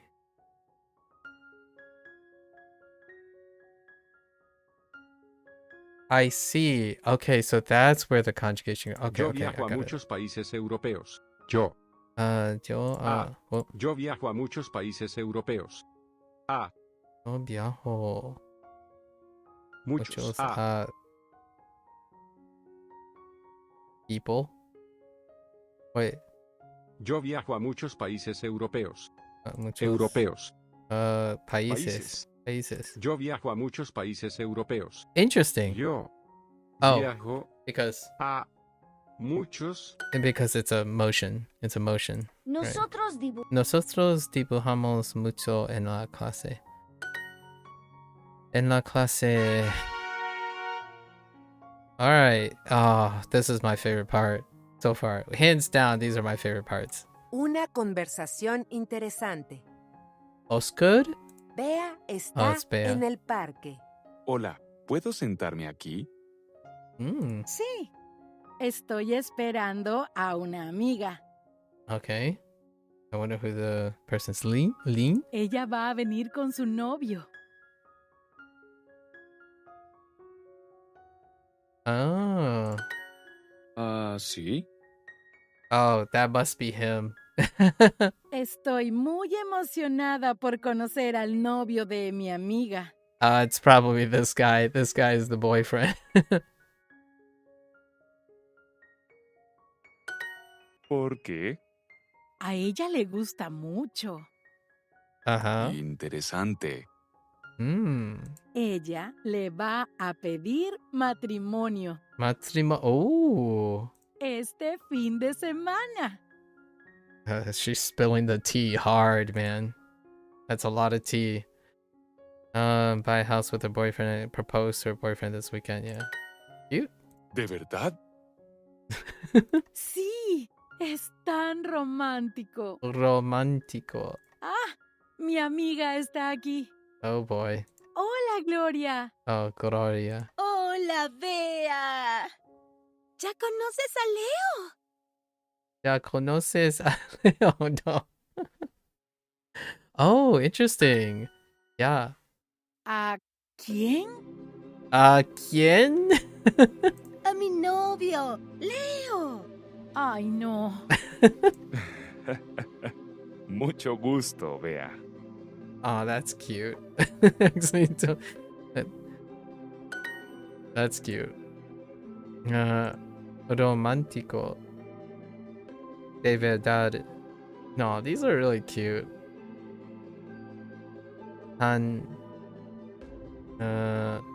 Pedir matrimonio. Right.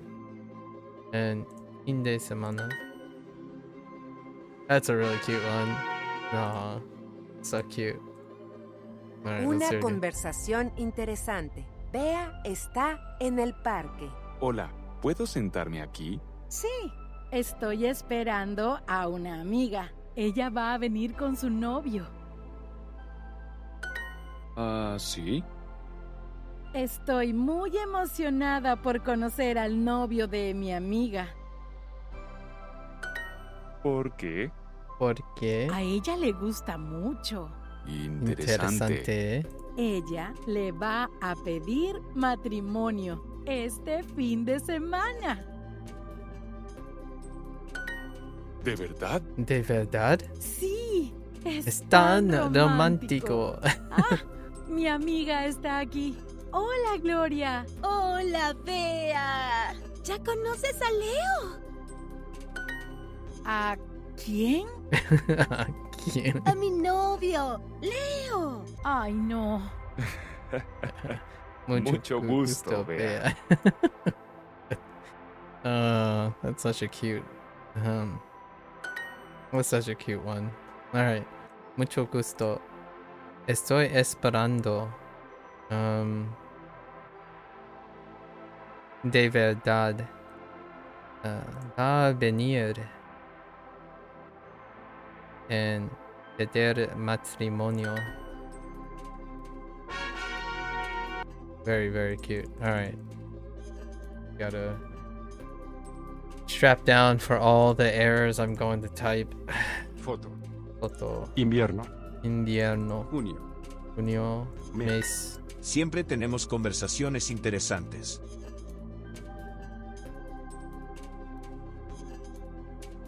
Nos interesa tu pregunta, Juan.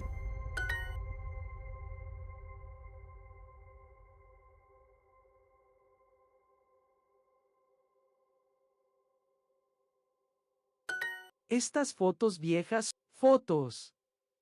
A ellos les interesa visitar muchos lugares. ¿No te interesa esta conversación?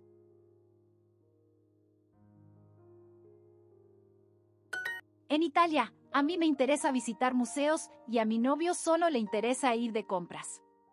Pero a veces vamos a un concierto. ¿Qué les gusta hacer juntos? Ir a un concierto. Esta conversación me interesa mucho.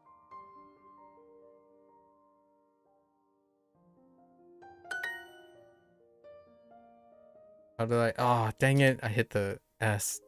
Dang. Okay. A ti y a mí nos interesa ver la foto de la ciudad. A mi papá le interesa conocer la ciudad. Okay. Padres. A padres les interesa. Interesa jugar al tenis. Tenis. Are interested in playing. Oh, a mis padres. My parents. Nos interesa.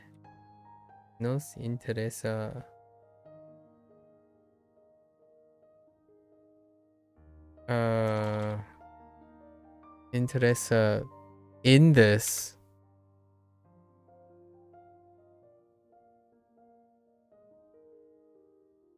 I don't think we need anything, right? Esta conversación.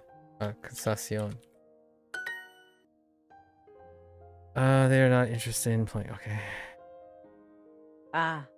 Ellas. Ellas. No les interesa jugar al tenis.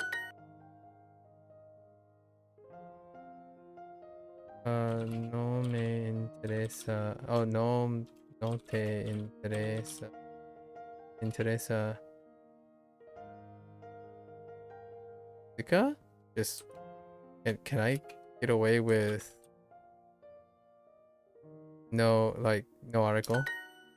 I can. Oh, and IT. Sure. Right. Maybe we plug it in just because. Ella me interesa esta clase. Let's do like a mí. I'm very interested. Wait, but that's fine. Interesa mucho en mucho.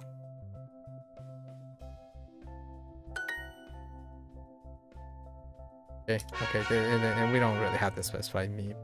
It was just Europeo.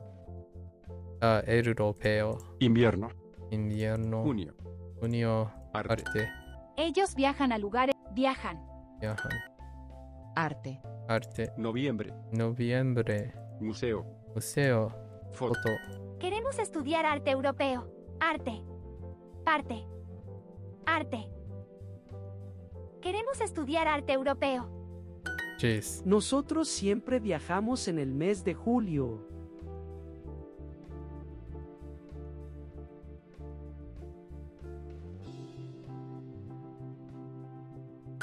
Los museos son interesantes. Estos libros son importantes. Esos libros son importantes para mí. Los estudiantes dibujan en la clase. Okay.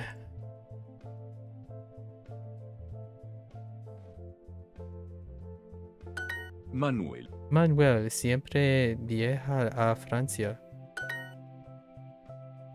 El museo tiene muchas pinturas interesantes. Me encanta viajar a Europa y visitar museos en las ciudades más importantes. Ahora estoy en un museo de arte moderno en Madrid. Technically, that's fine too. ¿Qué interesan esas pinturas? ¿Te interesa ir al museo de arte conmigo?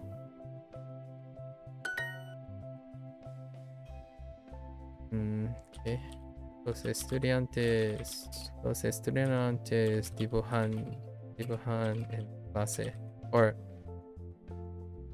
I don't think clase is one of them. Yeah. Las. Oops.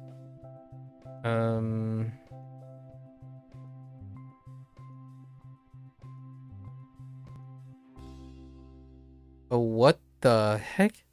What am I trying?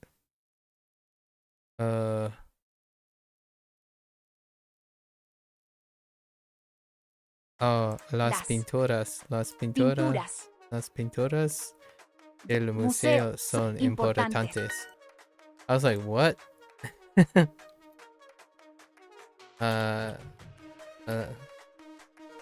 What do las chicas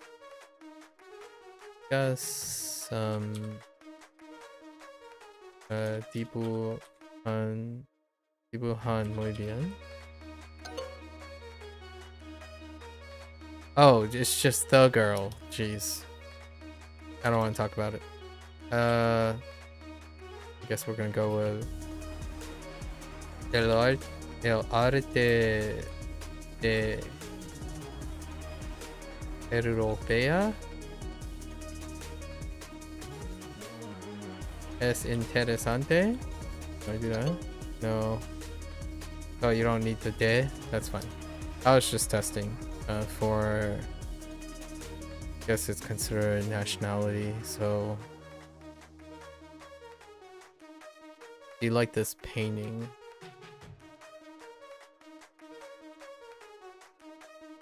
¿Te gusta esta pintura? Oh, a ti? Sure.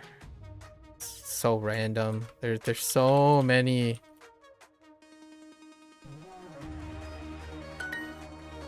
So many random.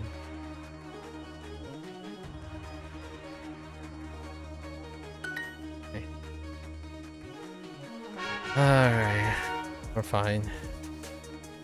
Things are fine. ¿Cuáles? ¿Cuáles? Museo. Sí. Arte. Arte. Nosotros Primavera. jugamos al fútbol. Jugamos. ¿Te interesa? ¿Te interesa jugar hoy? Jugamos al usamos. Jugamos. ¿Cuál es tu comida preferida?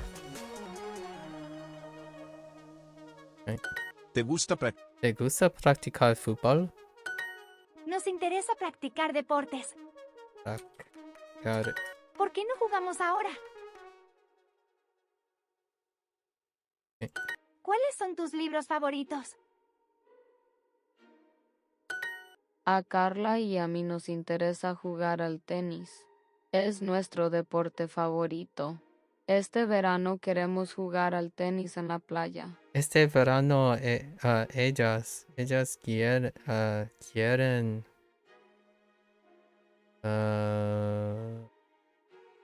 wait, did they say just jugar a su deporte favorito, I suppose.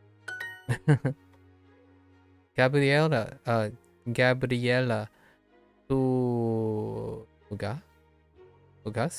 juegas? No, juegas. Oh, I guess we're doing mi deporte preferido es fútbol. Oh, es el fútbol. Okay. That's interesting that I didn't get bopped for not using an article there. Jugar. So oh, I'm not even sure. Oh, well, we'll put bus. Oh no, I don't know how to spell this. Oh yeah, basketball. Basketball. Not sure if there's a T there. Oh no! Oh no! I know.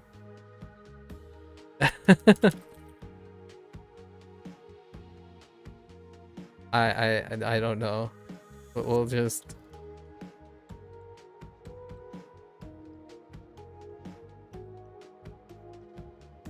I know.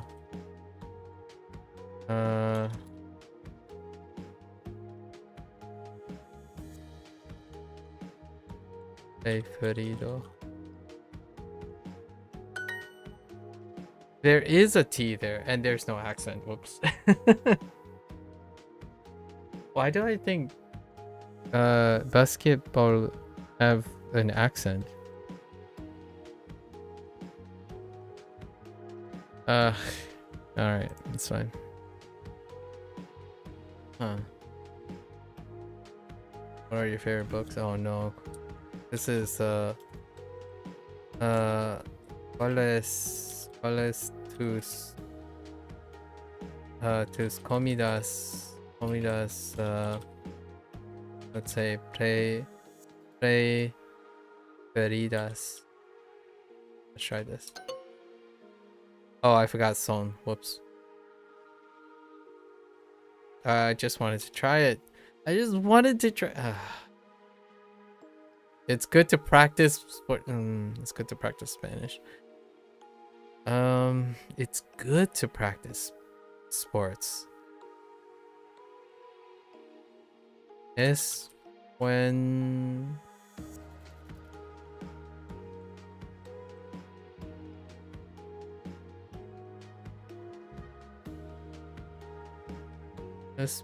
para practicar deportes. Ain't no way that's right. It's good to practice. Maybe like practicar al deportes es bueno. Oh gosh. Wait. How does this work? Es bueno para practicar deportes. This isn't it. What is it? Es bueno practicar deportes. Oh, I just don't need para. Okay, that's fine. Alright. I was gonna put or para or something. Alright, that's fine. Ellos juegan fútbol en el parque.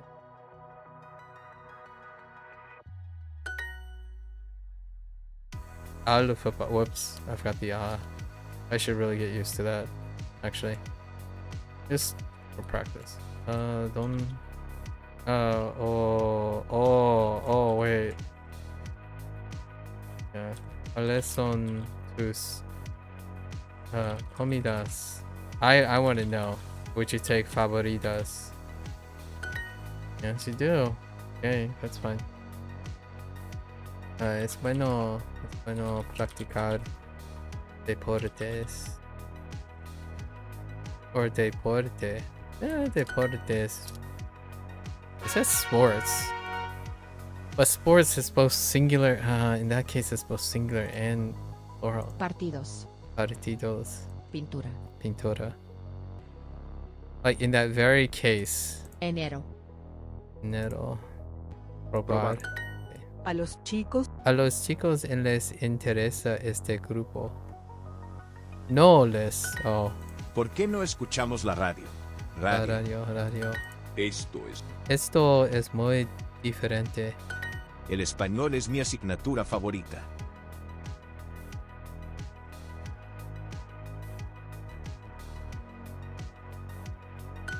Tengo ganas de ir a muchas fiestas. Fiestas. Okay. Esto es really muy divertido o no. Okay. Escuchamos la radio en la mañana. I thought they were gonna do something else or something.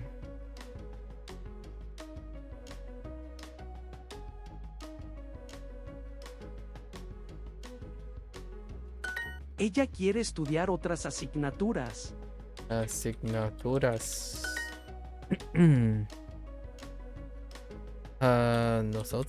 Nosotros siempre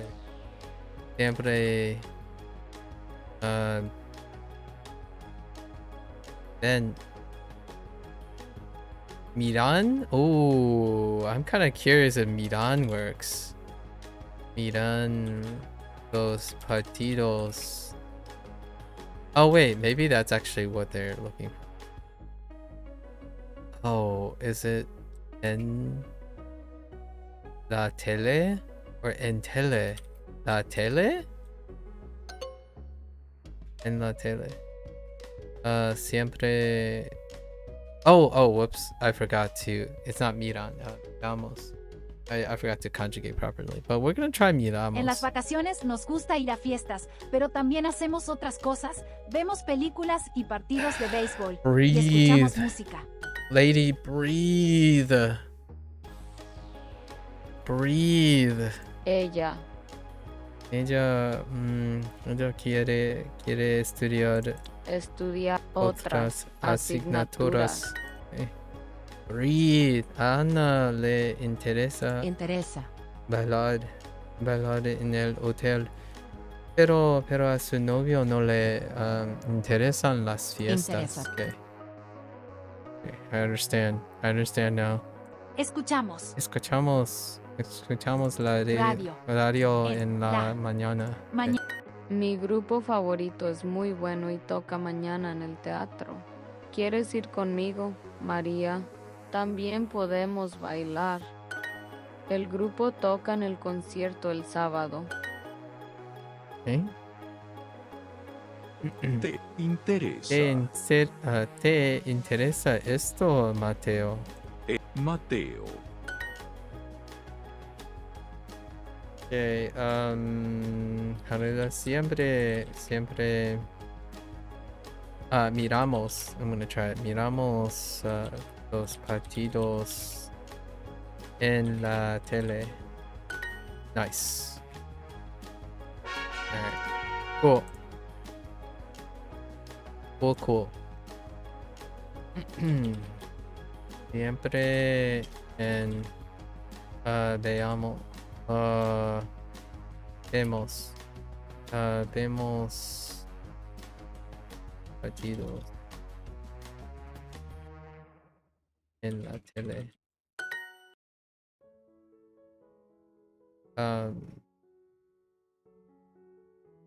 El arte europeo es interesante.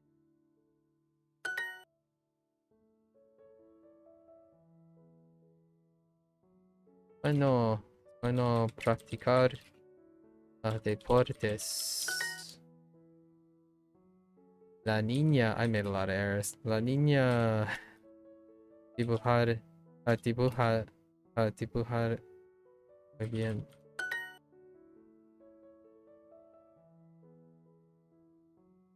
¿Cuáles son tus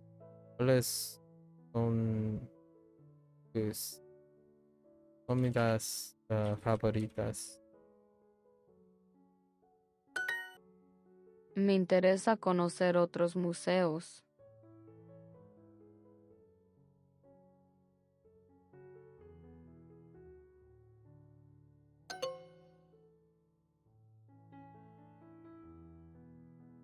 Oh, jeez. I didn't even read the rest. Las ciudades europeas son muy diferentes.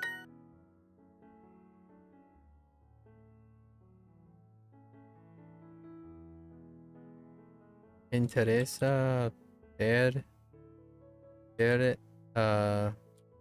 este pueblo europeo.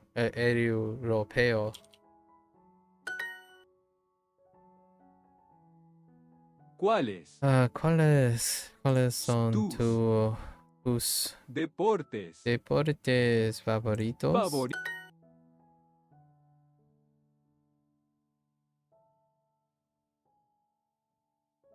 ¿Te interesa el arte europeo?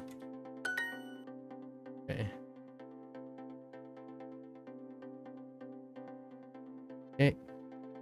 Me interesa mucho esta pintura moderna. Okay. Moderna. Yo veo muchos países europeos. Europeos. Ah.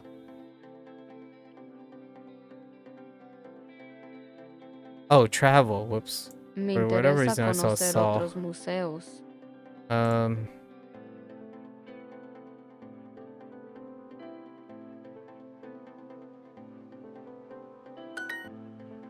Not paying attention. Yo viajo. Oh, and I guess look, you can't look to something. Muchos países. Or can you? Europeos. I don't know. Alright. We're getting there. A mi padre le encanta escuchar la radio. Although I think the personalized practice are harder because of my lax Pintura. Tú siempre dibujas en la clase. my lax article usage. La niña.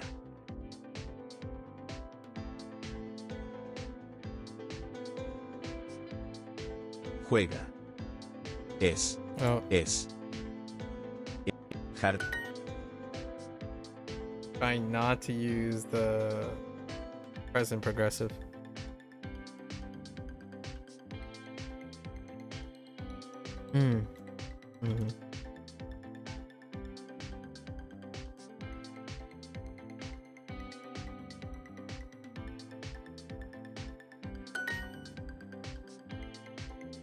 No, le. Me encanta viajar a Europa y visitar museos en las ciudades más importantes. Ahora estoy en un museo de arte moderno en Madrid. Interesa. En las vacaciones nos gusta ir a fiestas, pero también hacemos otras cosas. Vemos... ¿Quieres practicar básquetbol? Basketball? And now it has an accent. I'm a little confused. Someone help me out. Why did the other one not have a accent, but this one has an accent? I'm gonna have to look that up myself. That's interesting. Siempre viajamos. Viajamos.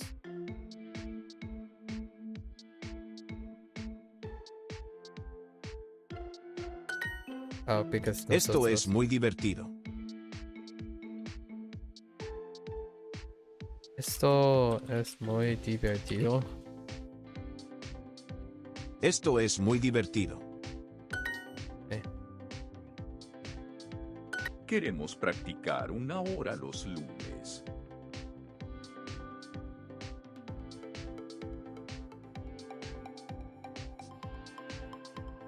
Queremos practicar. Queremos practicar 1 hora los lunes. What?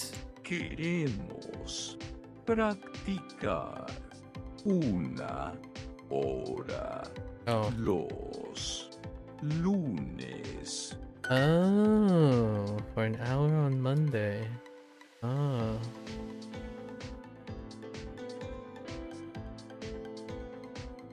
Quiere estudiar otras otras asignaturas. Yes. Nos interesa. Nos interesa hacer otras cosas. ¿No te interesa esta conversación?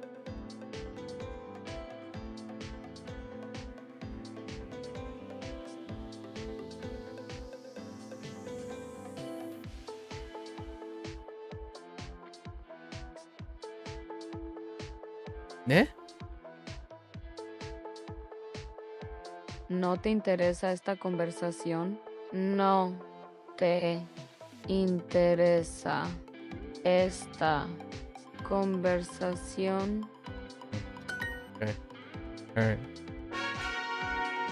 Alright, we're getting there.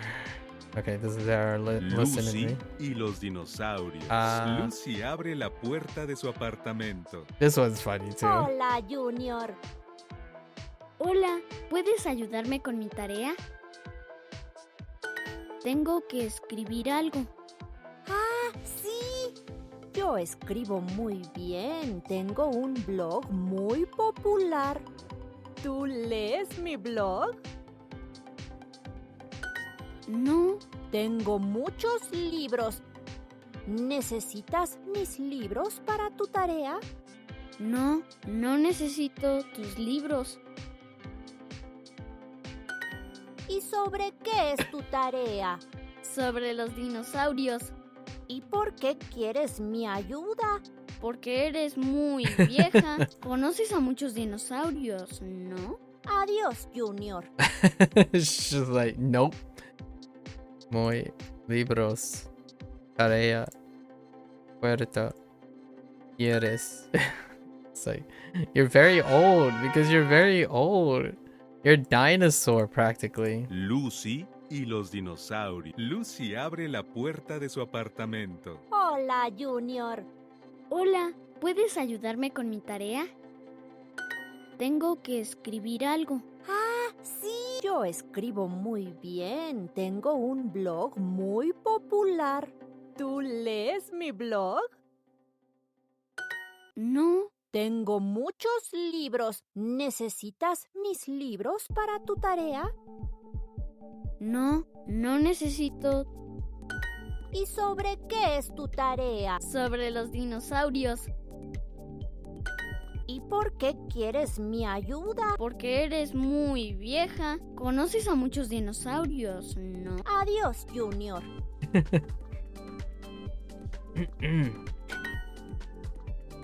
Algo les haría ayuda.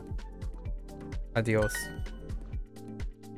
It's very old. Obviously, she'll know a lot about dinosaurs. Claro. Tú tienes que Tú tienes que ayudar a mamá hoy. Gabriela. Gabriela quiere visitar a sus amigas.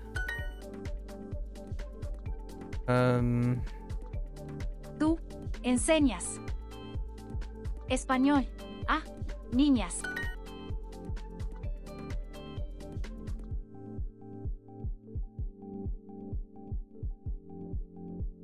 Oh, make sure the I gotta Porque make no sure. quieres ver a Diego hoy.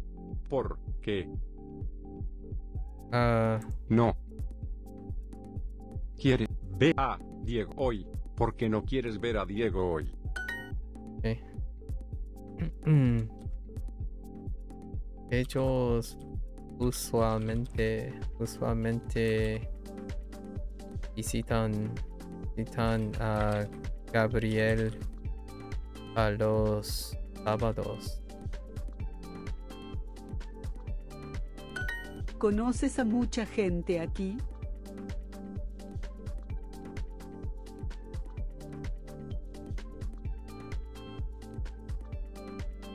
Los padres necesitan amar a sus hijos.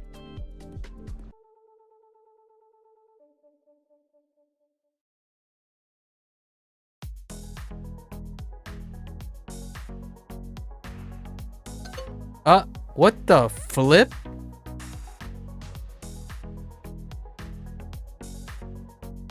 I don't know what happened there.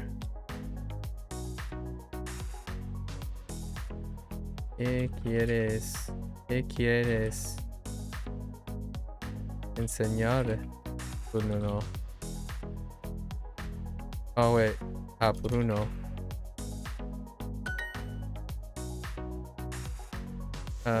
Diego quiere visitar a su familia. Mi esposo llama a su madre a menudo. Mi esposo. Oh, there I see. Mi esposo llama a su madre a menudo. Su madre. A menudo.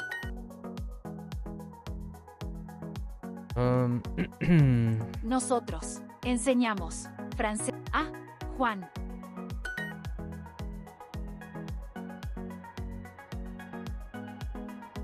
Tú conoces esos niños. Los maestros conocen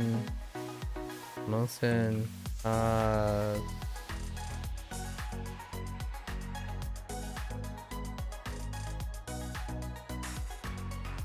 unos estudiantes. Algunos estudiantes.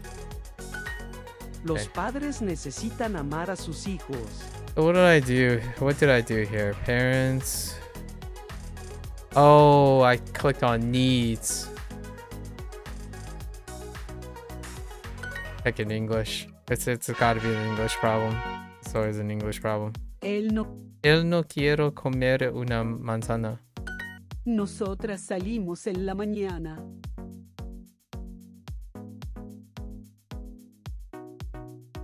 Ellas salen en la tarde. Tú escribes muchas cartas.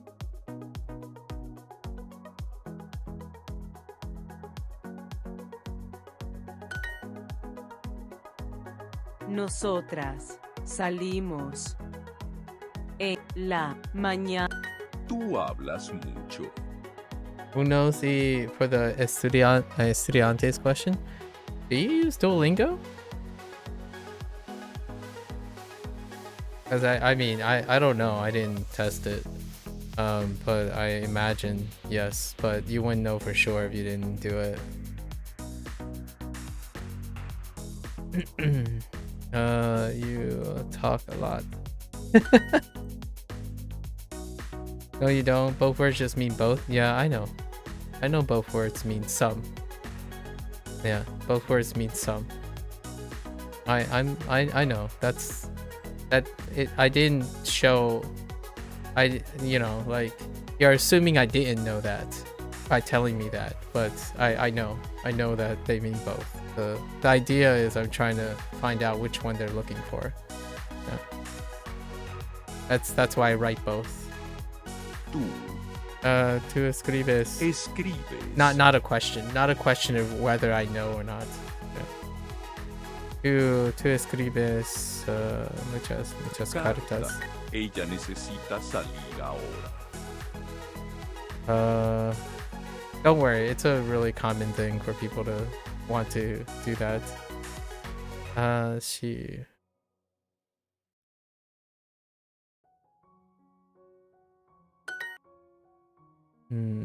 Yo. Yo quiero comer una manzana. Is there a specific reason you look for both? Is it like, is the one duo once because it's the better choice? I mean, look for the ones. No, it's important that I look for both because I want to know both. And then I choose one. Whether it's the one Duolingo is looking for is despite the reason. The idea is I'm looking for all the words, not just one word.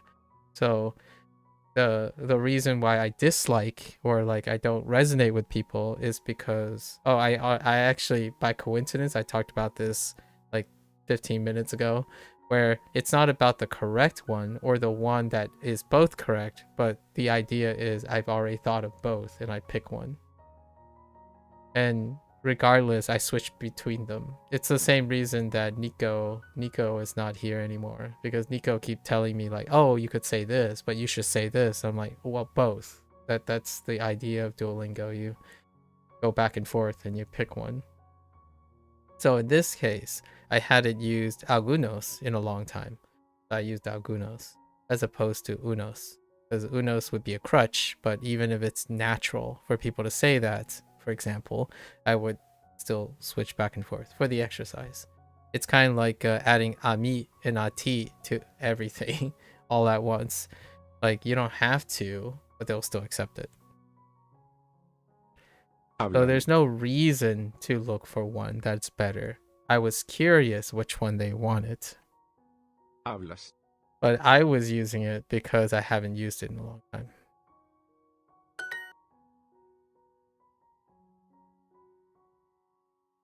Yeah.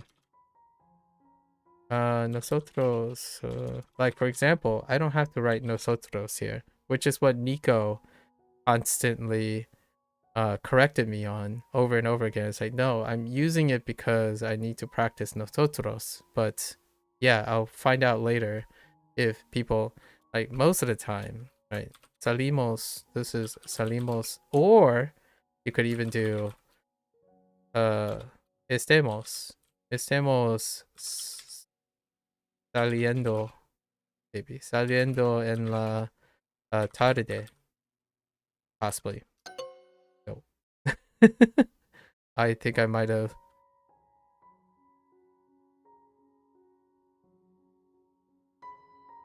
conjugated that improperly, possibly. Nico is the Argentinian person, you think? Yeah. Yeah, the Argentinian person, yeah. After a while, there was a day when I was going very long. And I just wanted to leave Nico, like tell Nico it straight that it's great that you constantly want to tell me things because I'll regret it, kind of thing, but it's not, I don't really resonate with that. So oftentimes when people get overly cautious, they get overly concerned as opposed to sharing things. So it's a little different between you and me, right? Like we usually talk about things because they exist, not because it's like a problem. So that person did the hyper thing, like, oh, be careful of this, oh, be careful of that. And it's like, oh, Argentinians always do this and that. And I'm like, okay, but I mean, do you want to host me in Argentina or something? Because I mean, even if you tell me all these things, that's kind of neat, but don't make it sound like it's wrong to do it every other way that isn't Argentinian. Like it's great that you're really passionate about being Argentinian, but it's, you know, people learn language because they want to be flexible. Then they figure out what they're gonna do. But yes, I do type random things all the time to test things because I don't know, you get the choice when you're subscribed, right? Although that last one on Saliendo, is it Salendo? No, Saliendo. Interesting. I'm surprised Saliendo didn't work. Yeah, you were just about to say, even when you said he told you about dropping nosotros or pronouns, that's another thing that depends on the person or the country, you think too. Yeah. So, I don't know. I'm not exactly sure how old that person is, but if I had to guess, either 18 years old or 1 or 2 years before university life. Like most people I know don't drop pronouns. I mean, sometimes they may if you want to say things quick, but even keeping them can be like a formal thing. Yeah, I keep formal most of the time. So like in Japanese, it's the same. Same deal. I speak formally most of the time too. But that doesn't mean it's like, for example, people would say, oh yeah, but then you'll be like too distant from the person. It's like, well, yes, I'm distant. Like a lot of times they would say things like, oh, then people would think you're this. It's like, I know. That's kind of, it works in different cultures too, where like, yeah, it's hard for me to not be formal using a language that I'm not familiar with too much. Even with algunos and unos, there is a nuanced difference. Unos is informal, it's like few, while algunos is a formal and more emphasized. Yeah, I know that too. By coincidence, I know that too. This goes into what I was talking about in HanziHero today. So coincidentally, you triggered a second thing that I mentioned in HanziHero today, which is much like most people who use English, they no longer have the nuance of formal and informal English as well. So like, for example, when people say you assume something, that is the colloquial, casual use of assume. And there are formal words for assume: inference, insinuation, presumption, and allusion. Those are 4 separate different ways to formally have nuance on the word assume now. So when someone goes around and say, oh yeah, you could use assume, it means the same thing. And I'm like, no, it doesn't. But it does mean the same thing when we're talking about a very specific group of people. And on the internet, I don't even think people could differentiate between insinuate, presume, infer, suggest, and presume, and assume. Like, I don't think they can differentiate between those 5 words, but it's not necessary, obviously. And nowadays, oh, and by the way, for sure, do not use assume in a formal setting without really meaning you mean assume. For example, right? Like you're writing a scientific article and say, we assume this to be true. Yikes. Very yikes. It's largely more like we presume this to be true, as the data would suggest that this may be true, as opposed to this is true, which is what the colloquial, and is may and might. There's also may and might, right? And I think Spanish has all of these things, but obviously in Duolingo there's not enough context a lot of times. Like, are you speaking formally here? there is a few places.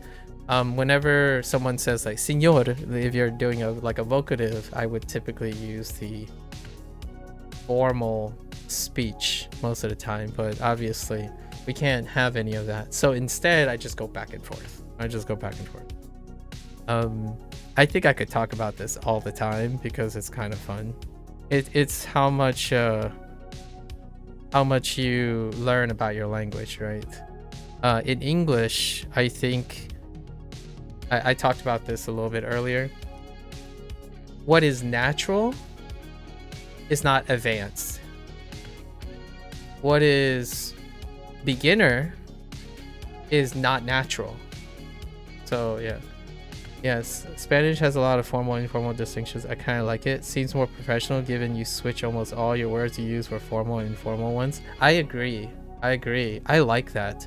And then, you know, in Japanese, we already know about in Japanese, all the conjugations and switch. And in English, you have to, it's kind of funny because I'm not too sure how much people know about what professional English sounds like anymore. Because I feel in America, you know, in the United States and like other places, lots of professional settings or people who are in professional settings are more the internet normalized stuff now. So like, for example, using the word normalized is kind of normal, sort of. Sufficiency, right? Sufficiency is a great word that I would use, and I think some people command those words nowadays. Like distinction is a great word. Distinction, most people use word difference, and I'm like, well, a distinction may not necessarily mean difference. Or like compare means both compare and contrast, but contrast and comparison are two different things in a professional setting. So I like that Spanish also had like nearly exclusive words for those. In English, lots of the formal words are used casually to mean something else. Like literally. In a formal setting, literally does not literally mean what most literally, the literal times when people use the word literal. But distinction is also a great one. Like, what is the difference between a distinguished and distinction? Or something like noticeable and significant.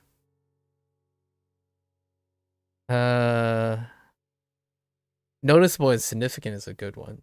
All those words would mean change. Change is the word that would replace all of them. So if something is noticeable, it changed. If something is distinguishable, it changed. If something is distinctive, it changed. Change is the word for all those words. Like, that is pretty interesting that you can distinguish between these two things. The distinction between these two things are a point of contrast, not a point of comparison sometimes. So when someone says, "Oh, that's an interesting comparison," I'm like, that's more of a point of contrast. All right, we're done. But thank you. Like, I understand. You got to keep all those things coming soon, right? But I don't think I could differentiate between algunos and unos in most of these. At least in most of these like simple sentences. Not that I'm aware of. So I just go back and forth. You wonder why formal words are used informally in English? Fun fact, that's common in Brazilian Portuguese. Oh, really? They use formal words and informally to use formal conjugation for colloquial speech. I see. Interesting. Because like didn't you mention a couple people mentioned like the Bose thing, right? Bose as opposed to nos, right? Or like usted, sorry, instead of usted and whatnot. That's the only example that is remotely related to that. I don't have enough knowledge to provide any other examples. Like I'd be floored if one day someone just like break into a professional meeting and start wailing out y'all everywhere. That'd be kind of funny. Like it's the reverse situation, but that's fine. Yeah.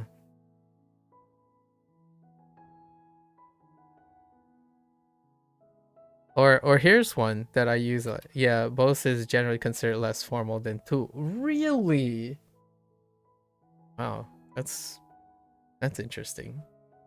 I think I might have known that a little bit for Spain, but not for like a contrast in Spain somewhere or something like that. But yeah, that's what I remember. Anyways, the whole vos thing. Let's see. What are we doing? Salen?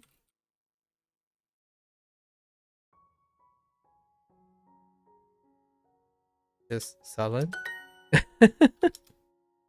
We're dropping pronouns. Yeah, vosotros, maybe it's you, plural, informal. Yeah. Well, ustedes is formal, but ustedes is the norm in Latin America. Yeah. That's like one of the first few things we learn when we conjugate our first vocabulary words, like tener. The moment tener or puedo. It's interesting. I think if I remember back to high school, almost like a vast majority of the first verbs that we have were all irregulars.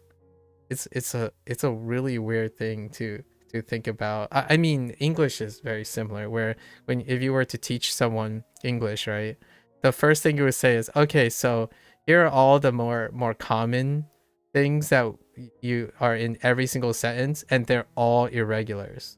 Like, but obviously English has like 60% irregulars, but they're the troublesome things. Like, oh hey, am, is, were, been being. Those are you got to know those at some point. It's like, why do you say it in that order? Am, is, were, was, am, is, were, been being. Is because that's the order you have to. It's rote memory. Like, you don't. There's no explainer for am, is, were, been being. I remember it in that very specific order when they're the helping verbs in English. There's no rhyme or reason for them. Or like there's no like a pattern to them. They're just am, is, were, was, were. Am, is, were, been being. Like, why is the one start with this? Why does been being seem related, but then you have am, is, were, and am, is, was, or am, is, are. Sorry, am, is, are. Like, I don't know. And I remember in the beginning, Spanish is like you start with, so ser, right? Ser, ir, tener, poder, querer. And those are like your first ones. I'm like, oh, okay. And then later on, you're like, oh, now there are some patterns over there. Then you start like comer, beber, vivir. Oh no, vivir is a little, yeah, vivir. So you get like finally your AR, your ER, and your IR verbs. But man, I remember those days. Those days were fun. I liked it. I think I have fonder memories thinking back. But instead is, oh no, sorry. I read your comment again.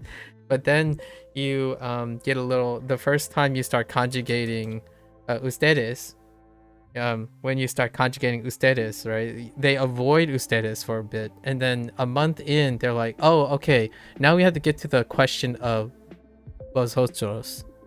You know, vosotros in your textbook, because in Spanish textbooks back then, most of my instructors are Latina, but the books that we had came from Spanish.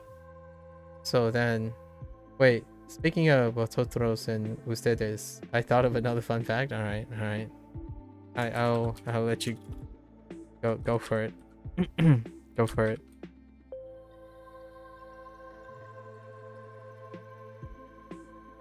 Nosotros comemos carne. It's not too important, actually. Continue though. I was listening. Oh no worries. I just was gonna end there, where most of the books came from Spain. So the books we had were Spanish. So when we listened to, you know, those books where they had audio tapes or like CDs included with them. So when you're like, occasionally in class, we would listen to the audio from the CDs. And I'm like, what the heck is going on? It is so hard to understand these people. It's like, oh yeah, that's because they speak Spanish. And I'm like, oh, okay. Yeah, that's exactly it. Like, you know, and then it was fun because it was like, we didn't listen to CDs. We followed along, you know, with our instructor with the book, as opposed to, and then it included all the Spanish stuff, like vosotros and all that. And we would usually like, okay, we know this, but we don't really need to know this, that kind of thing. But then when you put it in the CD, it's like, yeah, that's, yep, those people are Spanish. All right. Oops. Nosotros comemos carne. Nosotros comemos carne. You got taught Spanish in school too growing up. You never really knew why Latin American wasn't the standard given your proximity. Yeah, I know, right? Yeah, I know. So you and I had a very weird coincidence. Yeah, grew up Spanish, but with a Latina instructor. So occasionally the Latina instructor, when they are pronouncing things and saying things, it's like, oh yeah, that's what I'm used to hearing around me. But then when they go to the textbook, and then you have those examples, it's like, oh yeah, you know, that's not, it doesn't sound like that. It's like, okay, it's fine. What is the best way to say daijoubu desu in Spanish? Like, it's okay. ¿Es bien? I don't know. ¿Es bueno? Está, oh, está bien. Oh yeah, that's right. Está bien, not es bien. Está bien, yeah. It's fine. Everything's okay. Está bien. And what were you gonna say? What were you gonna say? Los viernes nosotros comemos hamburguesas de pescado en ese restaurante. Que nosotros no, we're not. Can we just salimos? Actually, can you help me out with this? What did I do here? Can I not estamos saliendo? Is that not how you say we are leaving? Estamos saliendo en la tarde. This is what I wrote. It's incorrect. But how would you conjugate salir into present progressive? Is it not saliendo? Is it salendo? There ain't no way. Salendo sounds like ugh. That sounds like a vomit.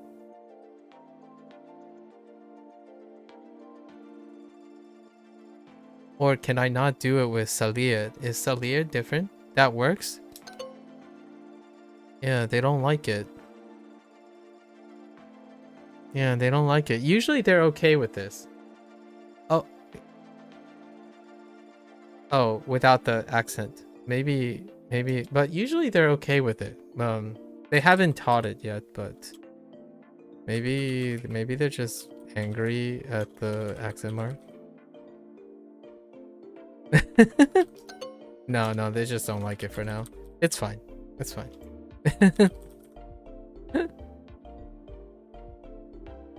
Salimos. There's just a salimos en la tarde.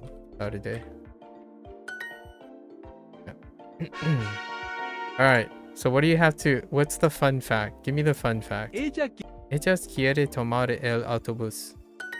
Necesito leer este libro. I do have to cut our meeting eventually. I gotta peace out today. Watching anime again. The animus. It looks like one of the guys finished their session. Okay.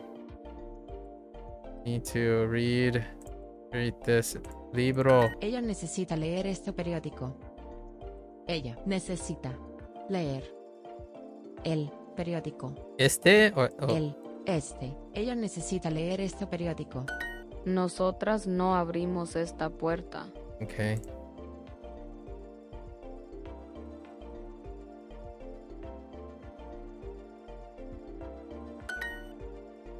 Yeah, estamos saliendo por la tarde works. I guess salimos may be more natural though. Oh yeah. Oh, por. It might be por. That's why it didn't accept it.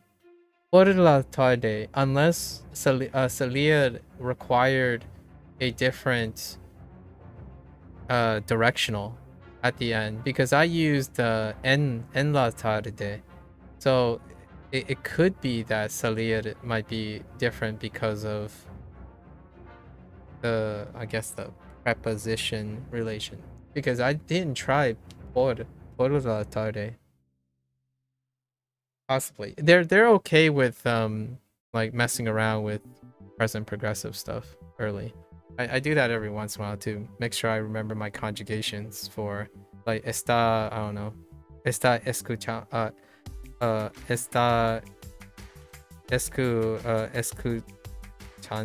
escuchando or something like that. That's the really terrible sounding one. I was hoping for something better. Like baby endo or something like that.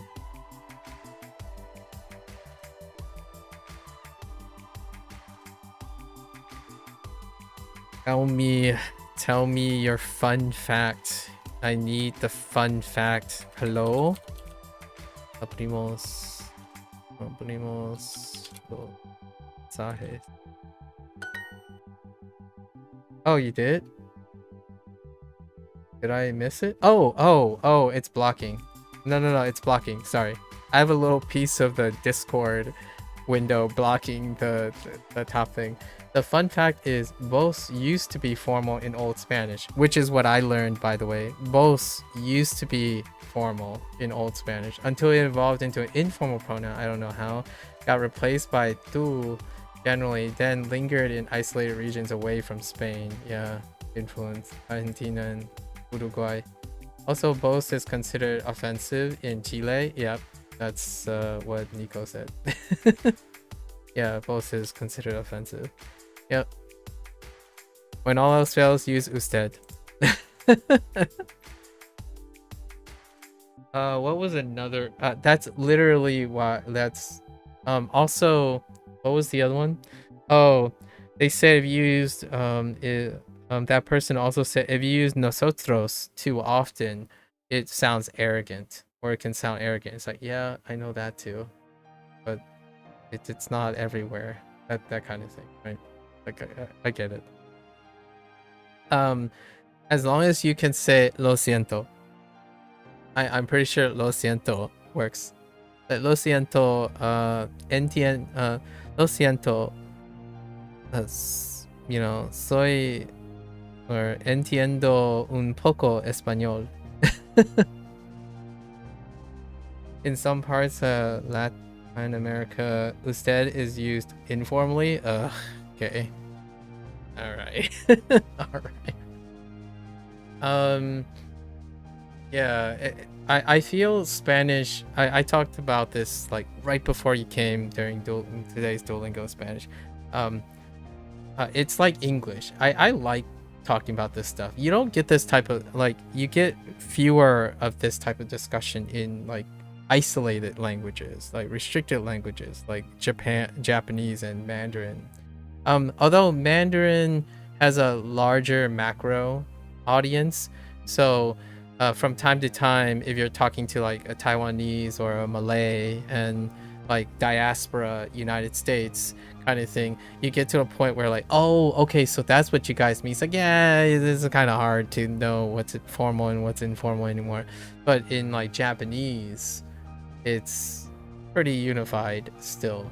So whenever I get back to Spanish, I'm like, yeah, this is the English neighboring adjacent experience, and it's like home. It feels like home. Like, I love talking about English, but learning Spanish makes you feel the same way. Like, everyone has opinions, but the idea is having opinions means that you talk about it for a very long time. You get a lot of coffee table talk. In Japanese, I mean, you can even see Japanese work culture. It's non-negotiable, right? But like, still, whenever I'm talking to my parents or like people in Chinese, like, oh, this is how you say it. It's like, oh, okay. Hai, wakarimashita. I mean, 我知道。我知道。对，我知道。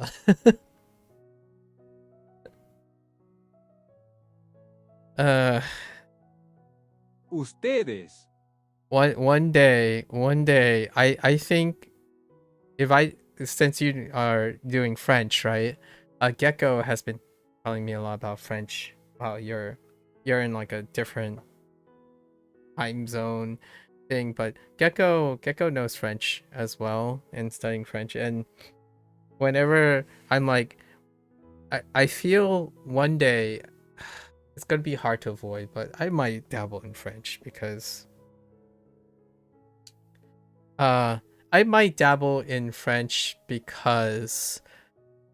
it's the same thing with French. Like, French, Spanish, and English are competing, right? Competing on the other end of the spectrum. There's just so many more variations, and I think the chaos is a great way to compare and juxtapose with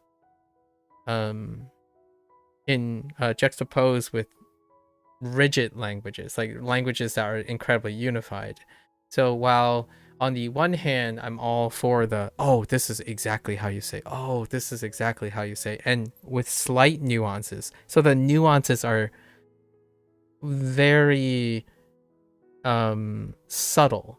And then you have the other end of the spectrum where, like, you can go to another country and when you hear their English, sometimes they're all the words, but not much of the understanding, which I think Spanish and French is pretty much bridging to that spot, right? I think Spanish and French are like closely competing with each other at this point.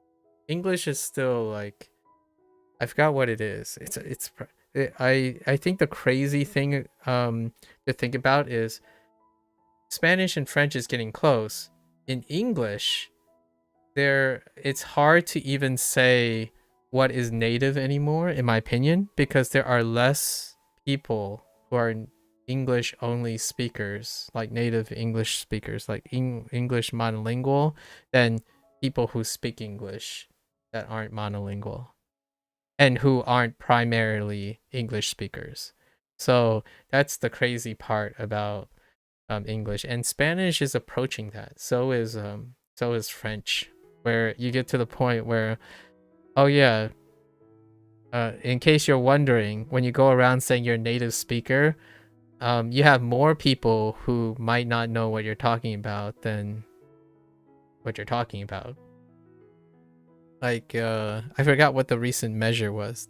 It's based on one article who did a meta-analysis and a survey or something, but the projections are, when you go around and say you're a native English speaker, there are more people who aren't native English speakers. There are more non-native English speakers than there are native English speakers. So you start wondering, what is native? Well, native is the largest subset of the group when not compared to the other group. So like it's not non-native versus native. It's more largest group versus all these smaller groups separately. and now you get into this part where like, okay, so when you go and visit another country, I want people to tell me about their experience with their English. Gecko is about to go on a vacation. He's about to go on vacation with his family. He's gonna visit UK, right? He's Belgian, so his English is acquired. And he's gonna go to the UK. He's gonna fly over to Florida, over here in the East Coast. Yeah, East Coast. Florida, and he's gonna take a ship back to Belgium, or maybe to UK, and then fly back to Belgium. And my only thought was, Gecko, we need to like give you like a Easter egg hunt, like I need to give you some Easter egg hunts, like hunt for Americanisms, and like on your ship, like what kind of English do you hear? Because he's actually practicing English as well. Like he speaks, he's interested in Japanese like for a long time now, but it's secondary to his French education, his Belgian, whatever that means. I'm not quite sure. He's like kind of on the Frenchy side or something. That's my impression. And then he has as his bridging, his common tongue. But that's pretty wild. And he's almost my age, I think. So much older multilingual person.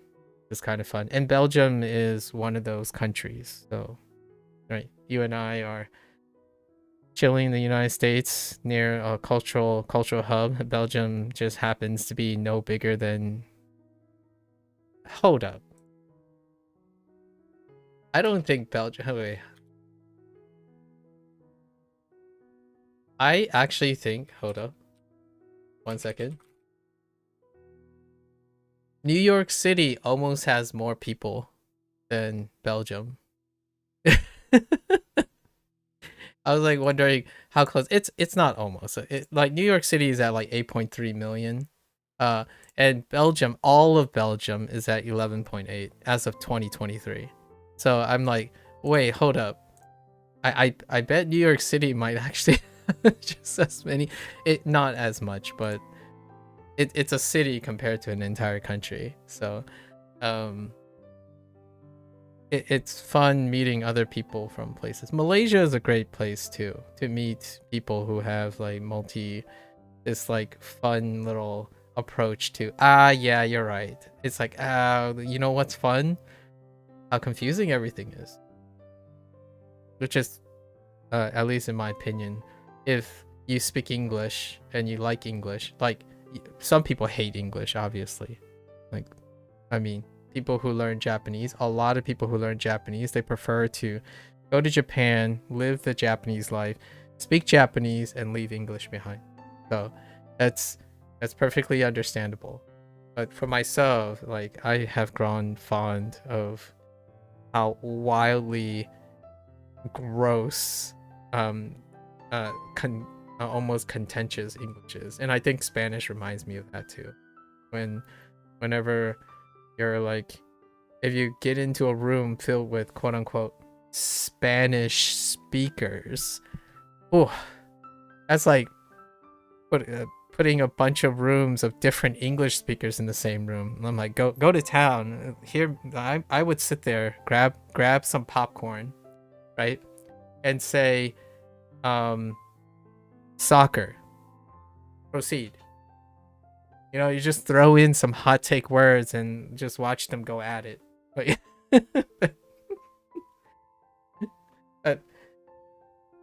And I mean, if you come, even bonus, if they all like speak Spanish too, you know, I just go to town. Done. Which by the way, ST,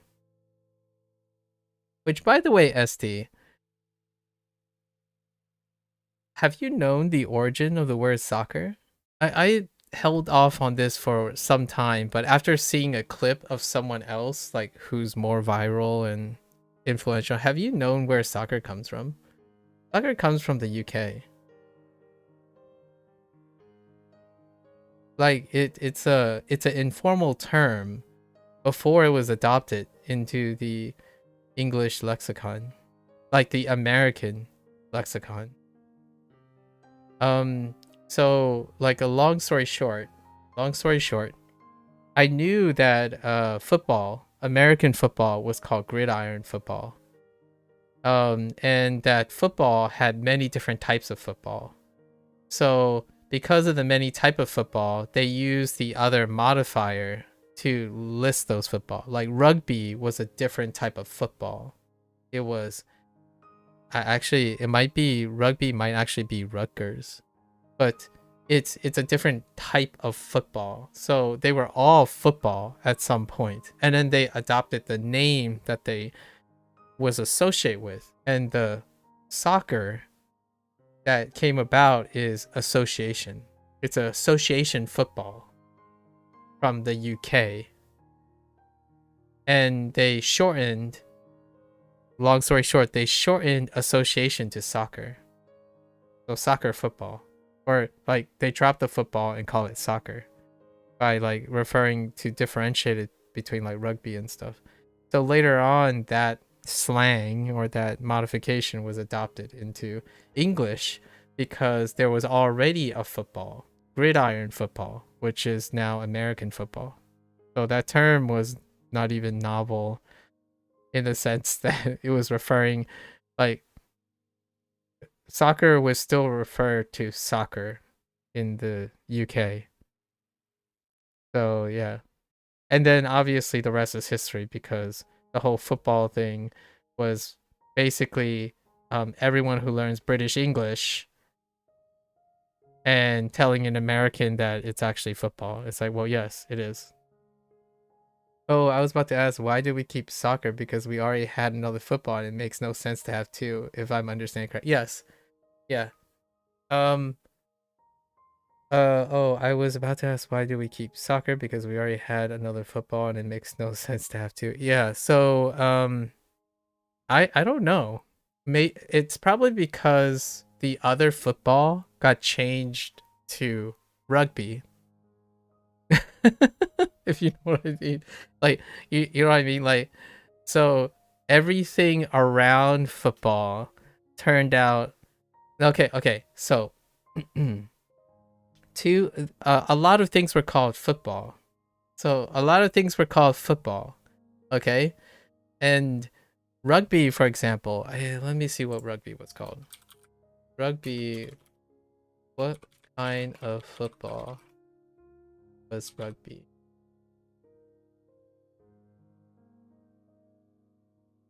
There was a name. Yeah, it's for, oh yeah, it was for rugby school. It was originated in rugby school. So it was just called rugby football because it was named, they wanted to differentiate between the different types of sports that was involving foot, like, and ball, right?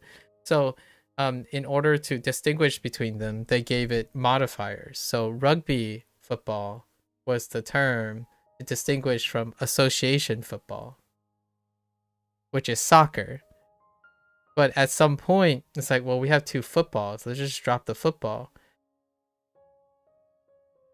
Rugby football, yeah, gridiron football, soccer football. We dropped gridiron, kept football. We dropped football, kept soccer. UK dropped soccer, kept football. Rugby dropped football. Yes.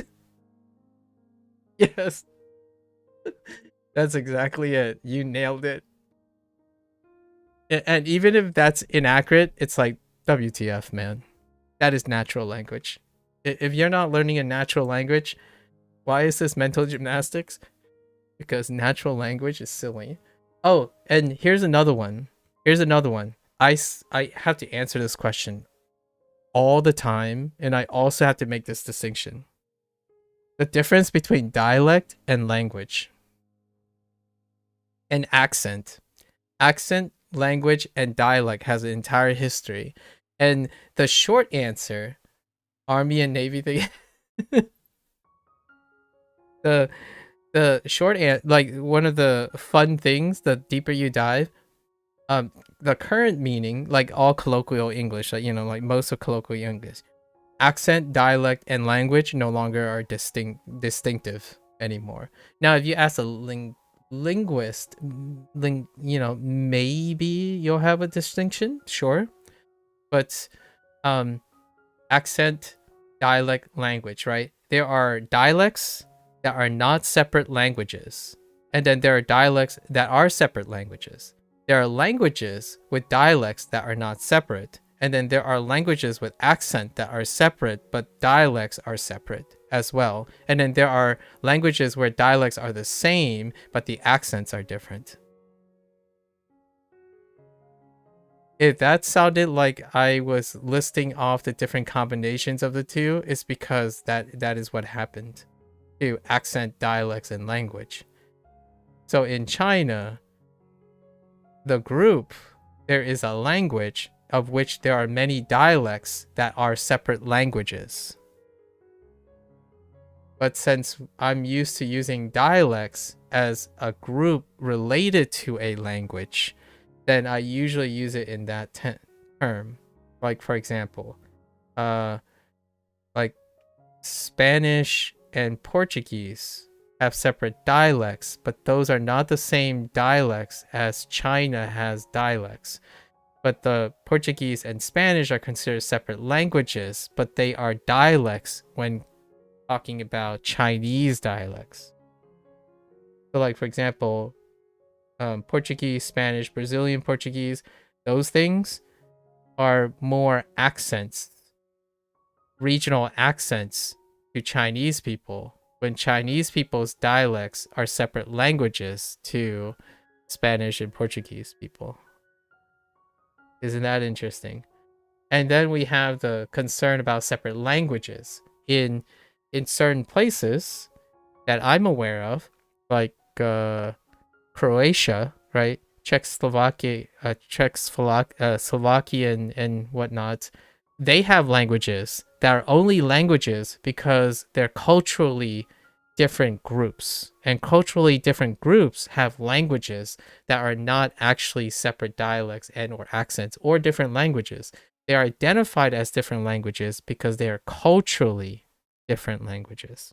The mechanics of those languages are indistinguishable from each other. They are so similar that they are speaking the same language mechanically, but they are separate languages because they are separate countries.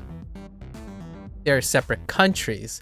So language is divided based not solely on the mechanics of the language, but also its political boundaries.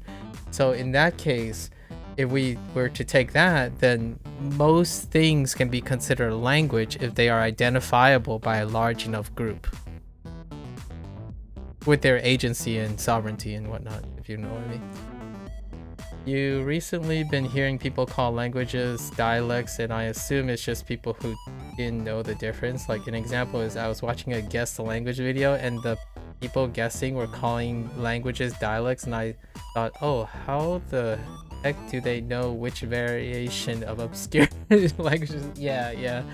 Until you realize that they call every language dialect, yes. So yeah, the Croatia, Serbia, Bosnia, Montenegro all speak Serbo. Yeah, Serbo-Croatian and all the other, like all the political names put together, but call them different languages because of the split, yeah, of Yugoslavia. Yep. So in this world, in the crazy, weird world we live in today, there's an example in which a language is a dialect and a dialect is an accent. An accent is both and a dialect is both. So it's all of the above. So yeah, English. And we're only speaking from the perspective of an English language, right? Like the English terminology. I don't even know how to express that in whatever the language. Like in Chinese, there are 8 terms for Chinese that I'm aware of. There are 8 terms for just Chinese. So like not even the regional dialects names, but how you refer to Mandarin and or some use of Mandarin or some use of Asian thing, like Chinese related things. So there are 8 of them already in standard learning. So like when you're learning standard things, you're going to come across at least 8 terms. Like, oh yeah, like 普通话, for example, which is Mandarin, right? But 普通话 is what I typically use to refer to Mandarin. But 中文, Hanyu, and then there's a distinction between writing and speaking, right? But then there's like outside Chinese name, outside of China name, within the proximity of China name for the word, for the names. And then sometimes they just separate all entirely due to political identities. So the names would be completely I just politically separated. Like Taiwanese, for example, I kind of use Taiwanese to refer to a variant, but when I'm learning, Mandarin, right? It's the written part that might be different, but at the same time, it's not like it doesn't exist in both. So lots, great, awesome. Yep. At least in English. Wait, how does English work?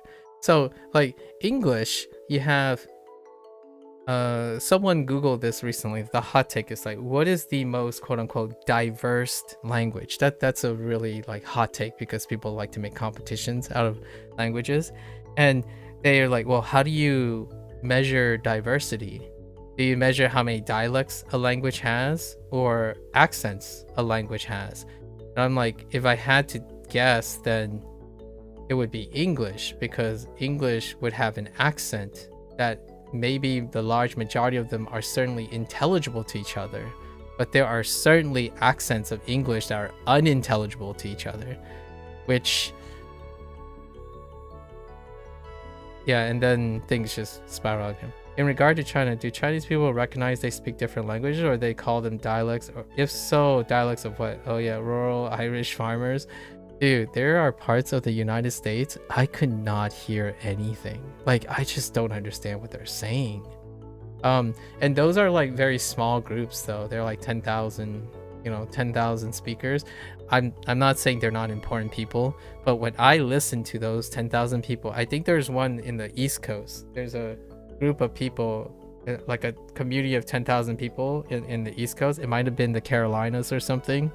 Like, I was listening to him, like, I don't know, is that fish? Like, I thought I might have heard the word fish because they're on a boat. Like, the context of the video is how I think that's what they were talking about, but I had no idea. Like, and they didn't really translate it. They just let you hear it. Like, here, this is what you said. What do you think they said? And I'm like, I don't know what they said. And it's in the United States. Like, you think, I thought I've heard it all, but it's pretty funny. And mountain communities have wild things. So in Chinese, they, at least my parents, what my parents do is they refer to the place that they're from, and that's it.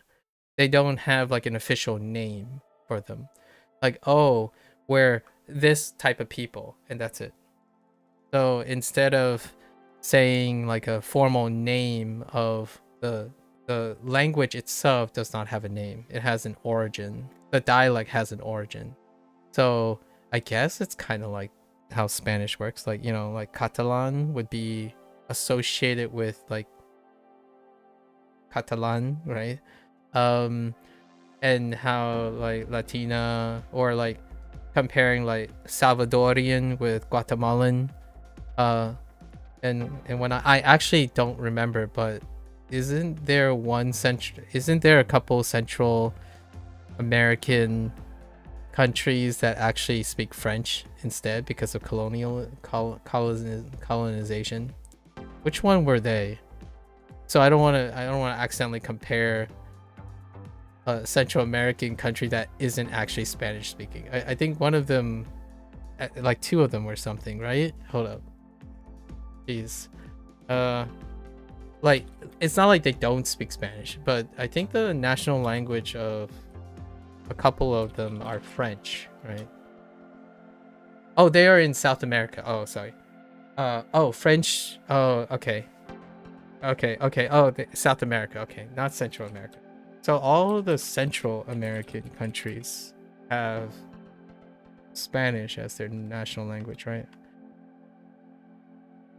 Anyways, yeah, in my parents, unintelligible. They're all speak Spanish. Okay. Glad we got that clarified, because I actually don't know if that's true. Yeah, who am I missing? Honduras, El Salvador, Guatemala, Panama. I'm missing so many. I commonly miss like a bunch all the time.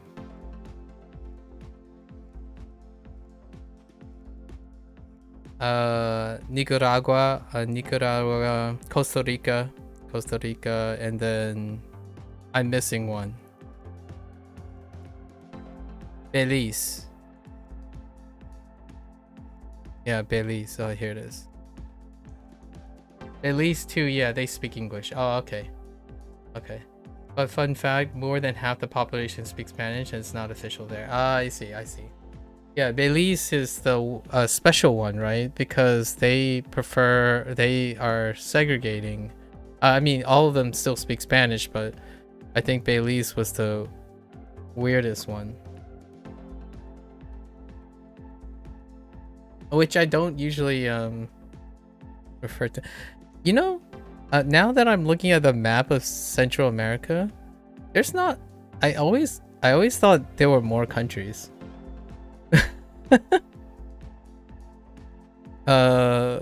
Yeah, so for some reason in my head, I often, when I think of the map of Central America, I think like Europe kind of thing, you know, like the farther eastern Europe breakup where like there's a cluster of tons of countries. But now that I look at it, it's like it's those countries. Huh.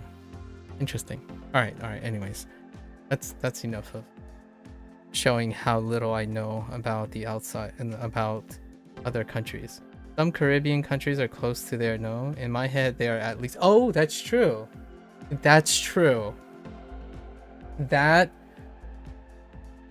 makes sense. Yeah, like Haiti, Dominican Republic, Puerto Rico, yeah, Cuba, like, yeah, okay. Now, yeah, that makes sense. That's why that map looked a little bit small. I felt like there were more associated. Not that Caribbean countries, like, you know, I don't want to get into the whole lumping people together, but yeah, I forgot. There's like at least double that number if you start considering the Caribbean as well, right? And then I guess I'm gonna be a stereotypic American and lump all the other ones too, like Chile. It's just, but it feels like it's a continuation. I almost feel like North America and Mexico is like North America, and then you just have this weird conglomeration going down the side of South America and including the Central America. There are 13 countries in the Caribbean. Oh, that makes sense. Islands, man. Islands. Ustedes necesitan tomar el tren. ¿De verdad tienes miedo? Yeah, you just looked at Central America like a little bridge of, I don't know, connecting north. Yeah, I know, right? I'm not saying it's bad or good. Like, I don't want to make this sound like some people are insecure about it, but it is the bridgeway. Like, it's such an interesting geographical feature. Like, not everyone can say, oh yeah, land bridge. We live on the land bridge between two massive continents. Like, where else can you say that?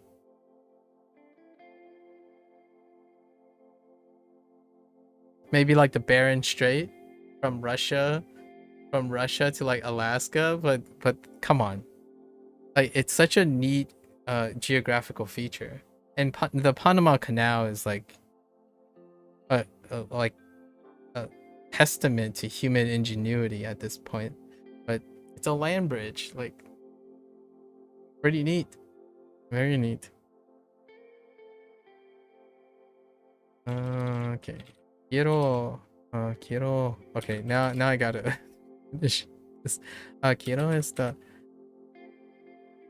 este libro. ¿De verdad tienes miedo? Tú bebes leche. ¿Tú bebes leche? ¿Tú bebes leche? Please.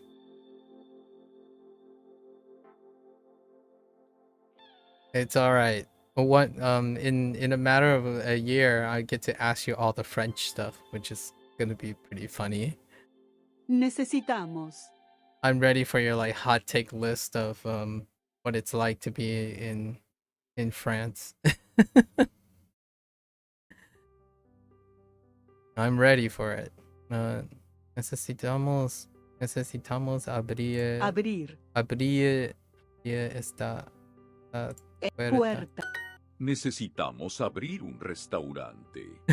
Baguettes are overrated, dude. Honestly, if I go to France, I'd be inhaling some baguettes. Nah, you take that back. Necesitamos abrir un restaurante.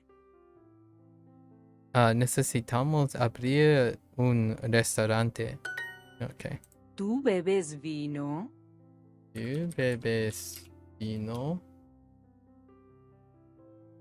¿Tú bebes vino? Ellas abren estos mensajes. Ellas abren mensajes. I forgot what the unas mensajes. Estos. Uno. Jeez. Estos. Like, okay. I don't want to talk about it. Alright, we really gotta be hitting the mark. We get caught up, ST. You're distracting me. Stop. How do you say cease and desist in Spanish? Like the closest way of alluding to that feeling, the cease and desist. But in a playful way, like a formal but colloquial way of cease and desist. Stop. Cease and desist. Yeah, I don't have a good thing off the top of my head. Other than like silence. You know, silencio, right? Or it can go like cállate or something like that. But that's not the same as cease and desist. Like cease this distraction. Ahora. Saquen tu boca.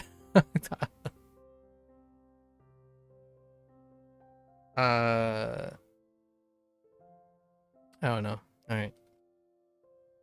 Mi hermano es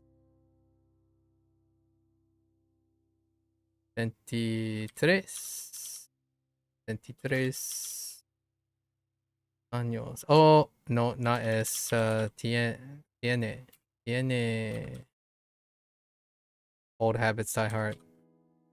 23 años. Oh, I before E except after V. Just kidding. Mis hermanos escuchan música en la sala. Mis hermanos escuchan.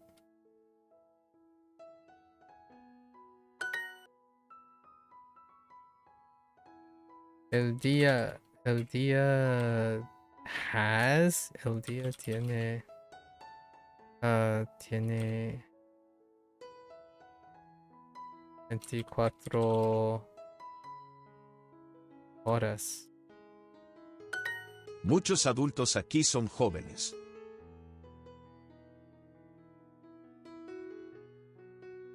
Muchos adultos aquí jóvenes. ¿Son jóvenes?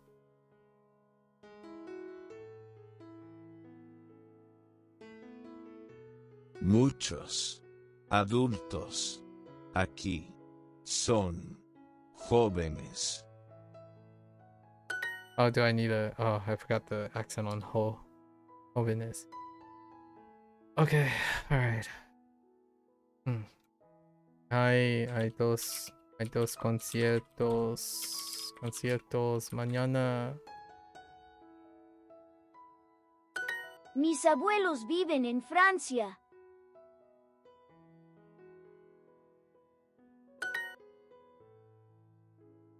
Oh, these ones are pretty on the mark. I don't need to expend too much.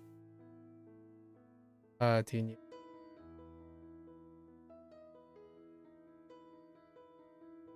Man, the typing has gotten a lot more approachable. A mi padre le gusta tocar el piano.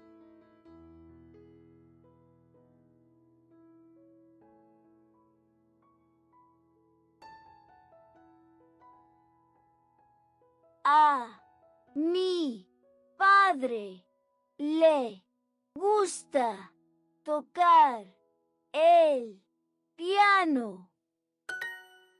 Oh, it's just... Oh, no accent. What am I doing?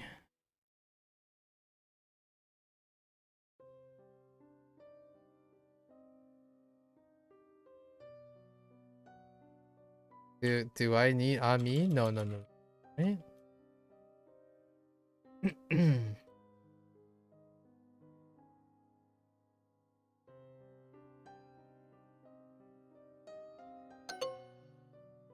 El, oh, and oh, because I'm regarding, that's kind of, Papá, ¿qué música te gusta escuchar?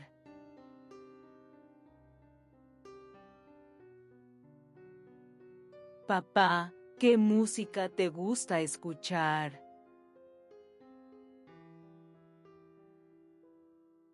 What? Papá, ¿qué música te gusta escuchar?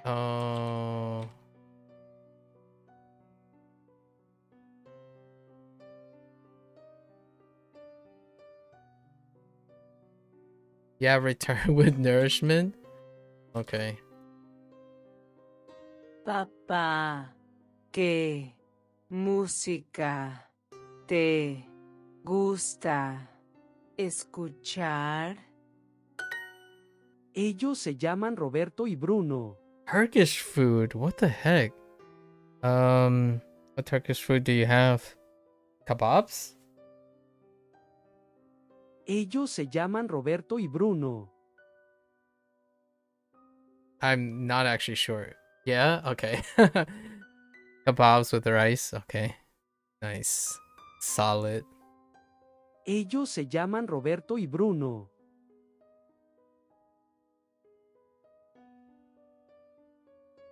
Ellos se llaman Roberto y Bruno. Oh, because their name. ¿Cuántos años tienen tus padres?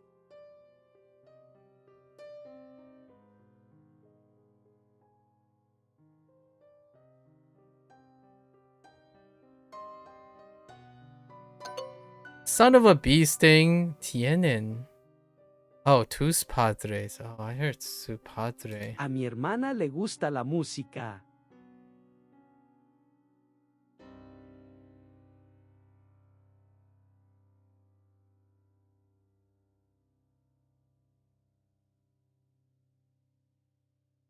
A mi hermana le gusta la música.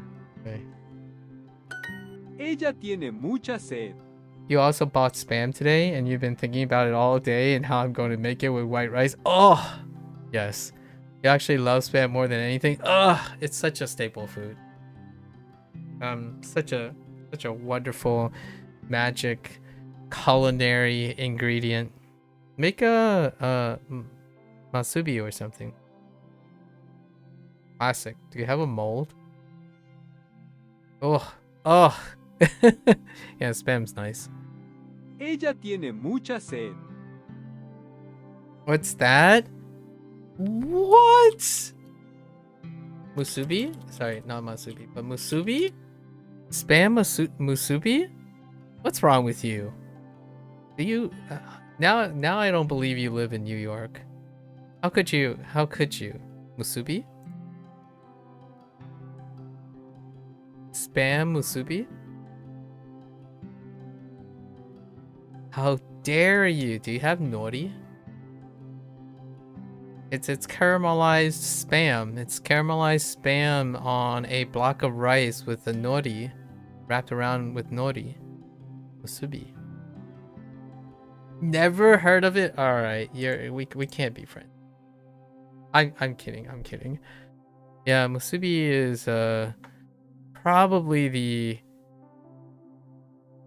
I'm gonna say the trendiest Asian Americana thing to do with spam, like the trendy thing, the internet trendy thing. But it's a very common, any combination of it. It's caramelized, you know, like I guess what you're seared or caramelized.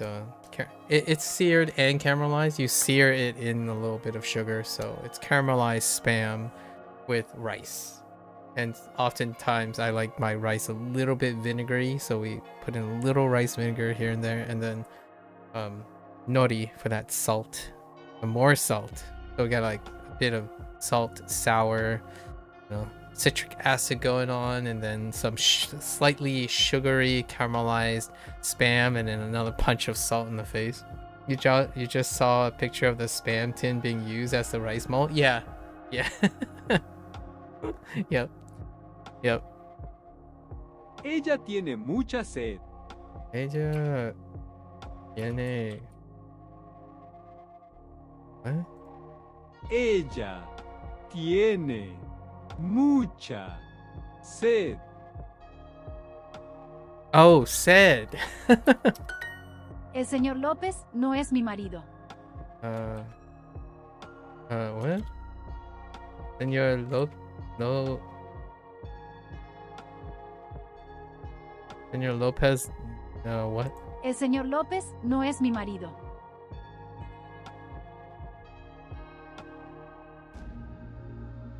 El señor López no es mi marido.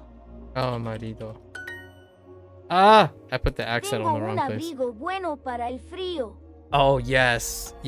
Fried egg or sunny side up. Fried egg takes too much, so sunny side up egg, like slightly runny. Oh, I'm just watering just thinking about it. Oh my gosh. Oh, and go to any store, grab either, if you don't like garlic, that's fine. You could get fried garlic in a tin, in a plastic container, or if you don't like the garlic thing, potato sticks, crushed small potato sticks, or you take like your favorite bag of potato chips that are like thinly cut and stuff, and just smash it, and then like, you know, put it on top. So you have the runny egg. It creates like this emulsification. Then you have you like garlic and rice? Yeah, but you know what I mean, right? You don't remember having it and anything else, to be honest. Oh, okay. So if you want a crunch, right? Because something's missing in all of this, a crunch factor. So fried garlic in like prepared fried garlic in a container, or like potato sticks, or your favorite potato chips that you want to crumble up and you just toss them on top. Then you have crunch umami sour acetic citric acid, salt, and sugar. Like, it's a wonderland. And then you have creamy, right? Creamy, chewy, bouncy, and crunchy. You know? Crunch. Or you can like fry anything up. Like I would say bacon bits work. Like air fry some bacon bits. Dude. Texture and flavor all at the same time. Texture and flavor. That's you gotta elevate your game. Like there's something I feel that can elevate even despite having like pretty mundane and readily available ingredients. Gotta get the different textures, right? Textures and all the different sensations in like a component, layered component, not like all mixed together. Because if you like, you know, mash it all together like in a blender, then it just tastes like one thing. But when you layer them, musubi is layered. Like all the things are layered, and then the egg is layered, and then the crunch and from the fried garlics, fried garlic, dude, fried garlic. Anyways. Tengo un abrigo bueno para el frío. Try finding that in France. No, I'm kidding. Baguette, man. Tengo un abrigo bueno para el frío. Okay. Nos encanta este libro. Nos encanta.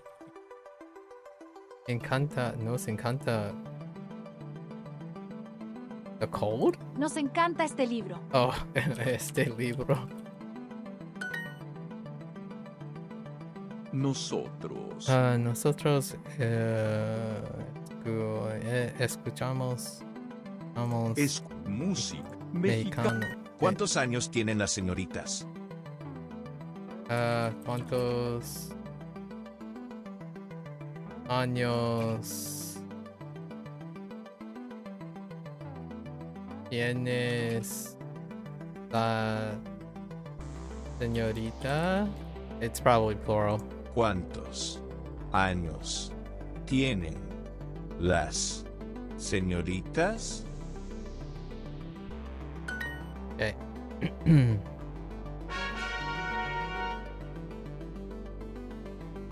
Alright, so we gotta really book it now. It's 10, it's almost 11. Yeah, we gotta book it now. Okay. Nosotros tipo llamamos mucho en la clase. Tipo llamamos.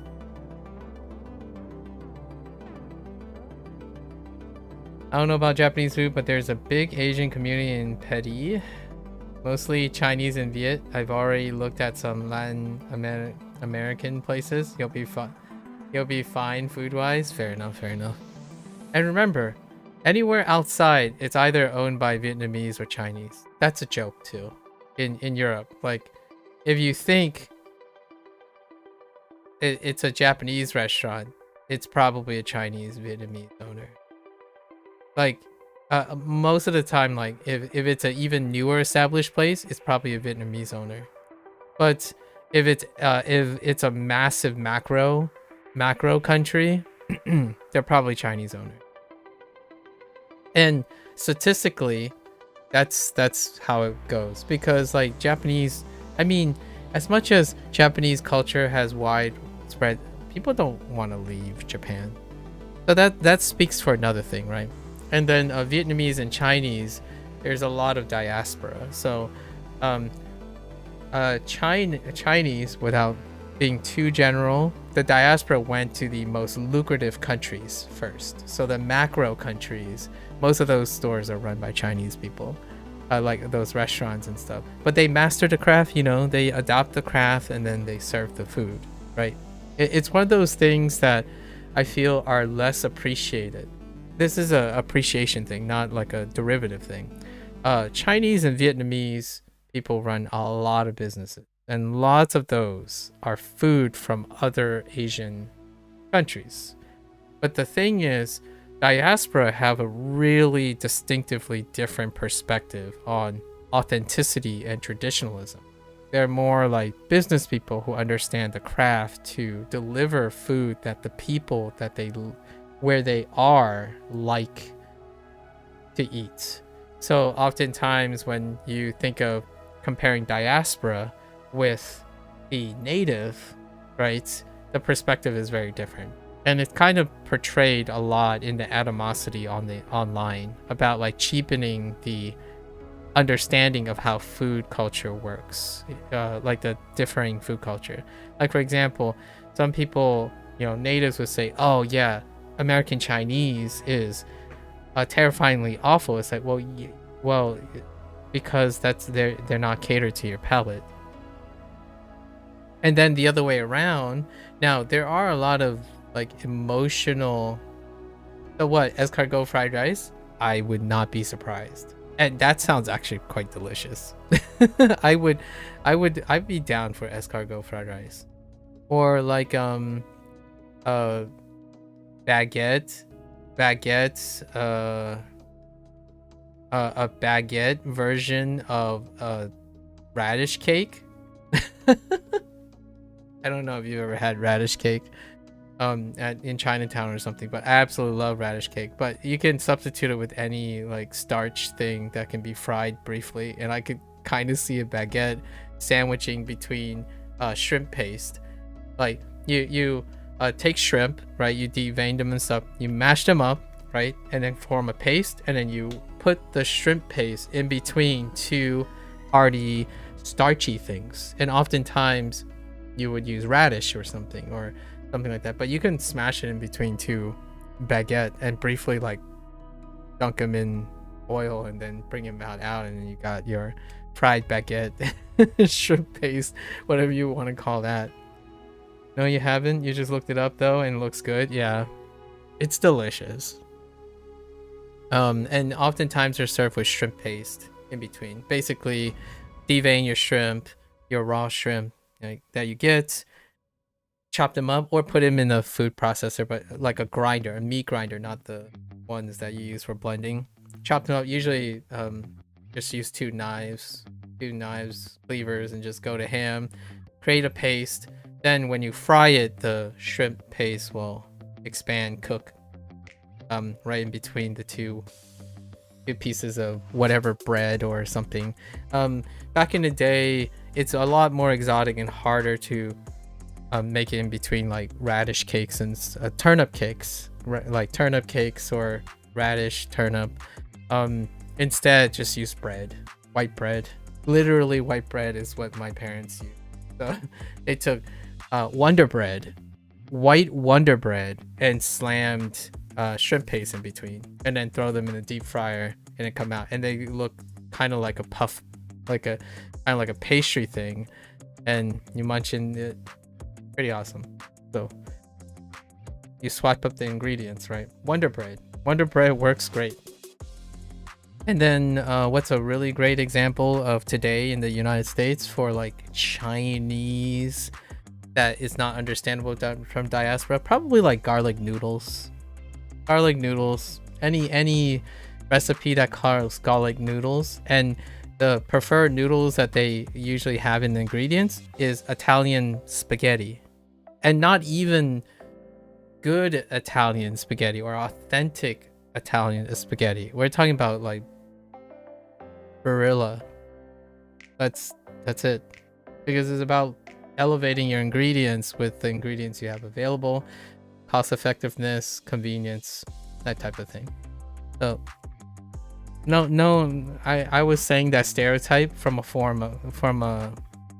more of a side of appreciation, right?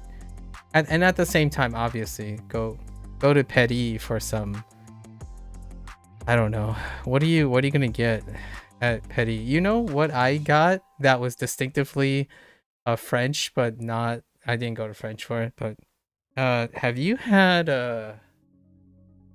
what is it called? Did you have sweetbread? Have you consumed sweetbread before? It's something. It was quite delightful, the sweetbread that I had. I think it's called sweetbread.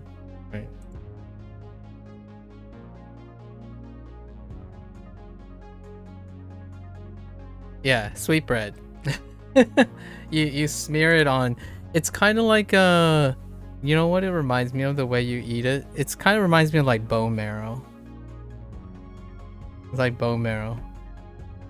You can totally do that. I'm pretty sure sweetbread is more of a French thing. And it's on a baguette. Yeah, hold up. Maybe not. Oh no, it was Spain actually. Oh no, it was Mexico. Just kidding. Mexico and Spanish. Just kidding. Oh no. We're talking about, oh sorry, that's sweetbread, not the correct sweetbread. I'm pretty sure this was a French thing. Hold up. We're talking about the not that sweetbread. Wrong sweetbread. English is confusing. Don't not yet. Yeah. These de Viet. You know more French than I do, so it's the thymus of the calf. Not to be confused with Mexican. Oh man, this is so funny. Like, not to be confused with Mexicano, like Mexicano cuisine, right? The sweetbread from, like, it was introduced from Spanish to Mexico. Not that sweetbread. The French sweetbread. which is the thymus. And the last time I remember, I totally spread on some baguette. Totally. Anyways. Yo no. Yo no Dibujo. Dibujo bien. Bien. Okay. Las pinturas del museo son importantes. Okay. ¿A ustedes les interesa la concierto clásico? ¿Clásica? Okay, hoy hay un... wait, oh, no. Concierto. That works. Los museos son interesantes. Oh, speaking of French, nos interesa conocer la Torre Eiffel. I actually don't know how they say Eiffel. Eiffel, okay. Mañana, ¿quieren ir? How's that for your role? Torre, right? Torre. Let's see, it is interesting. Es una conversación interesante. The Eiffel Tower.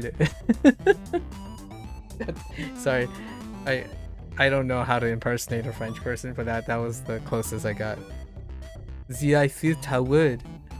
Just like, you just add a few like inflection intonations just to be not accurate, but just make it a little pompous. I totally like French people. Like I like that they do that. It's very eclectic and eccentric. So humble. Carmen le interesa la pintura. En sus vacaciones ella pinta. Yo siempre viajo en la primavera.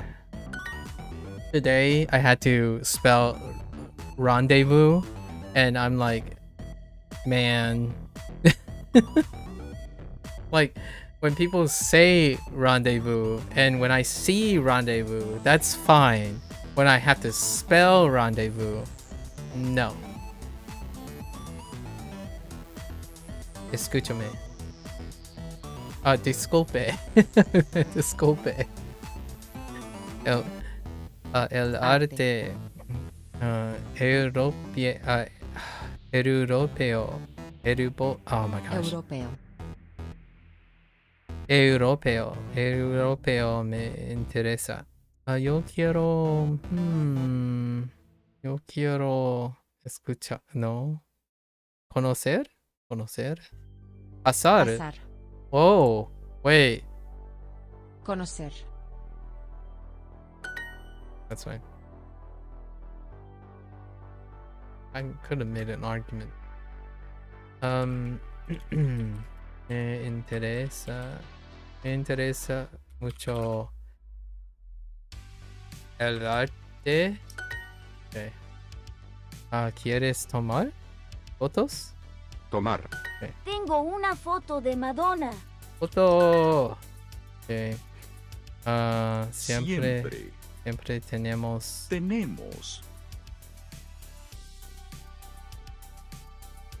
Oh, tenemos conversaciones interesantes. Ellos viajan a lugares diferentes. Viajan. How are your kebabs, by the way? Fun fact, rendezvous in Spanish is rendezvous, but it's never used. Rendezvous. Interesting. That sounds kind of nice. I don't know what rendezvous is in Chinese. Rendezvous. I always miss the Z. Rendezvous in Mandarin.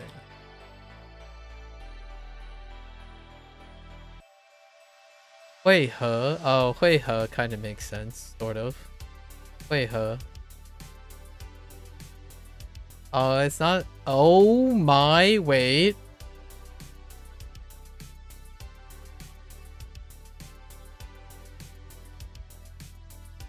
Zai ye ding chang hui. Oh, no. That's the whole phrase of meeting up.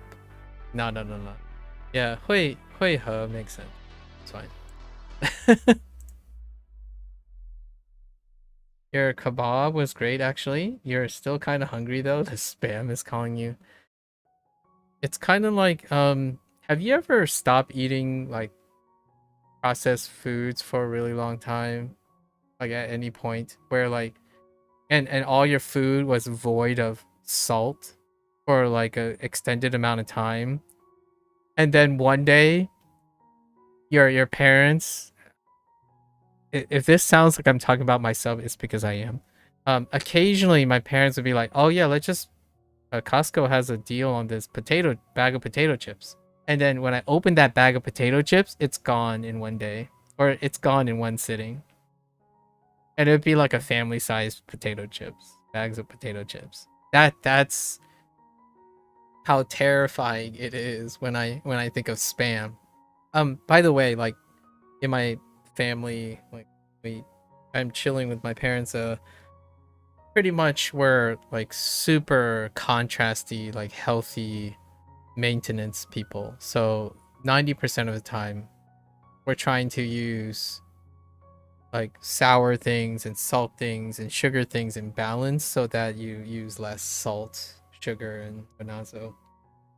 Most of the time we consume very, very low sodium things. But dude, when occasionally you see that bag of potato chips, it's like get in my belly. Like we're talking about 10 servings of kettle cooked chips in like an hour. It's just Kirby's got nothing on me, you know. It's like it just vacuumed the whole thing into my mouth. ¿Cuáles son tus clases favoritas? It's a testament to human engineering, honestly. I think the whole idea of like food technology, it's such a testament to how refined satisfaction that food technology has come to try to get you to eat unregulated, just completely unhinge your jaw and throw everything in your mouth. Yeah. Although, hear me out. If you ever get a chance to like spend a week or two away from that stuff, a little goes a really long way then. Like, it feels like honestly, it feels like euphoria sometimes, where like you spend most of your time like maintaining and like trying to regulate your consumption and whatnot, and then on those days, like on a weekend, you get a little treat. Like after a while, you can kind of manage it. Like you don't lose control immediately, but those little bags, you know, you get those like 100-gram bags, they taste like exceptionally even better. Like what I mean is, even those who are spoiled by comparing like, oh, which bag of potato chips is good, even the low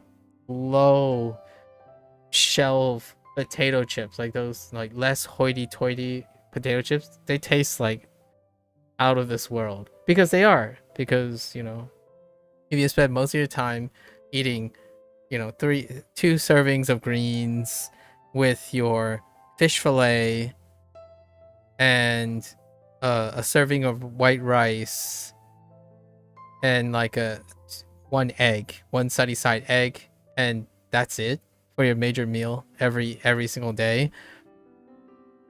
You see that bag of Cheetos when you're outside. When I go to Otakon, I go to like the CVS or the pharmacy just so I'm like, all right, I'm out.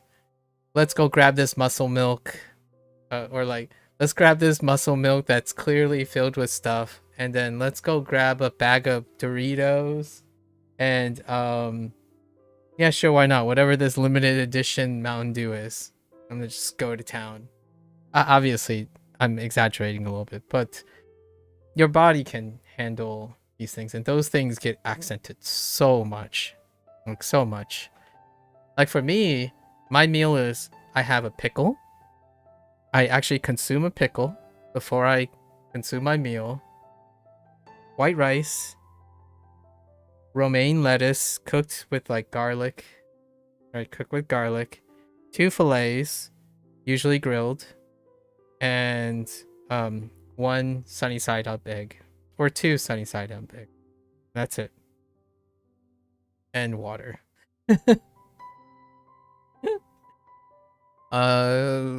Maybe like 7 out of 10 times of the day. Yep. ¿Cuáles son tus clases favoritas? And when I was living alone, I did the same thing. So, rice cooker, brown rice, or mixed rice. Mixed rice, you cook it, then you grab tofu, block of tofu, like half block of tofu. So I have these like containers, they're split in half, take 1 block, tofu, right? Light soy sauce. You mix it with your rice, and then you have either peas or carrots, and then Greek yogurt. And then I eat like oatmeal whenever I need a snack.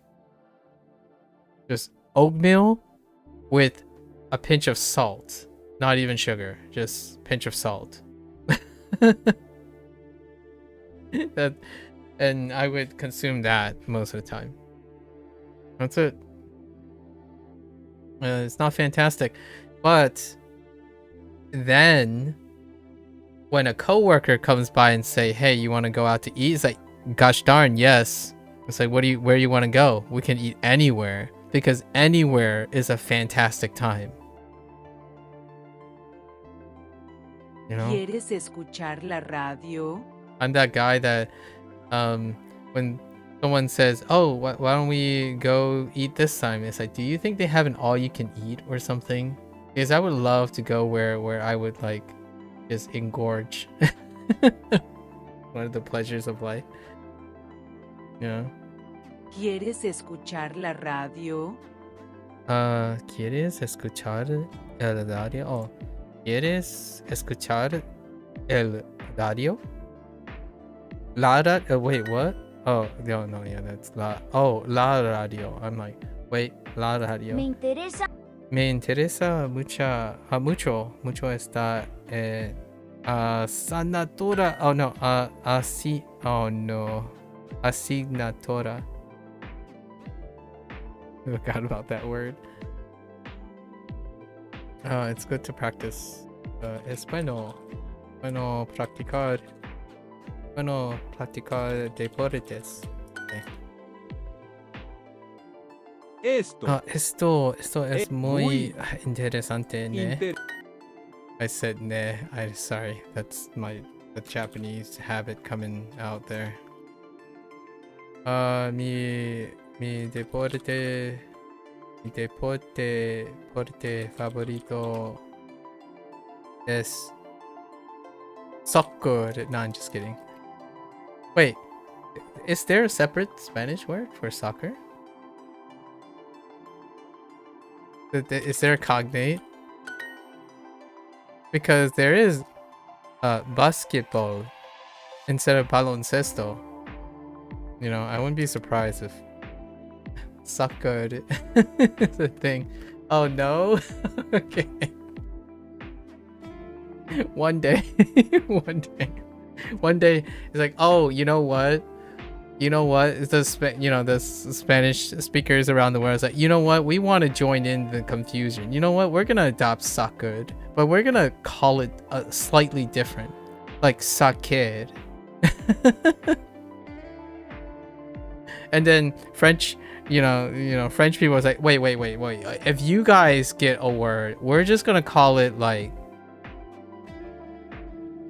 foot,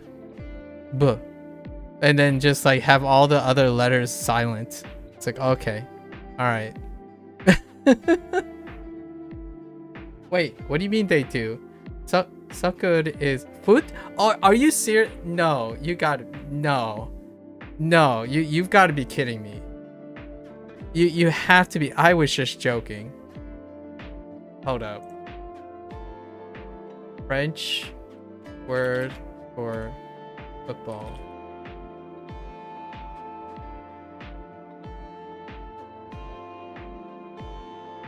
Lay foot. Oh my goodness. Informally as lay foot. Oh jeez. I swear, I was just kidding.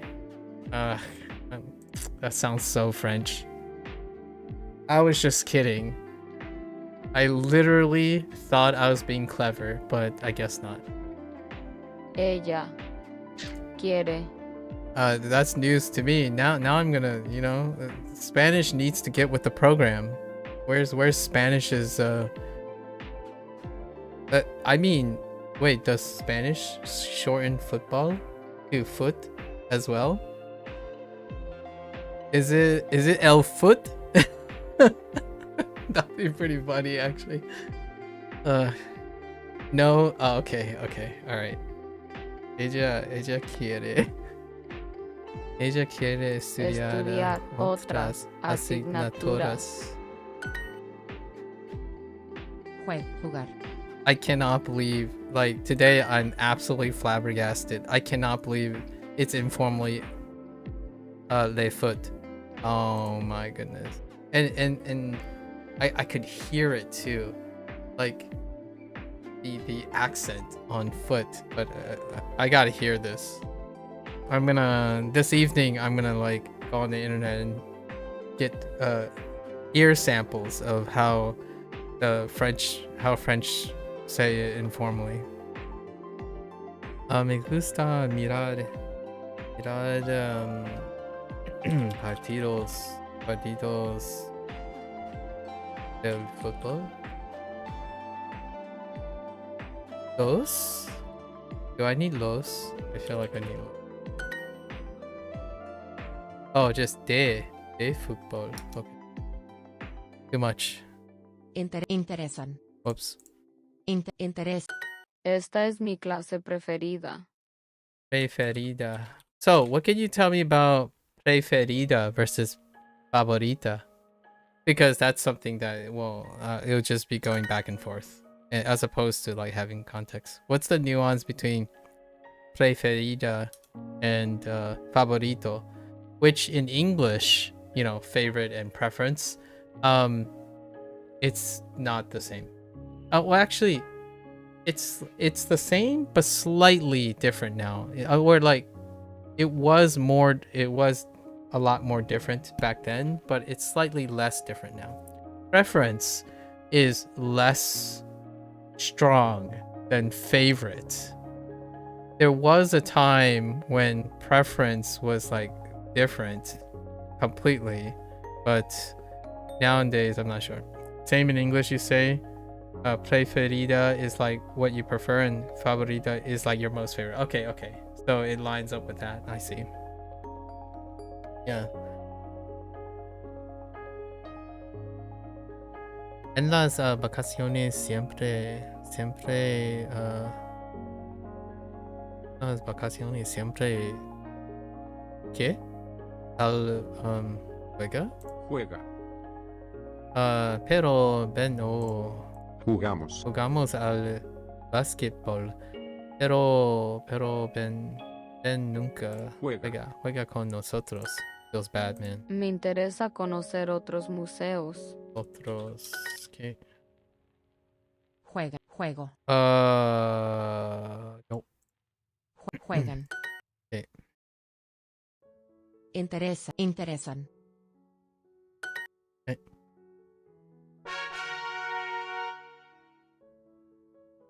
All right. ¿Por qué no dibuja? ¿Por qué no dibuja? Oh, dibujas. Esta pintura es muy bonita. I didn't even let it finish, so I wouldn't know. ¿A ustedes les gusta este grupo? Ah. ¿A ustedes les gusta este grupo? ¿A ustedes están grupo? Wait. ¿A ustedes les gusta este grupo? It's like, wait. ¿A ustedes les gusta este grupo? Okay. No. No me interesa going. No me interesa ir a esas fiestas. Okay. Me interesa ir a fiestas. Okay. ¿Cuándo viajar o viejas o viejas? A Fernanda le interesa ese libro. A Fernanda es este libro. A Fernanda le interesa ese libro. Oh, ese. Me gusta practicar. What? Jeez. I still can't get over it. Funny. I'm just gonna tell everyone it, even if they know. Jeez. ¿Qué son tus comidas favoritas?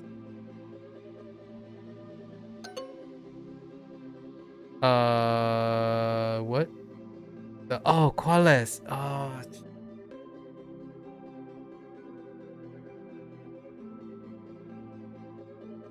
Now I'm just gonna get hit by ¿cuáles over and over again. ¿Cuáles son tus comidas favoritas?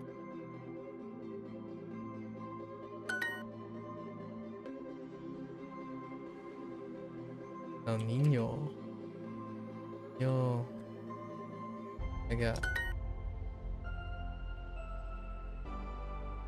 Ella quiere estudiar otras asignaturas.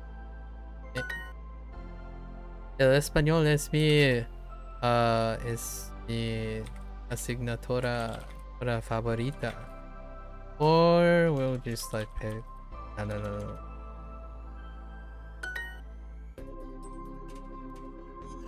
Las. Oops. Not multiple. El. The heck? Oh. Las pinturas del museo son importantes. Okay. El partido son. Wait. Los partidos. El básquetbol. No es mi deporte preferido.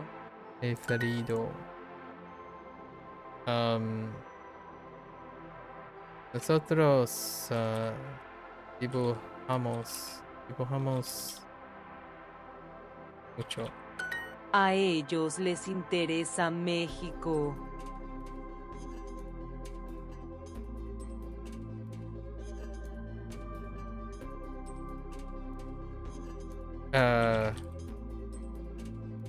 Interesa.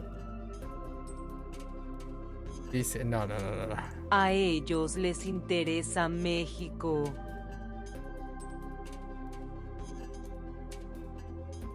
A ellos les interesa México. It's Mexico. Okay. I don't know what I'm doing. I just wait. Ah! Oh, I wasn't listening. ¿No te interesa esta conversación? Oops. ¿No te interesa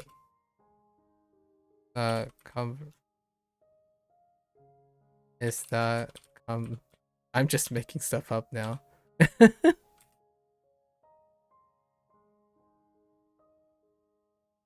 It's like I'm auto-completing all of these things. I'm like, oh yeah, well, you know, this is a valid question. No te interesa esta conversación. All right. A ellos les interesa México.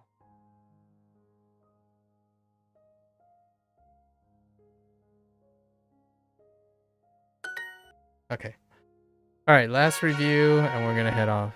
Thanks for the chill evening again. I feel like this is our routine now for the weekend until you're suddenly over there in France, and then it's like. Esta es mi clase preferida. This is like the chill thing. Now I feel like I should get some kebabs and stuff, and we should chill and have a virtual dinner.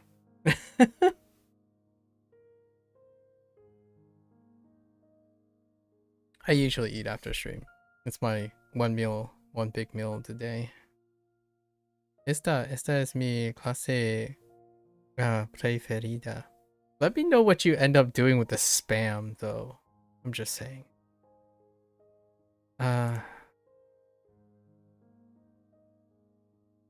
Es bueno practicar deportes.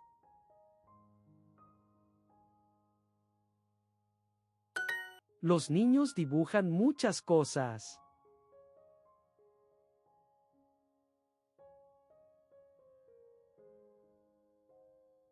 That's a weird phrase. Jugamos. Jugamos el Básquetbol. Basketball en el invierno. A Pablo le interesa jugar al béisbol. You're not going to eat it tonight? You've already eaten a bunch, to be honest. I'm just being gluttonous. When I wake up, though, it's gone.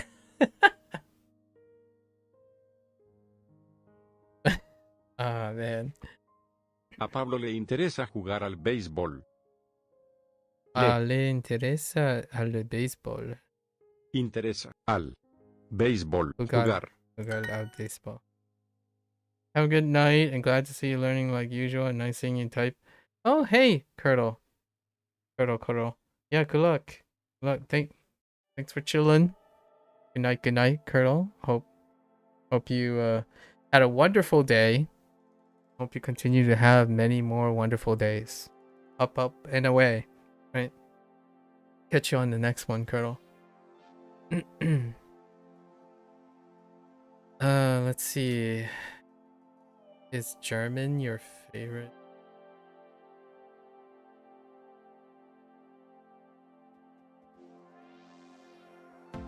alemán es tu asignatura favorita? El alemán. Oops, I forgot the... El grupo toca en el concierto el sábado. Okay.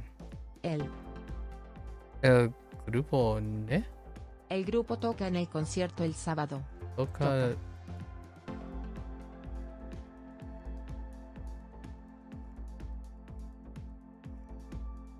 El grupo toca en el concierto el sábado. El grupo toca en el concierto. Oh. El Oh, okay. In the concert. Oh, I see. A ti no te interesa la música. A ti no le interesa la música. A ti no te interesa. Oh, wait, la that makes sense. música. A ti. Oh, no accent on a ti. Whoops. No dibujo bien. Me interesa mucho Duolingo.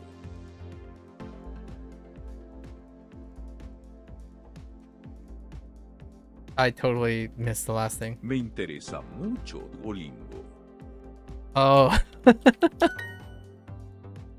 Not sponsored.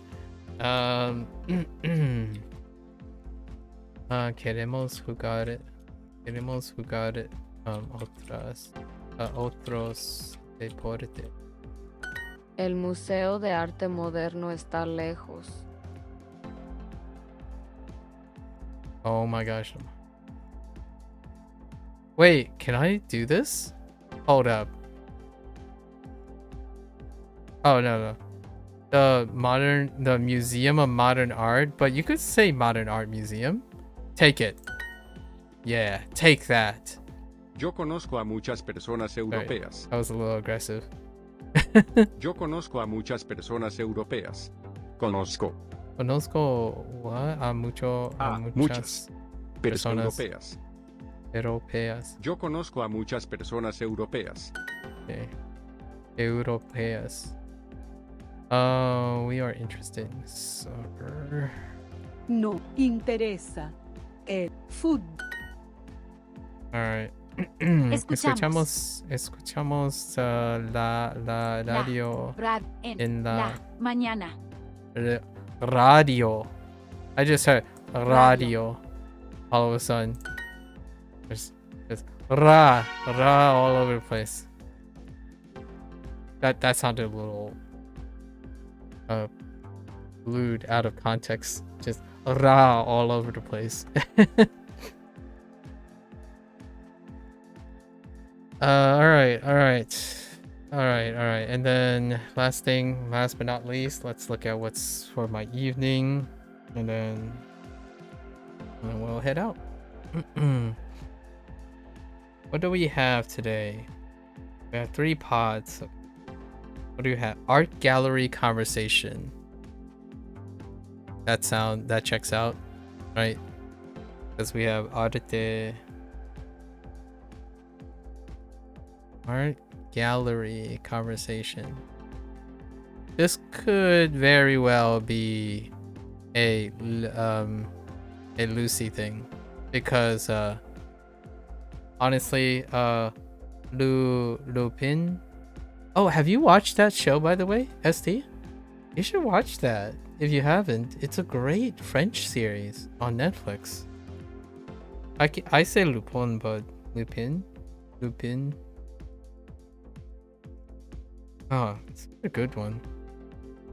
I don't know if they're gonna come out with more seasons though. You've seen the first 2. You think when it first came out, just the first 2 episodes? You'll give it a watch though. You need stuff to watch. Yeah, the French stuff. I think the French is understandable in context. I kind of gather a lot from it actually. Museums. Museums. Sorry, because of this unit. This comprehensible input. Blasphemous. The French is calling it. I have watched quite a lot of French things. And honestly, anime is no short of incorporating French things. I have French family friends. Actually. So it wouldn't be out of the question. Maybe we'll just keep that on the back burner, all right? Keep that on the back burner. This whole like unit reminds me of that show. That's why. Daily tennis. Okay, that now we're not in French. We're not in the territory anymore. Although the French Open, Roland Garros. Okay, daily tennis. This is totally Lin because daily tennis sounds exhausting. And museums and paintings. Honestly, I could kind of see Falstaff. But there's no human involved, so it's probably Lily because it's less interesting. Not very interesting. What is our adventure? The Quest of Karaoke. Oh, you know what? How do French people say karaoke? Now that I think about it.